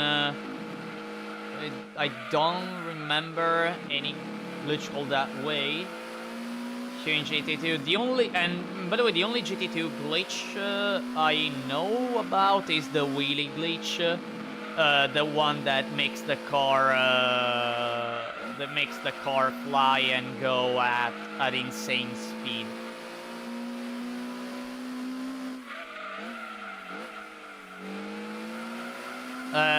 The one that the game thinks you're constantly falling and gives you a lot of speed.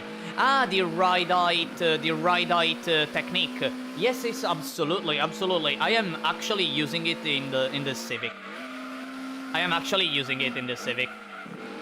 To make the car accelerate a lot more, and really, it accelerates a lot, like lot, compared to normal.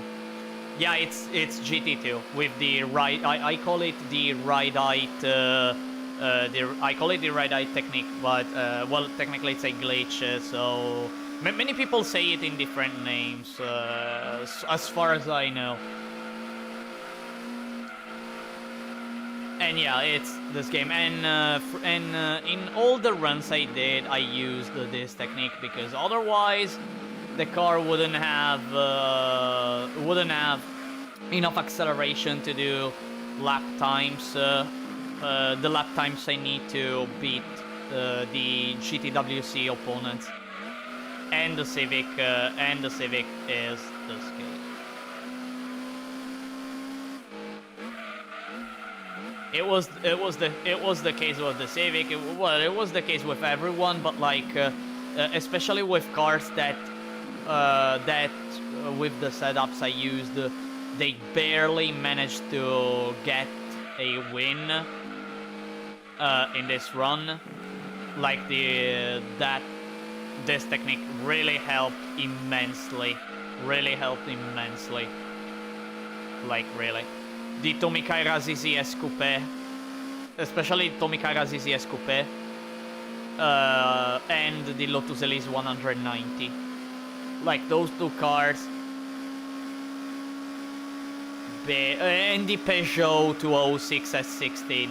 Those three cars, like, were those cases where, if it wasn't for that, like, they wouldn't have possibly won. They wouldn't have.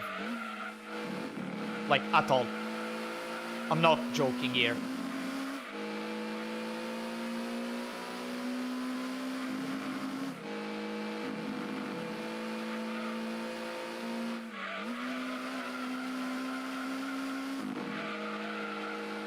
Ow. And I can actually showcase the difference in time. The difference in time with using that technique and not using it, or even going for different setups. I can actually showcase. It doesn't take much. I can actually also regarding acceleration.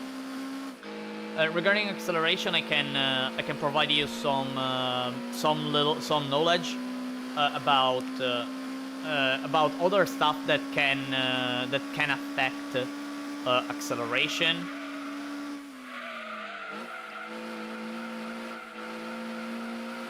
And it's really it's super interesting once you learn about them.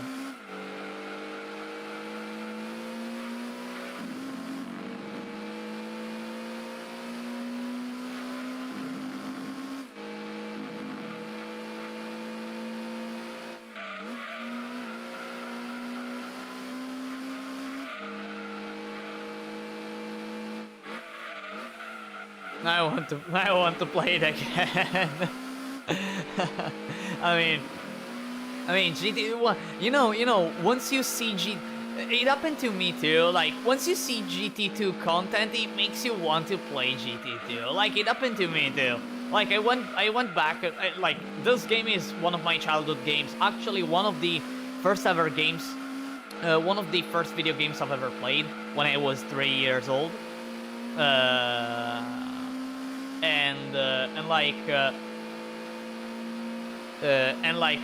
I played quite a lot that game, but I was a child, so all I knew was like, escudo cool, escudo fast, me defeat opponents with escudo. I was that kind of child, you know. Like in April, no, not in April, or in April, yeah, maybe yeah, it was in April or the month before, so in March. Like, I saw some Gran Turismo 2 videos that got released in that period. Some pretty interesting challenges and everything. And they actually made me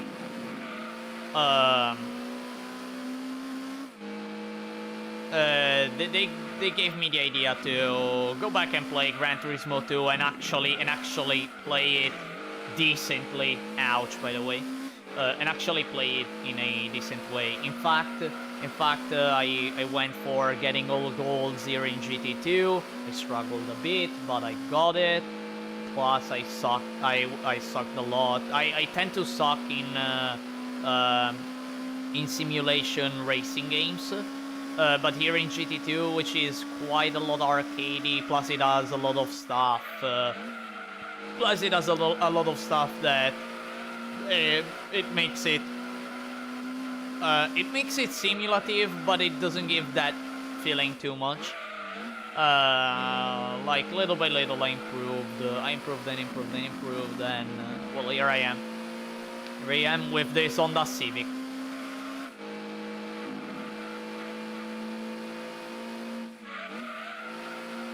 And again, it all started with me seeing Gran Turismo 2 content. Ow. I can see the car having trouble at turning. Well, the tires. The problem are the tires, of course.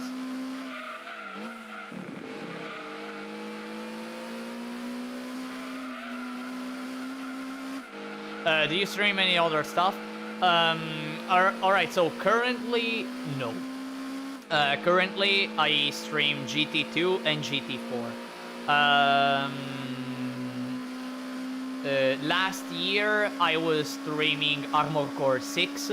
I was streaming Armored Core 6, and I made some pretty insane challenges that I managed to defeat. And actually, I have a world first achievement. And as far as I know, I am the only person in the world who has done the challenge I did, which was basically defeating a boss that is considered very hard in the worst possible way of dealing damage, which is by headbutting the boss until it dies. The problem of such technique is that of a boss that has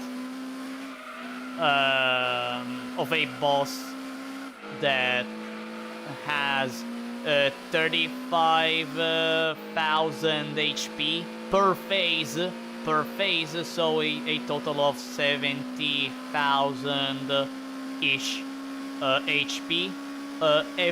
Each headbutt deals 50 damage, which resulted in me headbutting the boss for 5 hours. Yeah, I'm that crazy. No, like when I have a goal, I go for that goal. I strive for that goal. I want to see the end of that goal. Like I want to see myself reaching the finish line and saying, I fucking did it. Whatever comes to my mind.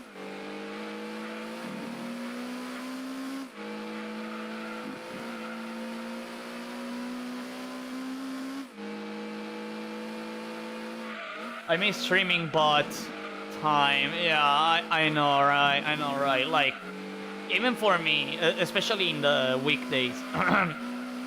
Sorry. Oh dear, my throat. Sorry. Sorry. All right, I'm fine now. Don't worry, I'm fine. So I was saying, maybe I should drink water in a short bit to make the throat feel a bit better. So I was saying,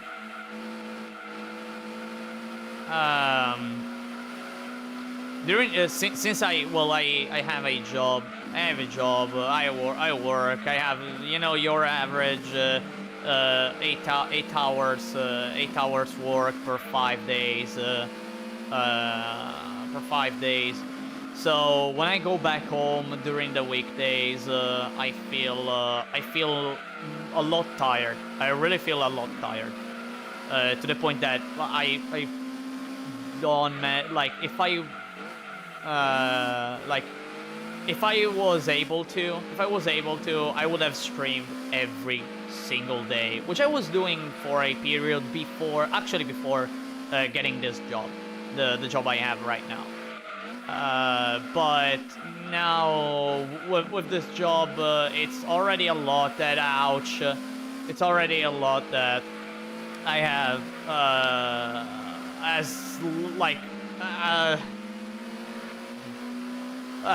like having energy for doing something. Sometimes it's just not possible, especially when it comes to those days where they're pretty stressing, or maybe you have some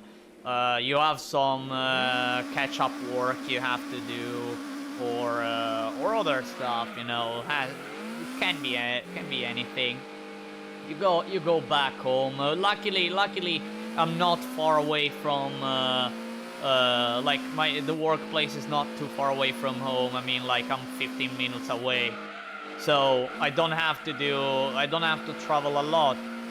Okay, but still, it's I can feel the stress, and really, I'd love to stream every day, but I cannot possibly, because if I do, like one day someone will find me collapsing on the ground and having to take me to the hospital. Like, really. And but well, aside from this, I managed to find a sort of compromise of managing to do like a day streaming and a day not streaming. I can bear it, but it's not something guaranteed. Unfortunately, like due to time, I cannot even prepare beforehand. Maybe thumbnail when I stream and everything. So I do most of the stuff like last minute. Unfortunate, and yeah. And yeah, like, and that's the life I have right now. Like on Saturdays and Sundays, I like whenever it arrives, Friday after I end up my work weekday, my work week. Like I go like, nah, Saturday and Sunday, nah, I have to stream so much. I can finally stream for so many hours. I can do this, and now I'm gonna do this. I can finally spend a lot of hours doing this. Maybe I can try this. Maybe if I don't stream, I can maybe go in playing this, trying this, doing this, that. Oh man, like it's such a nice feeling. Although sometimes it happens that I have to recover, especially on Saturday, and even on Saturday too, I don't have the energy. Sometimes. Again, I work. I'm happy where I work at. I'm happy in the place I work. I earn an amount of money that, well, for being the first job, it's already a lot. Like I can't complain. It's a lot. Unfortunately, today's society, like living with one stipend is not possible nowadays. But yeah. I tried my best. I'm in the process of moving this month. I hope I can get back into streaming again. Dang, really. Streaming, when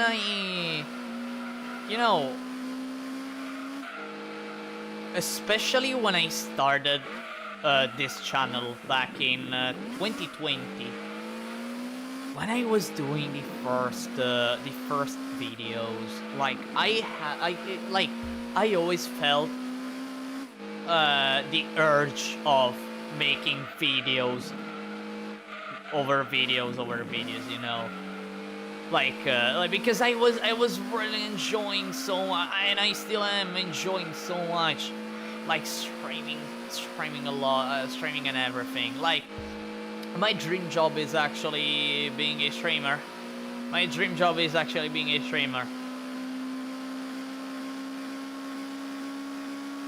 And well, even if I don't succeed, a lot or anything, like it will be fine. Like this experience I'm having is so has so much value to me. It really has so much value to me. It has so much value. Talking with you all. Ouch, by the way. Talking with you all. Like learning of stuff that without knowing you all, encountering you all and everything, I wouldn't have possibly known, because also living in Italy, we have I don't want to say that all of us have a closed mind, and they have a narrow view of things, of everything is in Italy, blah blah blah. But look, if I have to be honest, we're back in time. we're back in time. We are back in time so much. Like, you want a living time machine? Come in Italy and meet the people. Especially in the south. In the north, you can feel it, but it's kind of different because there's technology, you know? There's technology and everything. In the south, there's still technology, but I don't think it's that much advanced. Plus people who are still that they still care a lot about the old days, you know, the old days and maintaining the old days and everything. Which I don't want to say it's a bad thing. I mean, for certain stuff, I can agree with. It depends on the case, but for other stuff, man, look, we're in 2024. We're not in the 70s. You know, and yeah, I think streaming is #1 desired job nowadays. Yeah, like yeah, it probably is. It probably is. But like, what I always loved to do was sharing my knowledge to people. Was sharing the knowledge I have with other people. Cause especially in video gaming, cause like, I've always been a gamer who goes its own way, and sometimes my own way is a sort of thinking outside the box. When in desperate times, okay, and maybe I managed to learn some stuff myself that maybe I don't know, the entire community missed or anything, and I just love sharing what I know so that everyone reaches my level of gameplay. Or even, or through my, through the use of my knowledge, become even better than me. I'd be so happy to. I'd be super glad to hear someone that like maybe uses the knowledge I spread in all the videos I bring. That don't need to be only Gran Turismo 2, but all the games that I brought on this channel. Maybe use that knowledge to maybe learn different stuff that I may have missed. That I may have missed, or I just overlooked at it, and or just it's the same thing but slightly different, or anything. Like I love teaching. I really love teaching. Although if you ask me to become a teacher, absolutely not. I don't want to be a teacher. I love teaching, but I don't want to be a teacher. Kids nowadays are unbearable.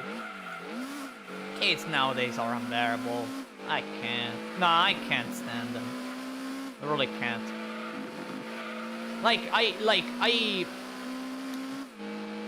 Kids love me. Like really, whenever I speak with a kid, maybe an 8 to 9 year old kid,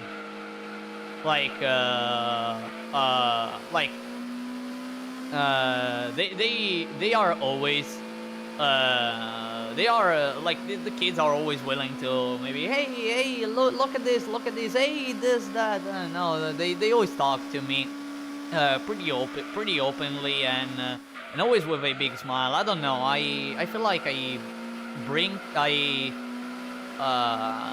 have this sort of positive aura that they see, and they always come at me and maybe want to play with me or just showing me stuff, and yeah, and maybe teaching, but like when it comes to school, no, really I can't. Don't ask me to be a teacher. Don't ask me to be a teacher at school. Really, I don't want to. It's super stressing, and I can't bear stress unless it's video games. I can't bear stress. Again, unless it's video game. When it comes to video games, I can even become the most stressed person in the world. I'm gonna always go, no, I have to retry once more. I have to try once more. Really. That actually happened in the past. In Armored Core 6, by the way. Oh dear. Yeah, it's a problem with people. They settle with one idea and close their mind to other stuff. Yeah, I mean, like, it's not that that I'm free from such mentality, because for certain stuff I do recognize that I think that way. Not gonna lie. For certain stuff I'm pretty close, because like I think in a particular way, and until I see that that my thoughts aren't right, but I see it in front of my eyes, I'm gonna stand with what I think. Which sometimes it's a good thing, sometimes it's a super bad thing. Really. But this is also, this trait of mine is also due to me being that kind of person that keeps hammering and hammering and hammering, like, especially in video games. I want to, like, I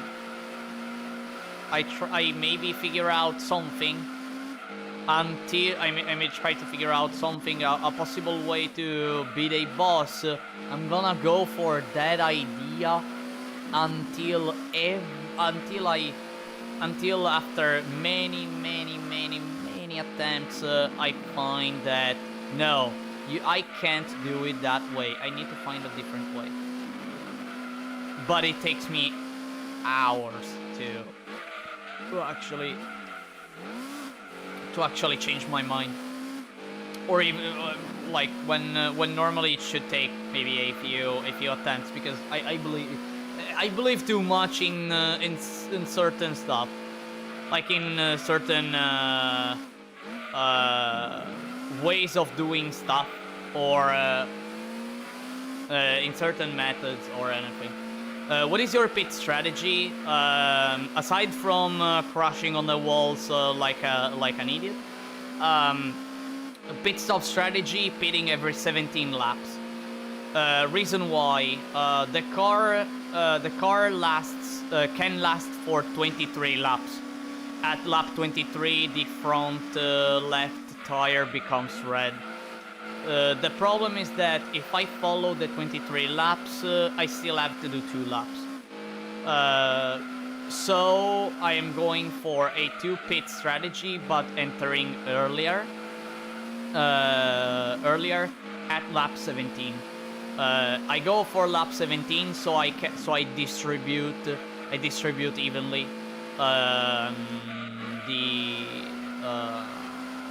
I distribute evenly the race. So like I do 17 laps, tire consumption is always that one. Pit, 17 laps, tire consumption is that. And then after the second pit, like 16 or 15 laps to go. No, 16 laps to go, something like that.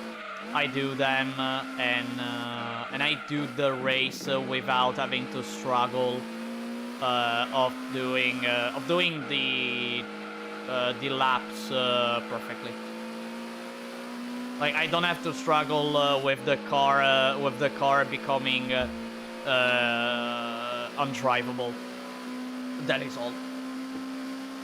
As for the lap times I should go for.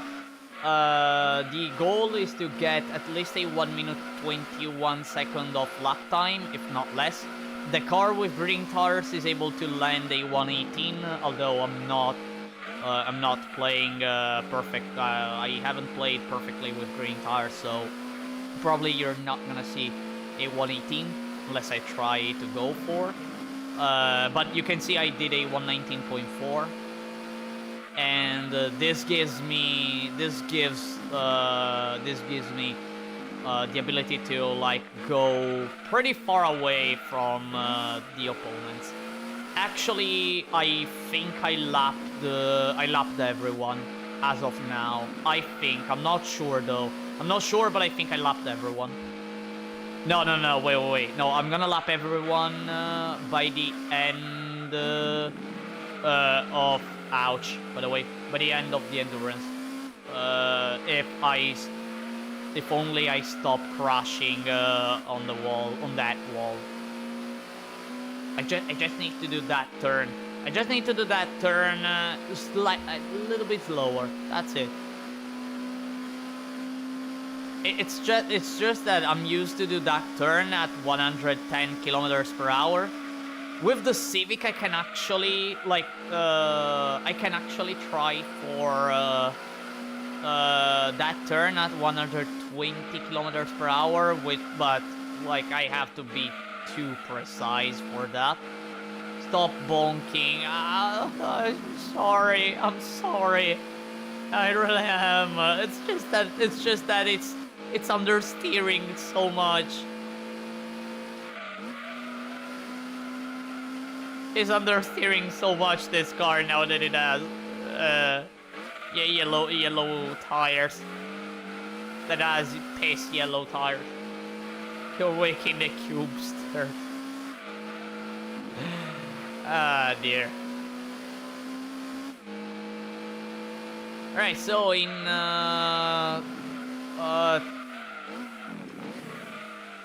can I stop doing what I am doing here? Okay. Thank you, game.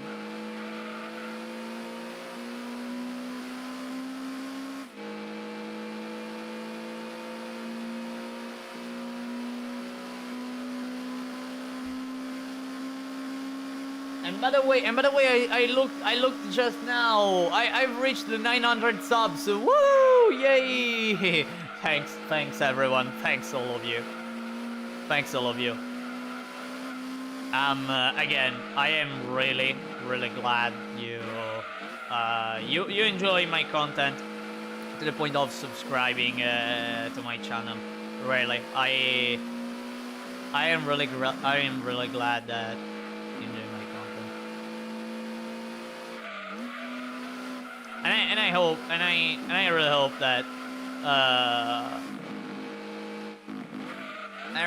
that you know, I hope in the future I'll be able to like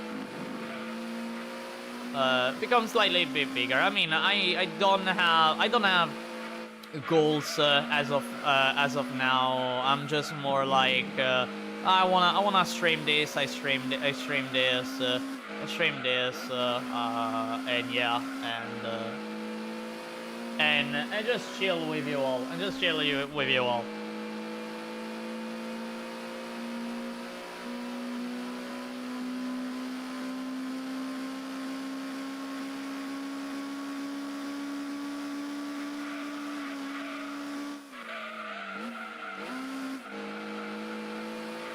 Whenever I stream, like, even if maybe I'm not I can talk about anything and all, like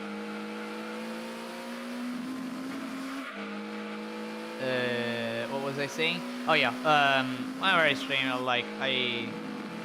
well, my goal is to always entertain you as much as possible. Maybe I'm not that great when it comes to like talking about stuff and all. Or like maybe I struggle at certain topics because maybe I'm not knowledgeable about, especially like, no, really, with cars, like, don't think I'm this kind of car enjoyer, and everything. Like, I'm more a video game player and all, and yeah, but I always hope that at least the what you see on screen, the level of gameplay you see on screen always is. I always try to do my best and make it as enjoyable as possible. I mean, like pushing the limits of cars here in Gran Turismo 2 is quite an insane thing when you think about it. It's quite an insane thing. Plus it allowed me to like drive better in the tracks, and here I am with me being able to I'm almost ready for real races. Maybe not, but you know, I learned quite a lot when it comes to taking the right line, breaking at the right moment, and all this. And again, I always hope that the video game I bring and the level of gameplay that I bring is always entertaining.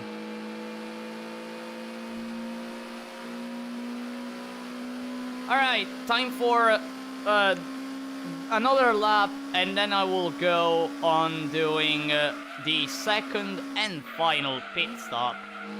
The second and final pit stop of the run, and move on to the final laps of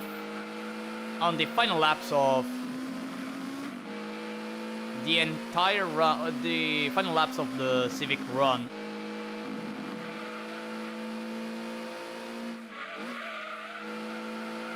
By the way, everyone, can you give me a moment, because I really need to drink water, because seriously, my throat is starting to become a bit dry.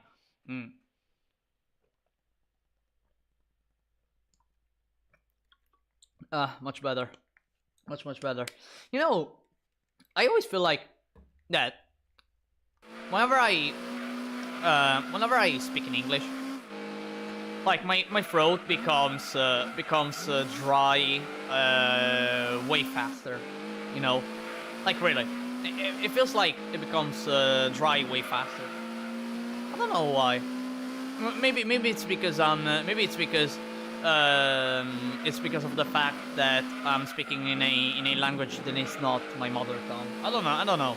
I'm just wondering. I'm just wondering and taking guesses to questions that I had that comes to my mind like out of nowhere, and maybe I wanna give it a sort of quick answer. You know.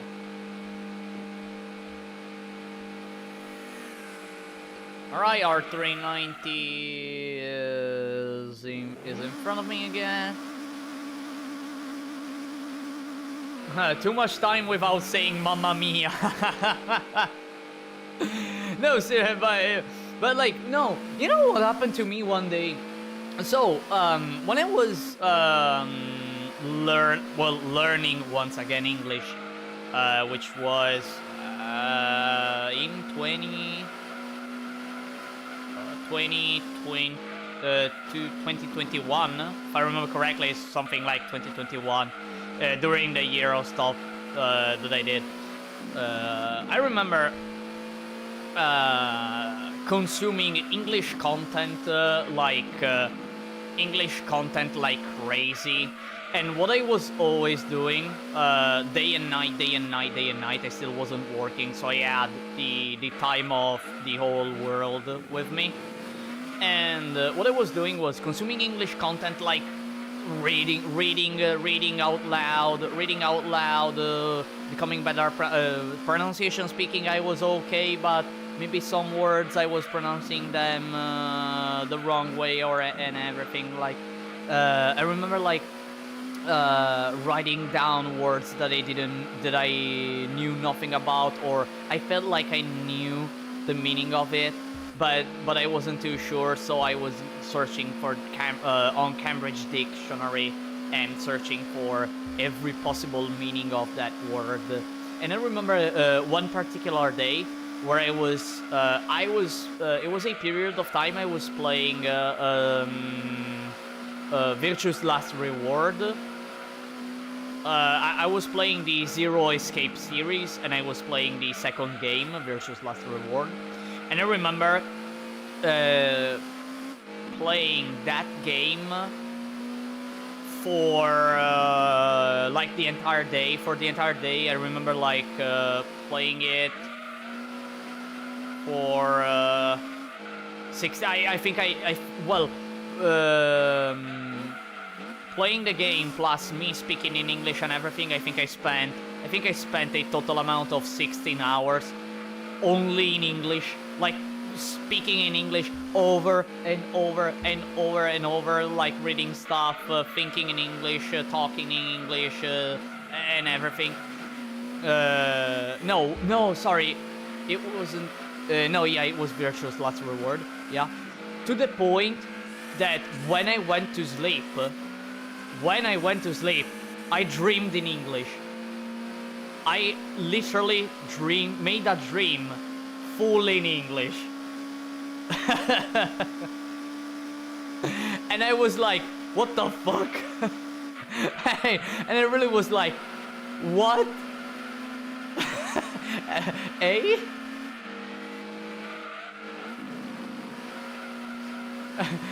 I mean, I get that I spent an entire day speaking in English, but like to the point that I made a dream in English. You know how dreams like it technically the dreams you do, like you dream in your mother tongue most of the time, unless you're abroad and every day you speak a different language than your mother tongue. Then in that case, there is a chance you dream in that language, right? But like me spending one day for 16 hours, like, wow. wow, I dreamed in English, hey yo. Like seriously, to that point, it never happened to me anymore. Not gonna lie, it never happened to me anymore, but it was such a weird moment.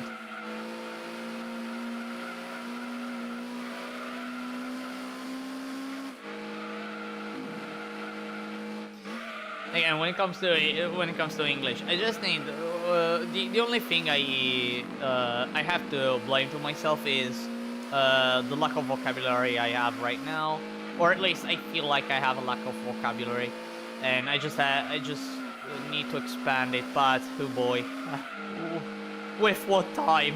With what free time? I don't. Unfortunately. English is like anything else. Oh, shoot. Wait a sec. Okay. English is like anything else in life. The more you practice, the better you get at it. In my case, video games helped me familiarize myself with the language. Yeah, which is also,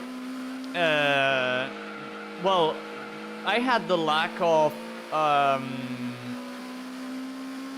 getting accustomed to English since I was very little, because I had video games in English.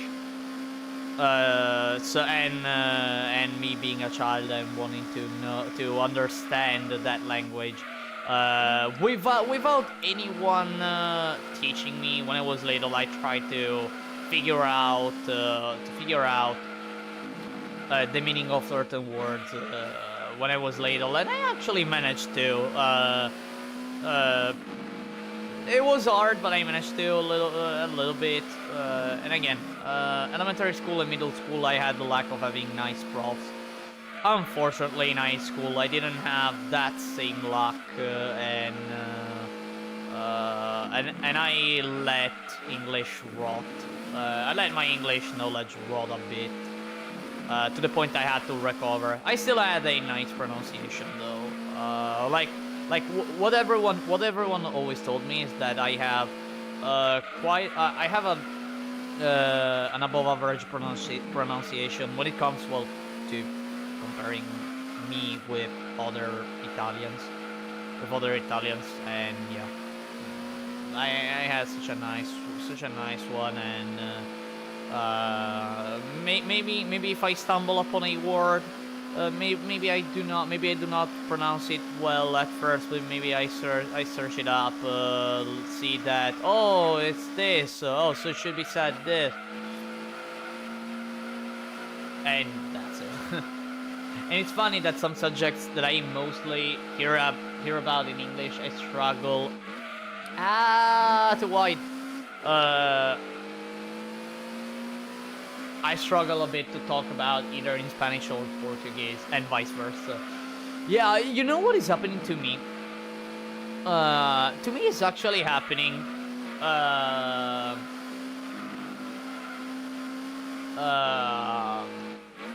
It's actually happening the same. Like, I am consuming so much English content, and I am basically starting to mix English with Italian, that sometimes I have the word in English but I don't have the word in Italian. I'm starting to forgetting like certain words in Italian because I'm so used to hear them in English that I go like, oh no man, that, you know, that, oh, that thing that does this, and maybe I just needed to say pan. I don't. Okay, that's exaggerated, but it's not too far away. Trust me. Video games helped me a lot because when I was a kid, we didn't get games in my language, also music. Yeah, for me too. Like, in Italian, there are the games are actually few, especially for the PS1 era. There weren't many games in Italian. No, wait. In reality, it's how can I say it? It's kind of the opposite. We had there were quite a lot of Italian of games in Italian back in the PS1 era. But in the PS2 era, like, there were games that weren't available in Italian because they didn't go for an Italian dub, and a lot of people like start to drop video games because of that. I'm not kidding. Like. There are some people who like don't play a video game because there's no Italian, and I go like, hey yo, bro, you're missing such a god game because there's a language missing. Like why?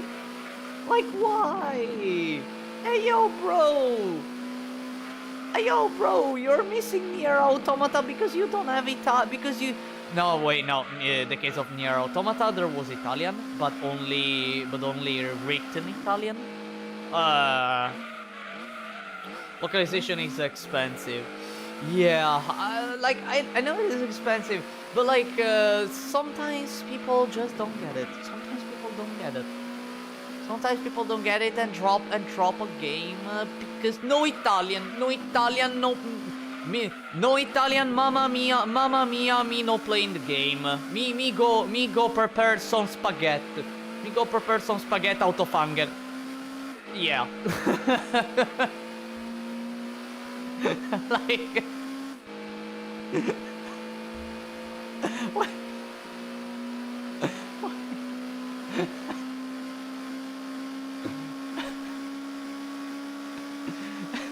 Why am I laughing at myself trying to be an Italian who tries to speak English?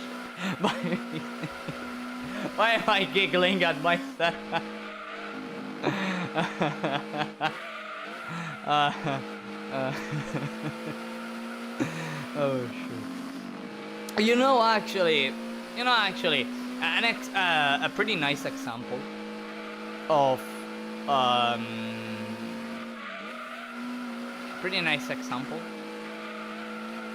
of video game that has the dub, but not its sequels, is Metal Gear Solid. We Italians got the Italian dub for the first Metal Gear Solid. It's a legendary dub. It's really a legendary dub for us. So iconic. And like its sequel, so Metal Gear Solid 2, 3, 4, etc. They didn't get the Italian dub, only the subs, the Italian subs, and like it was still fine for many people, but like not being able to hear anymore those the Italian dub, I honestly felt it. Not gonna lie, I felt it. But I was completely okay with it. I mean, like I'm here for enjoying the video game. I'm here for enjoying the video game. Like the dub is just an extra thing. It's just an extra thing and everything. In my perspective. Then my perspective is not everyone's perspective. So yeah. I have friends who do that. No, like, really, like, dropping a game because it's all in English. No, why? Like, why, really? A lot of people miss out on Red Dead Redemption 2 because of language barrier. Dang, I haven't played Red Dead Redemption 2. Unfortunately, I haven't played the first, I haven't played the second one.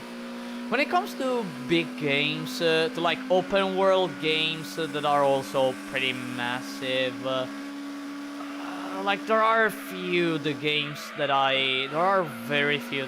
because I always have the feeling that it's time consuming. I was able to do it in the past. Now it's already a lot that I managed to do 5 hours, and 5 hours and sometimes 5 hours for me is not even like it's just 1% of my power, you know. I mean, back then I was a massive Destiny 2 player, playing day and night, at every single hour. I woke up thinking of Destiny 2,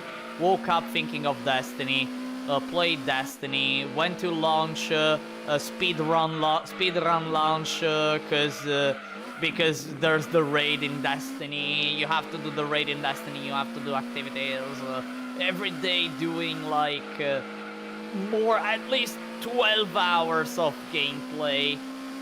Well, with the exception of school days where, well, I couldn't do 12 hours, but 8 hours absolutely, sleeping at midnight because there's raid, there's activities I need to farm and everything. Like those days are long gone. I mean, I can still go for them from time to time, but I can feel the stress. I can really feel the stress nowadays. And honestly, like I'd really love to go back to those days where I was able to play a lot, to play for many hours without feeling stressed, really.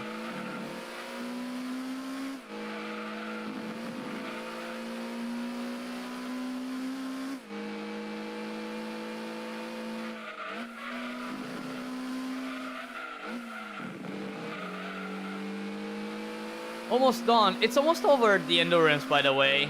Wow, speaking of many topics, look at that, almost at lap 50, like lap 46 complete, almost completed, on the verge of starting lap 47, and a few laps to go, like 4 laps to go, 4 laps to go. Wow, the end of the end of the Civic run. I still can't believe that I managed to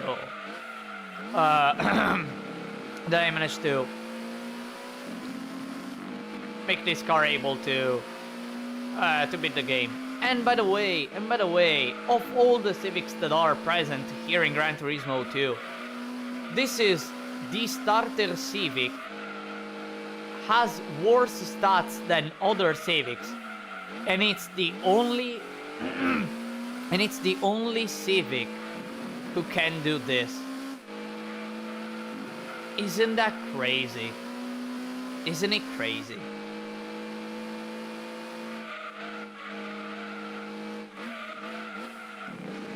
Ouch. It really has worse stats. Like, if you compare the stats of this Civic and the Civic Type R98, you're gonna see the Type R98 that is way better stat-wise, and for stats, I mean horsepower and weight.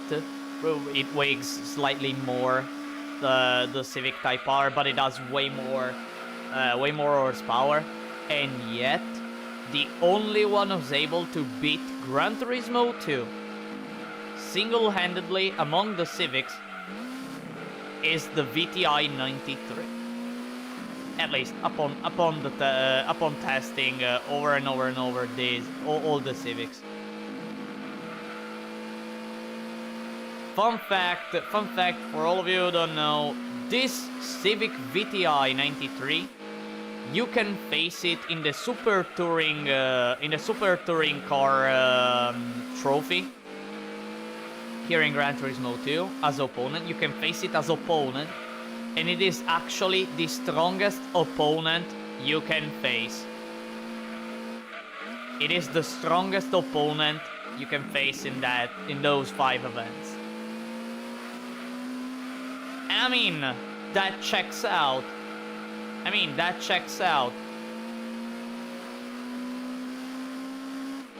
If the AI is able to go that fast,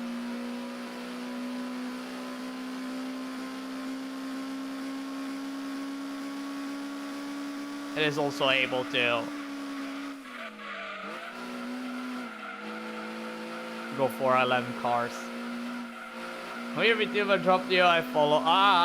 Wait. MGF will be a near impossible challenge, English speaking car. The MGF, no, absolutely no, because it cannot reach good stats. Although, if you wanna go for English cars, for British cars, you can go for the Lotus Elise 190 and the Lotus Europa. The Lotus Elise 190, although it can become pretty insane. The Lotus Europa, all is required is just being able to control the car a little bit, and once you manage to do some nice setups, you can be insanely fast. If we wanna go for British cars, or British cars, or English cars in general, like those 2 cars can do the challenge, and I proved they can do the challenge. And again, there are the playlists. On my YouTube channel page.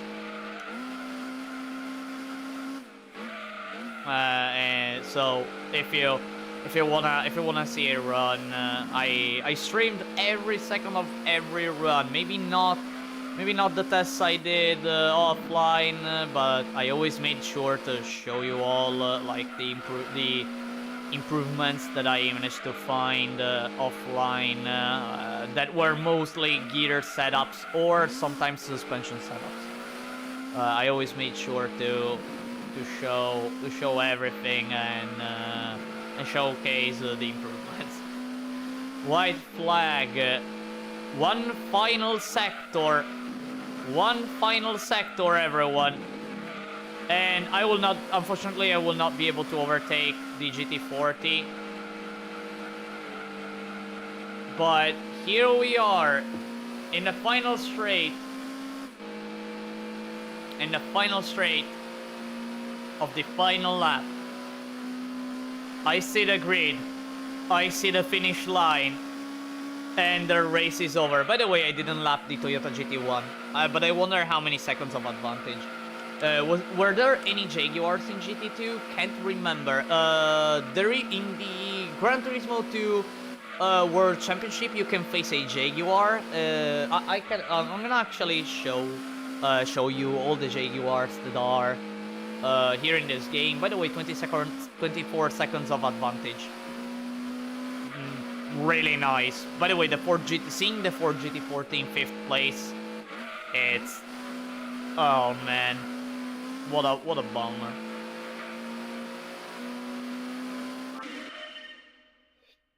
Didn't have the XK8. It has the XKR, the XJ220, and I don't remember the other one. I'm gonna show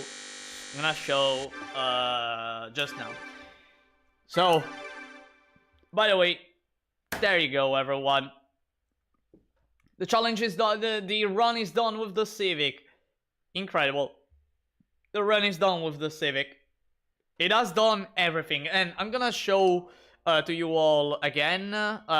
Endurance races, these ones, I mean, I only go for the hardest ones, because going for all these ones, I mean, it's trivial. We know it can, it basically, it's a guaranteed win.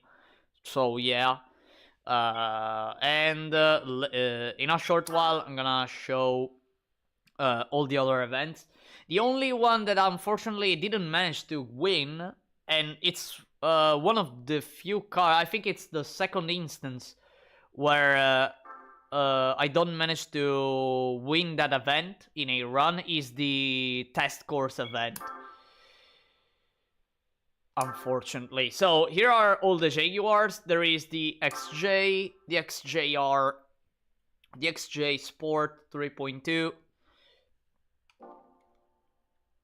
the XJR vehicle. Okay, don't know why they wrote that twice. The XK8 Coupe. Here we are. And last, and well, here in the lineup, the XKR, which is a car that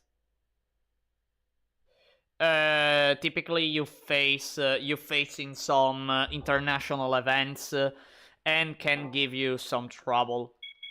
And here in the special, there is only two cars: the XJ220 GT race car, and there is another one actually. Oh, the XJR15, which it never appears as opponent. It never appears as opponent, so that's why I was forgetting that this car exists in the first place. I was really forgetting about it. So these are all the Jaguars that are in this game. There are no Jaguars as prize cars. Yeah, there are no Jaguars as prize cars, as far as I remember. I may be wrong though. And there it is, everyone. By the way, showing all the trophies I got with the Civic. Lineup 1, page 1 completed. Page 1 completed. As far as this car can do, of course. I mean, it cannot do all all the challenges that are here. Lineup 2, again, as much as this car can do, because the lightweight K-Cup, most of the cars I bring can't do the lightweight K-Cup because they have more than 100 horsepower and more than 47 horsepower. Was forgetting. Lineup 3 completely done, and lineup 4 completely done, as this car is both an NA car and a turbo car, with the exception of the second event of the tuned turbo car cap, which is the test course event, which again I try to find a way to make the car good for that event, but it gets close, but it can't reach a speed high enough for winning, unfortunately. So I have to stay with that 5th place. And here in the Gran Turismo League, nationals done, internationals done, and the Gran Turismo World League, here we are. Look at that. Did you get all gold in the licenses? The save file I use, whenever I start a run, is a save file that starts on day 9 and has all licenses completed and all tests done gold manually by myself back then when I started replaying this game, and I'm actually gonna show. Not here in the license. Wait, I can actually. There's a better way to show it here in the home game status. 60 trophies as license, as you can see, and therefore I have all the prize cards that I get from the license tests, that I mainly use in case the car I'm gonna bring for the challenge is not affordable with the initial 10,000 credits. Therefore, I need some extra money, and I just sell it, and I just sell one of the cars for having the credits I need to buy the car, which already happened in the past. I mean, the Tomicaga ZZS Coupe and the Lotus Elise 190 are some prime examples, as those two cars cost 50,000 credits. Of course, you start with 10,000 credits, so I needed some extra money, and I basically sold one. Probably I sold the FTO. I don't remember which I sold, but as you can see, I have the prize cards. And yeah, everyone, that is all. Oh, by the way, I remember that I have to show you all, like, the ride-eye technique, and also I also wanted to. I have a bit of time. I can show some little stuff regarding the game and certain things. Actually, let me do one quick thing. Let me do a save state. I have many save states. Most of them are just previous runs that I did that I still have the save state of it, in case I need them for whatever reason. And I actually want to show I actually want to show a few things. First and foremost, I never actually showcased.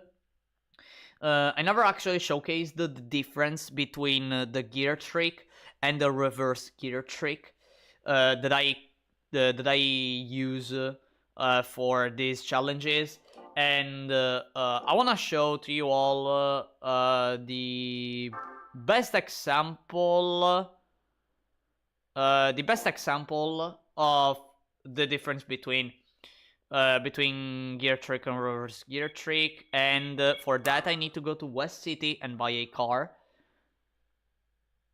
here in the Fiat dealership, and that's right, I'm gonna buy the Fiat 500R because this is the most extreme case. This is the most extreme case of the most extreme case that showcases how good it is the reverse gear trick when you have cars that aren't fast. Or in general they have issues when it comes to the first gear when you start a race. So again, I said it multiple times. The difference is that the reverse gear trick gives you the ability to gives the car the ability to accelerate more than normal, especially at low gears.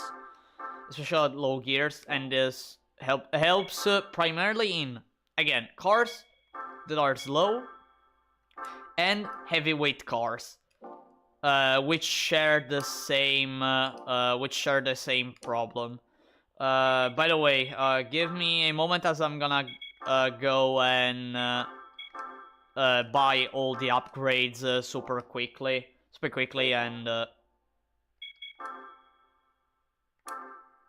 and make the car fast. Well, at least for what this car can do, of course. NA tune. No, wait, doesn't have the NA tune. Displacement doesn't have displacement. Port grinding. Did I buy the port grinding? I didn't buy the port grinding. Let me buy the port grinding. Engine balancing. I bought the engine balancing, right? Yeah, I bought it. Alright then. Brakes. No, I don't care about brakes. Who cares about brakes? Let me not buy them. I don't need them. I don't need them now to showcase the things I wanna showcase. It is almost as strong as a lawnmower, but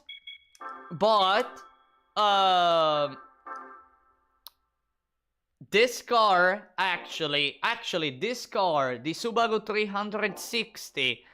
And if you're lucky enough, the Midget Type 2 are able to defeat a 591 horsepower event. A 591 max HP event. I'm not kidding here. And actually, I proved that because I did it with the Subaru 360, which is slightly worse than the Fiat 500R, and the Midget Type 2 has even less horsepower. It has less than 100 horsepower, and I still managed to defeat this 591 max HP event, which, by the way, it's an endurance race. It's an endurance race, and the endurance race is actually the Apricot Hill endurance race. And I streamed both the Subaru 360 run and the Midget Type 2 run, which are on the same stream. If I remember correctly, like I named that stream.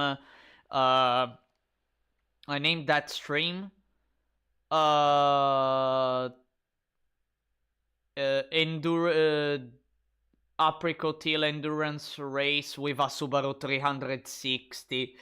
No, I don't remember anymore, really. I don't remember anymore, but it was something like that. So like on my channel, search Subaru 360, and you get that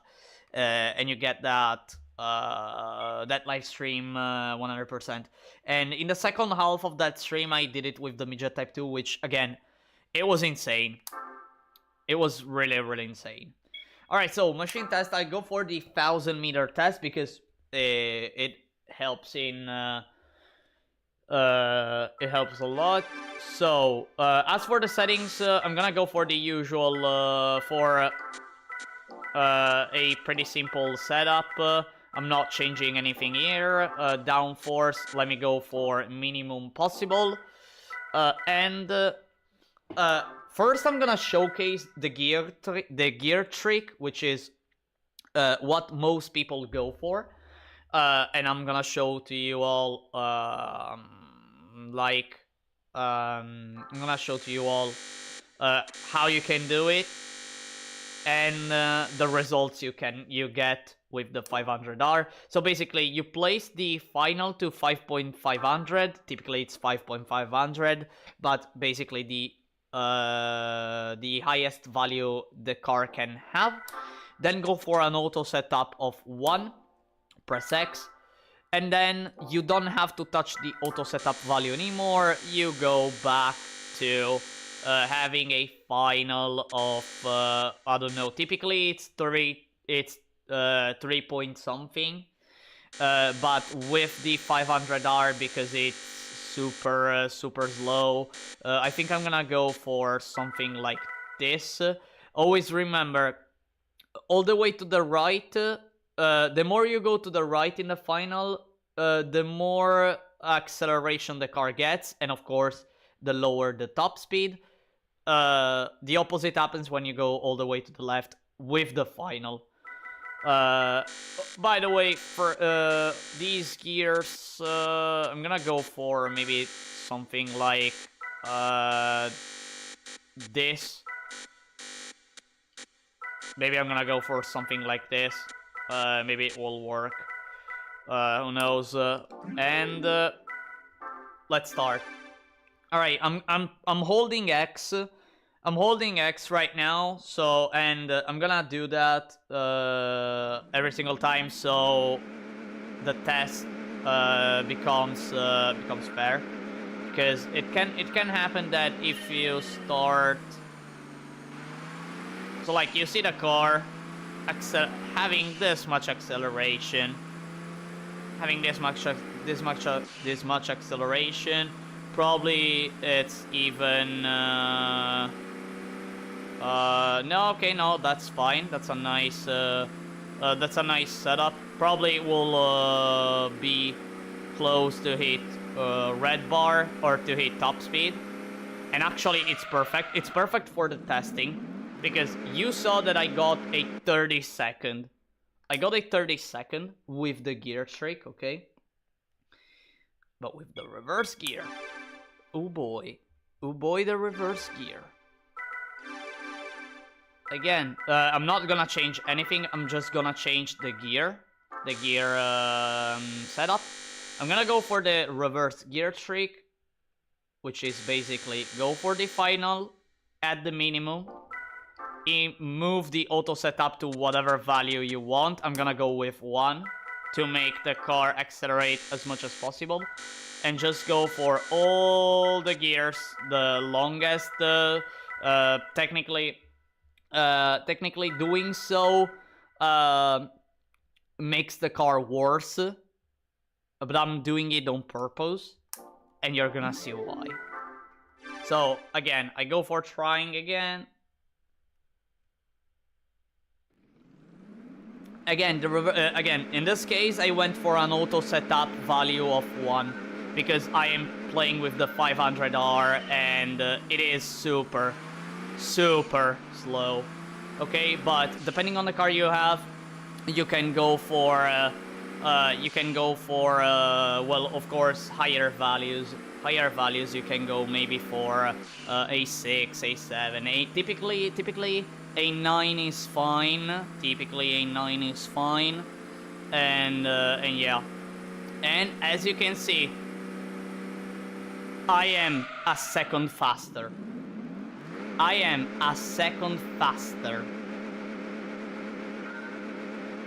Than the gear trick. Because the car, especially on first gear, receives much more acceleration in the start. Much more acceleration. That's it. And again, it works with slow cars. and with heavyweight cars. Doesn't matter. The horsepower doesn't matter up to a certain point. If you ask me, what is that point? I don't know. Truly, I don't know. Unfortunately, but when it comes to, but the general idea is that you have a car that does not have horsepower, reverse gear trick. You have a car that is heavyweight, that is really heavy, reverse gear trick. You have a car that has a lot of horsepower, tons and tons of horsepower, gear trick. You have a car that has tons of horsepower and is also lightweight, gear trick.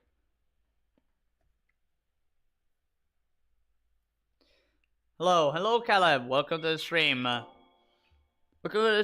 And by the way, I'm gonna just show here a few more stuff regarding like some setups for the acceleration, and I'm gonna go with the CRX because it's an MR. No, actually, yeah, let me go for the CRX. Let me change it, and I show you all like the difference in ride height and how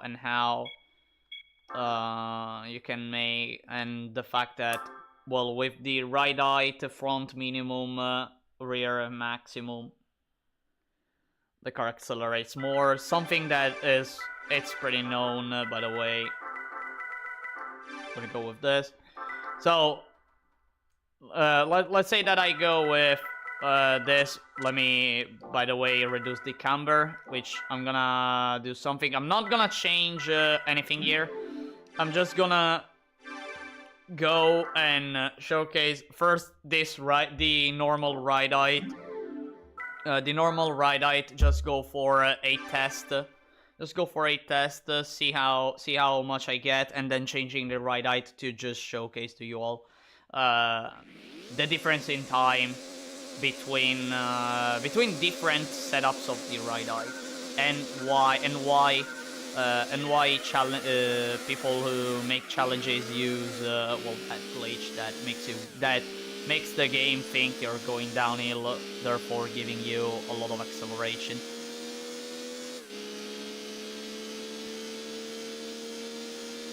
And the difference is not gonna lie, the difference isn't it's big, but don't think it's that big.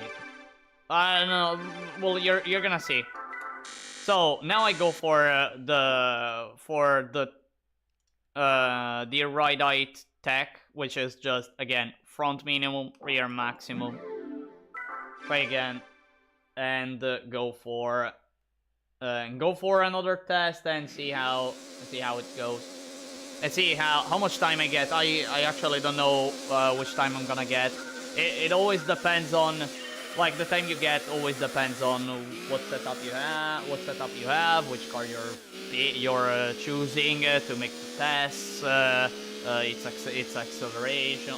There's so much stuff you have to look to. And there you go, you're 2/10 faster. You're just almost 2/10 faster.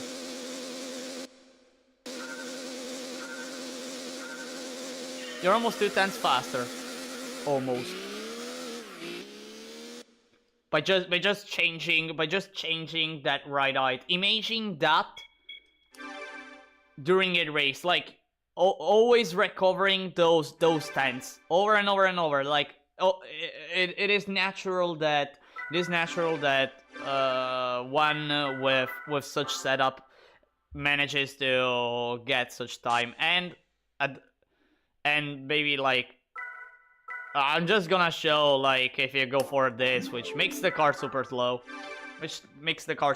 but just for showcasing, And also I wanna show like another thing that that make the car accelerate less or accelerate more. Well, it depends on your case. It depends on your case. And that is the camber. Actually, changing the camber, depending on the drivetrain, changing either the front or the rear, modifies the acceleration.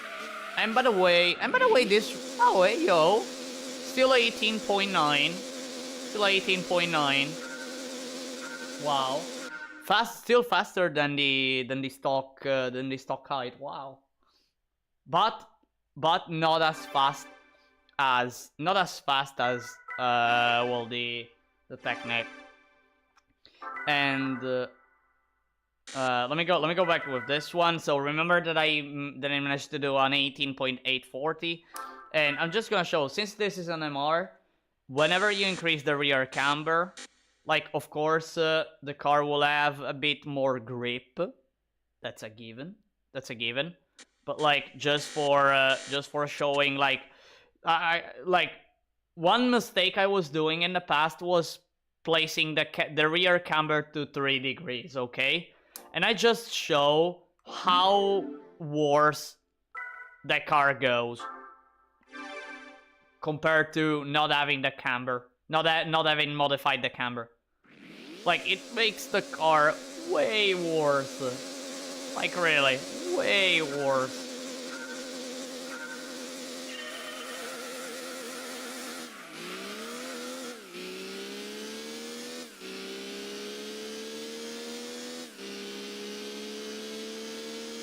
And I guess I'm gonna get a point, almost a 19 seconds. 18.980. I lose a tenth of a second over that. A tenth of a second over modifying the camber. And again, yes, you do it because it gives you grip. I get it, but like increasing it too much, it doesn't change much. I learned that it doesn't change much. Like, one may go for like a camber of 1 degree. Like, that could be absolutely fine. Maybe 1 degree already gives you the ability to turn a bit better, at the cost of a little bit of acceleration, but who cares? As long as you have more grip, that little amount of grip you can finally do the turn at the speed you want and be way more fast. I mean, at the cost of that. Yeah, but when it starts to be like too much, no. Another thing that actually changes the spring rate, the acceleration, is the spring rate. Like, now I'm gonna go to extremes. Let's say I go for 20 and 2. Alright? Let's say I go for this one. And, a camber. Let's go back with camber 0. And go again. I'm going on to extremes here. To just show that it actually, the time actually changes. The time you get actually changes and all. Maybe the CRX isn't the best car to showcase it. Maybe a simpler car would have been better. Maybe a non-race car would have been a bit better. But you can see that I made a car insanely worse. All because, again, I went for extremes that typically one does not do, but like changing. But the thing is, changing the spring rate affects acceleration. And it is important to find a balance between the spring rate setup that gives you the ability to turn well and have a nice acceleration. Okay, sometimes I don't go for that too, because we're talking about the worst case and the best case. The difference is a tenth of a second. Like, seriously, between the worst case and the best case, typically it's a tenth of a second. I don't go for that much. Okay, no, maybe 2/10. Oh, I lost the I lost the uh I lost some pieces of paper where I wrote stuff. But yeah, like a tenth, even 2/10 probably. No, a tenth. No, sorry, a tenth. Tenth was that one. I remember porting NFS core sound files to Roblox using Foobar. Oh, dang, really? Really? Dang.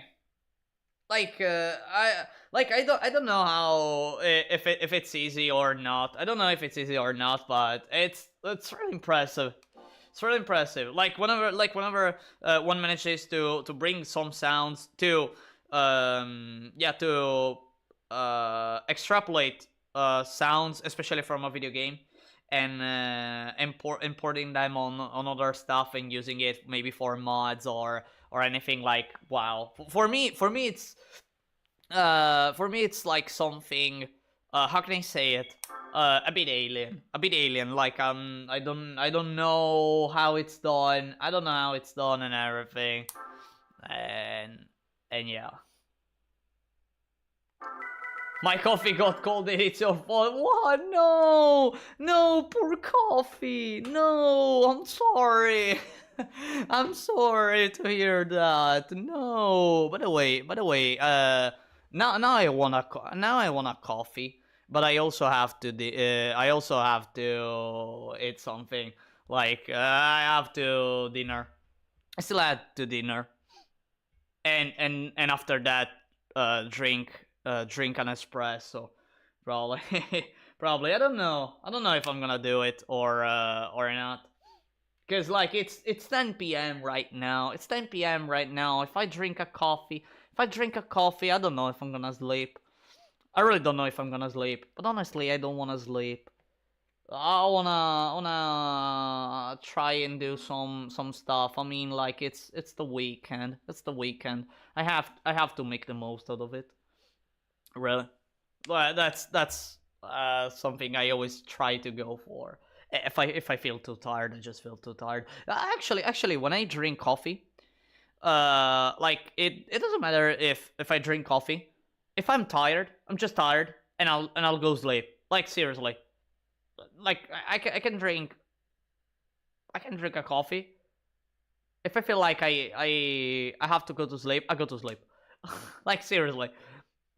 I'm incredible sometimes. Like, sometimes I feel like I'm incredible.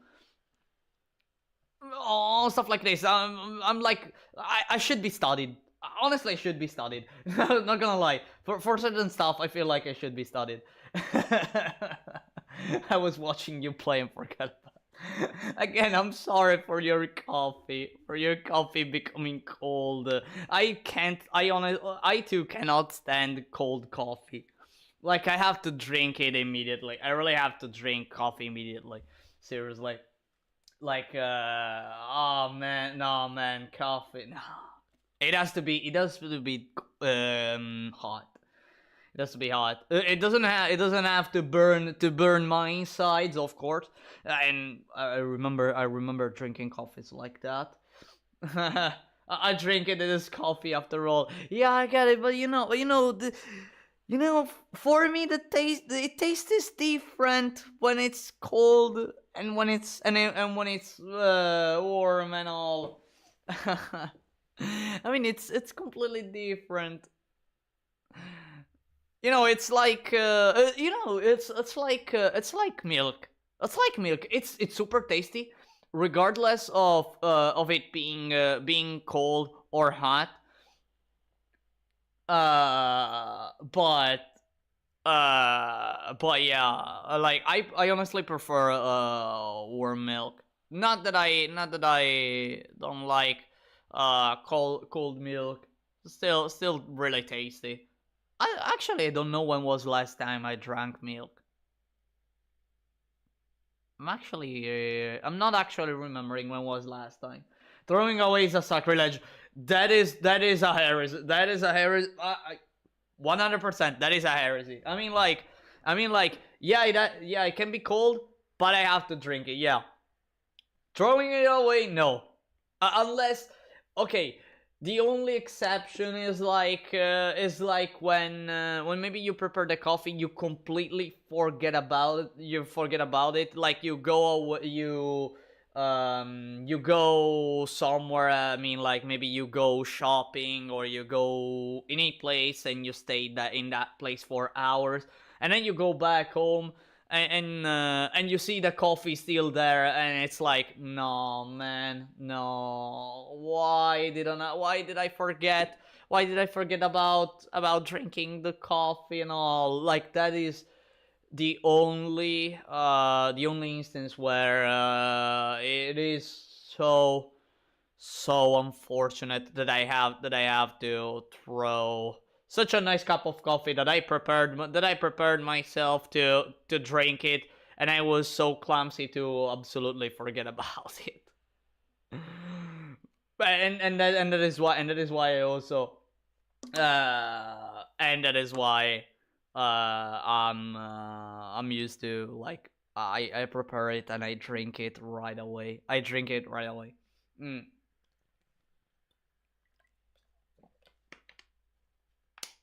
Just passive brew, I use stock and it is new. No, we don't have that. No, we don't have that. That methodology.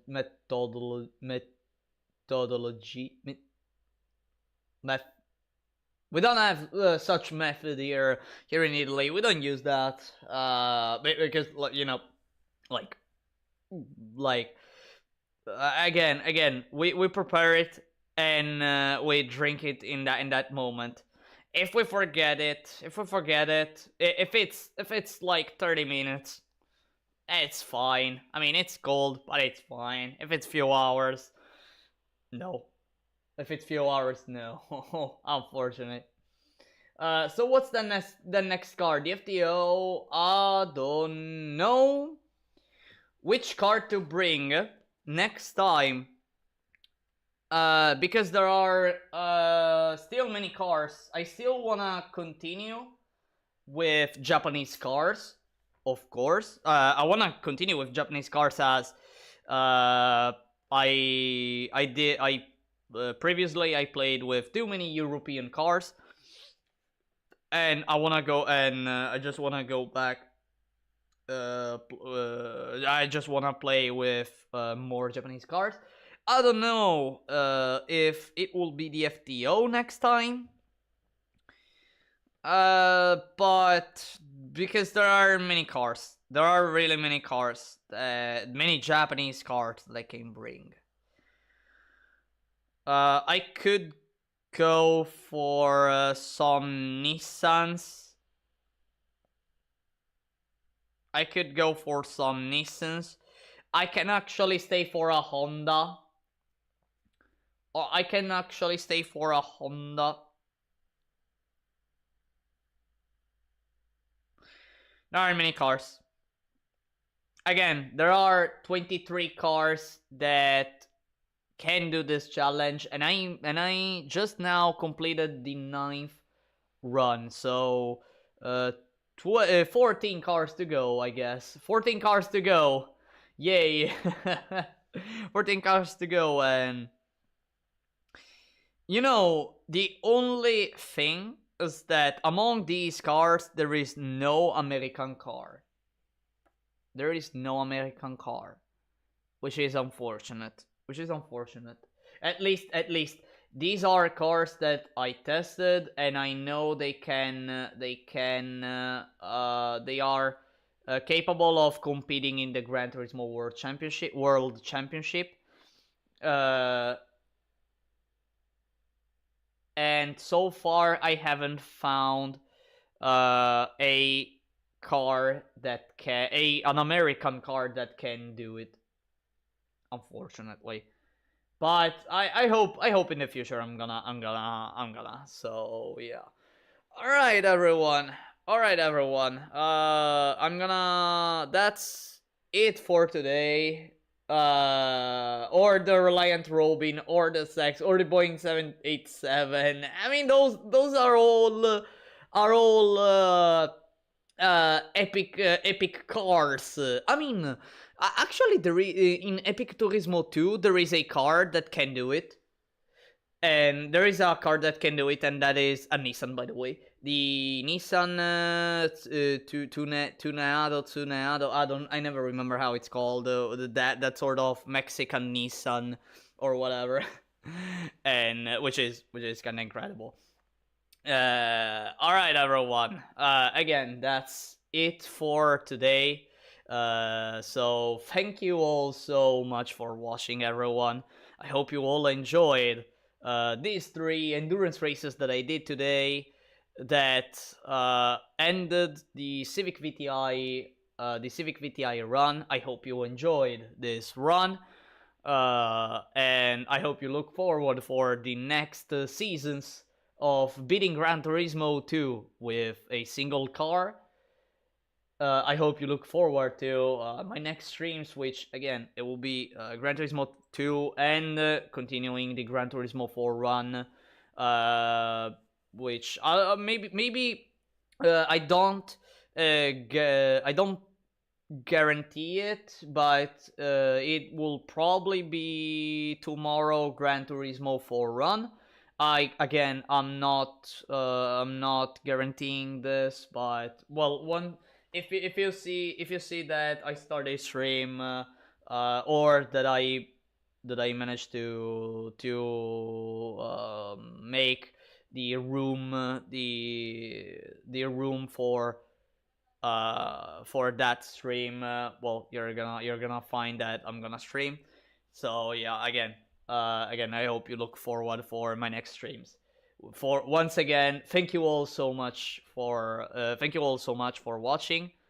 Hope you all enjoyed, and see you all in the next stream. Bye bye, everyone. Have a nice day.